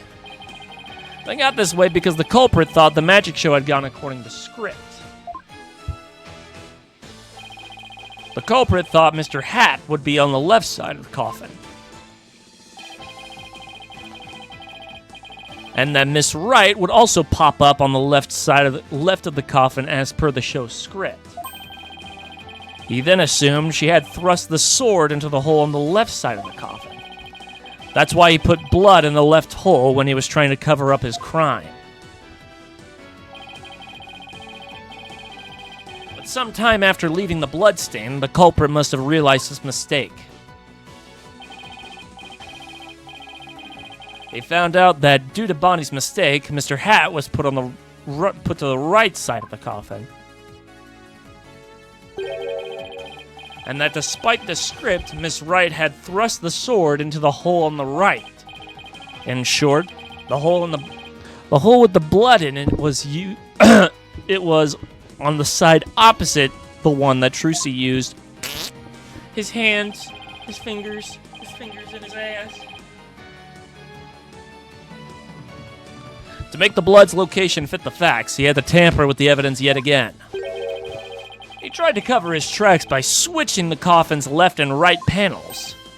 Oh, and that's how the fingerprints in the coffin ended up backwards.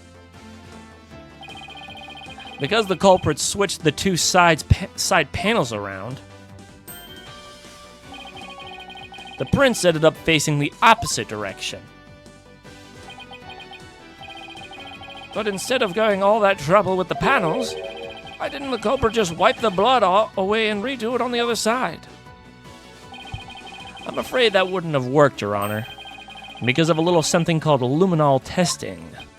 Ah, right. Luminol. I almost forgot. Luminol can detect trace amounts of blood, even if it's been wiped away, right? That's right. Wiping the blood away would have only served as proof of his meddling. How about it, Mr. Ratings? I did a pretty good job figuring out your trick, didn't I? Objection! Trucy Wright could have done the same just as easily. You have no proof that it was this witness who tampered with the evidence. Objection! Ah, but I do have proof. What? The person who was in the magic show would never have made a mistake of putting the blood on the wrong side. Least of all Miss Wright, who surely would have remembered she was on the other side. Oh my, you're absolutely right. Are you impudent? I'm sure you've realized by now, prosecutor said, that your claim that Miss Wright is the culprit just doesn't hold up. Fair. And when that you and the accused almost... Oh, okay. Fair. You and the accused are most certainly bound for hell. Really, Miss Wright and I? Because I think you're the one with a ticket there for trying to convict an innocent girl.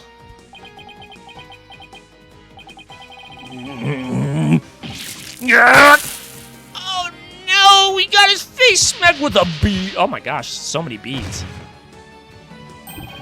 Prosecutor Shamati, are you alright? As for the true culprit, he is someone who knew how the show was supposed to go, but didn't actually see it. And someone who had the chance to tamper with the crime scene after the incident. And the only person who fits the bill is you, Roger Radins. Reverie!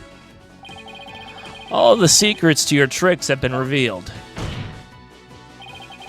And with no tricks left, I'm afraid your show has been canceled permanently.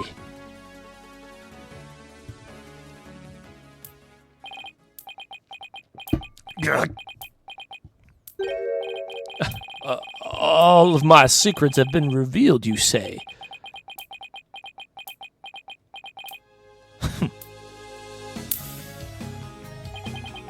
Don't make me laugh, boy. Mine is the true, real magic. There's no secrets to reveal. Behold, ladies and gentlemen, the true power of Reus Badungus. Witness a magic far greater than true Gramarye. Burn. Crumble. Fall into my furious flames. The great Mr. Fee will bring an end to you.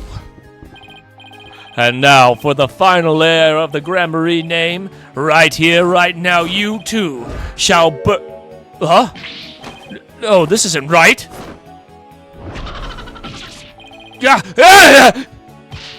No, I didn't do anything wrong. No, it's not my fault.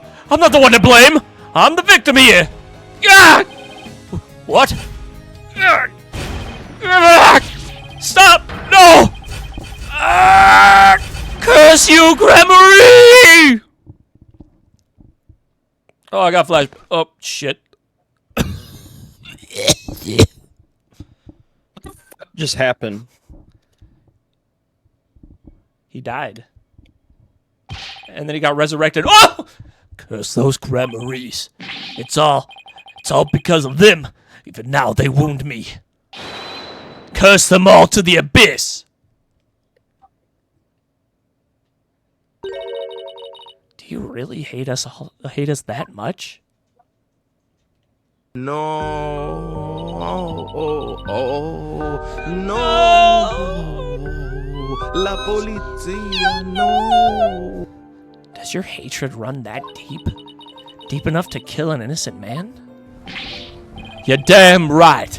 You have no idea what humiliations I had to suffer. Your grandfather, Magnifi Gramarye, kicked me out after I got hurt practicing my magic. He said I was too unskilled, that I would mess up on stage. He threw me out of the troupe just because he was worried about his own reputation.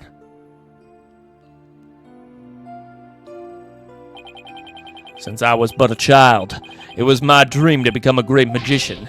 But that Magnifi, he took it all from me. But that's no excuse. It's no reason to do something so evil. Magic is supposed to make people happy, not used as means for murder. What's the big deal? I just used what I had available to me, that's all. I get it now. That attitude toward magic is why my grandfather kicked you out. You don't deserve to call yourself a magician.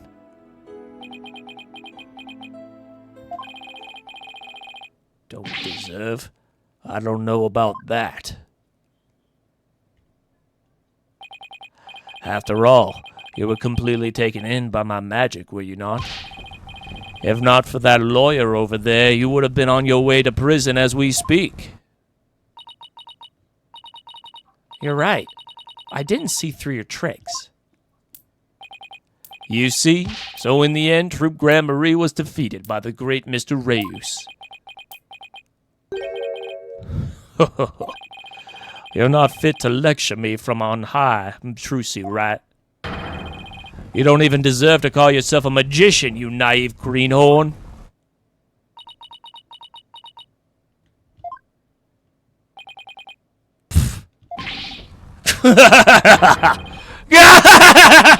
Take that, Grand Marie, you lose. If anyone needs to learn to let it go and move on, it's this guy. This court and my prison can both burn in the flames of my creation. Shut the fuck up. Take Mr. Retinus away. He's being an asshole. And bring a fire extinguisher just to be safe.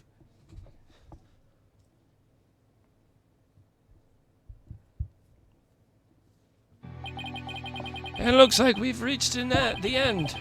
I feel as though I've been watching a grand magic show. It was close, but we barely made it through somehow.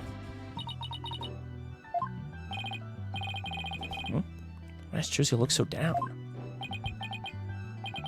Miss Wright, Yes, Your Honor. I'm about to announce my verdict. Could I see that wonderful smile of yours? That smile of a true entertainer as I do? Yes, Your Honor. Now then, this court finds the defendant Trucy Wright. Not guilty.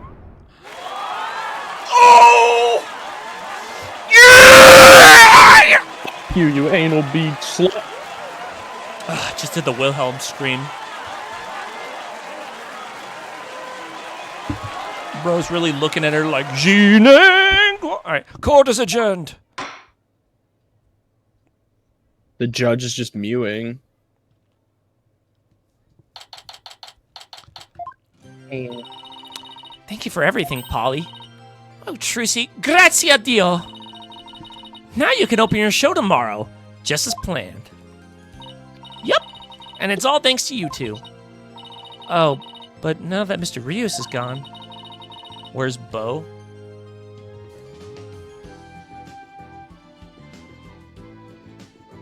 There, does that answer your question?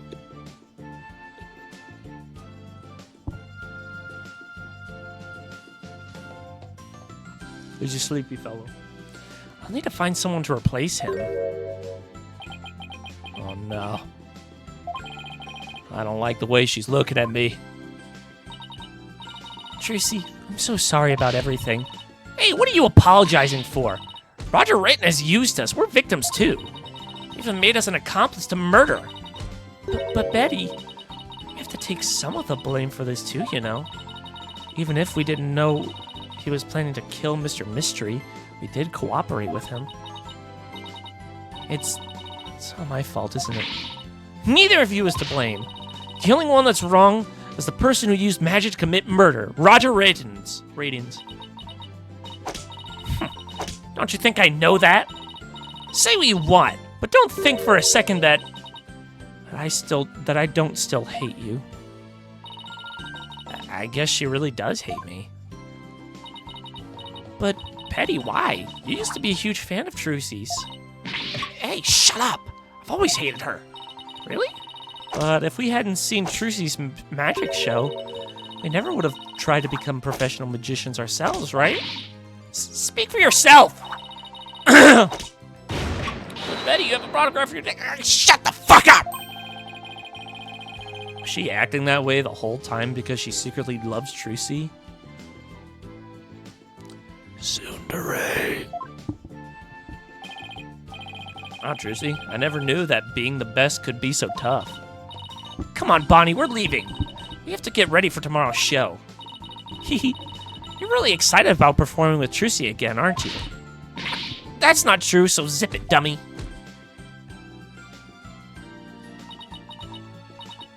Polly? Do you think I really am a naive greenhorn? Huh? Huh? No way, she's not.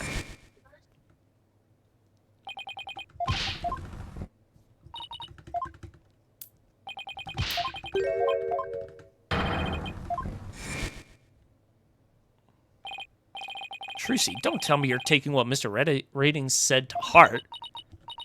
Well, maybe a little. I didn't see through his tricks, and I let myself be taken in by his magic. I can't trust myself anymore. Maybe he was right to call me a greenhorn. You shouldn't take stock in his words. He doesn't even know the first thing about you. Huh? You're a wonderful Gramarye magician. You should be proud of yourself. Thank you, Apollo, but what makes you say that? I know you're a wonderful Gramarye magician because of this. Just gonna save that just in case.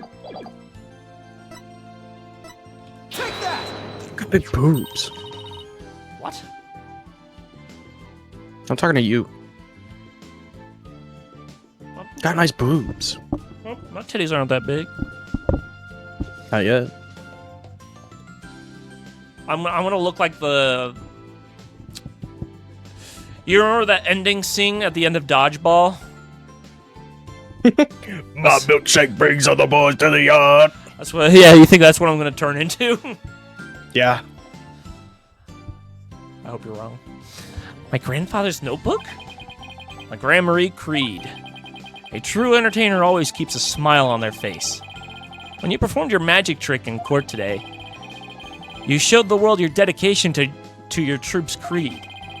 Even through all the jeering, you kept the smile on your face and won the crowd over. You're everything Magnifi could have hoped for in an heir. You're a great magician, Trucy. A great magician? Me? You really are. That's why you don't have to worry about what Red has said. Oh, Polly, thank you. Still, I couldn't have done it without you. I would have lost my nerve if I'd have been alone up there. But I was able to keep on smiling because of you. Me? Talk about me? I remember what you said to me in the detention center.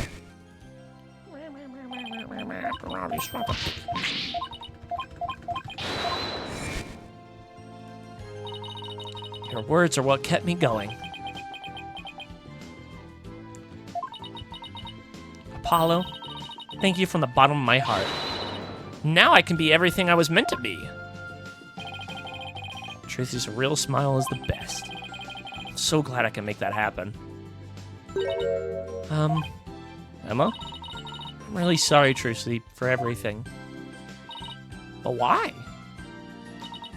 Well, I wasn't able to convince Prosecutor Shimati what a good person you are. And I had to testify against you, too. You have nothing to apologize for. You're just doing your job. You're too kind. Well, I don't know about... Huh? Is something wrong, Emma? Oh! Is Shimati over here? Prosecutor Shimati? What are you doing here? Detective Sky. Yes? Okay, bro. I require your forensic expertise in order to close this case. Come, let us go. Wait, Prosecutor Shimati. The trial is over, Mr. Justice. You and I are strangers once more, with no further need to interact. Strangers? Have you really forgotten all about me? What the fuck? What?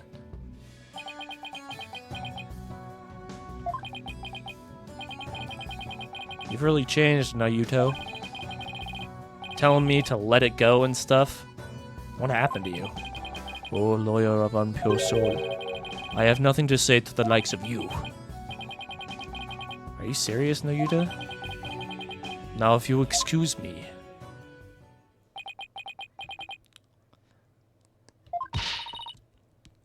What was that all about, Apollo? How do you know Prosecutor Shimati? Well, let's just say we're old acquaintances. Acquaintances? It seemed like something more than that. Yeah, well, you don't like to talk about your past, do you? Because you always change the subject. I I guess I'll have to talk about it someday, but for now, come on, let's forget about the past and celebrate Trucy's future! Yeah! Sure, if you say so. Hey, it's Mr. Right. Put him on speakerphone, Apollo. What's up, Mr. Right? Apollo, how's Trucy? What happened at the trial? Did you get a not guilty verdict? Mr. Wright, slow down. Everything's fine. Hi, Daddy. I'm okay now. She was found not guilty in a very dramatic turnabout. Plus, we saved the office. It was a great victory for Apollo. Whew, that's a load off my mind. I can't thank you enough, Apollo. Now I know I can trust you to hold down the fort anytime. Me? Really? Yes, you. You're a real full-fledged lawyer now in my eyes. Full-fledged lawyer? I think I just jizzed my pants. I still can't wrap my mind around it. Thank goodness you were there to take care of everything. And thank you, Apollo. No need to go that far, boss. Especially not in front of everyone. Oh, and by the way, I won't be able to make it to tomorrow's show, so I was hoping you could go. You'll do that for me, won't you? Of course. I wouldn't miss it for the world. Full-fledged. So Daddy asked you to come to tomorrow's show, huh? As my assistant, right? No, he asked me to go cheer you on. Okay, then I'll be sure to save you the best seat in the house, Polly. The best seat in the house? I really appreciate the thought, but good, then it's settled. He's gonna put her in the coffin. Objection! I should have known.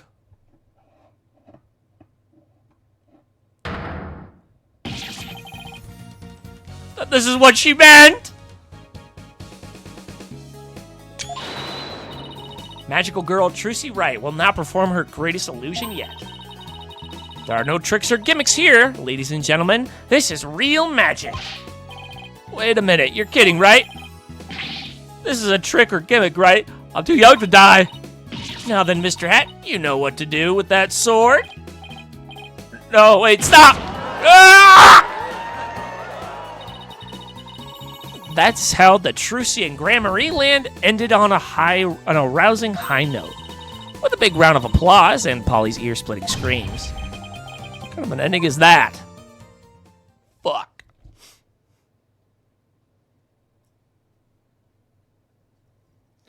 New home console featuring Yoshi. I must savor my progress, because we finished this case. Rather timely too. All right, well there you go. We're done. God damn, that was a fucking case. Case up my.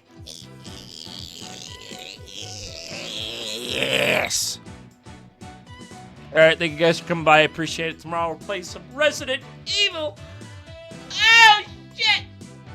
Playing some Resident Evil 2. We might actually be able to finish it tomorrow, so that's exciting. Until then, I'll see you guys then. You guys have a good night.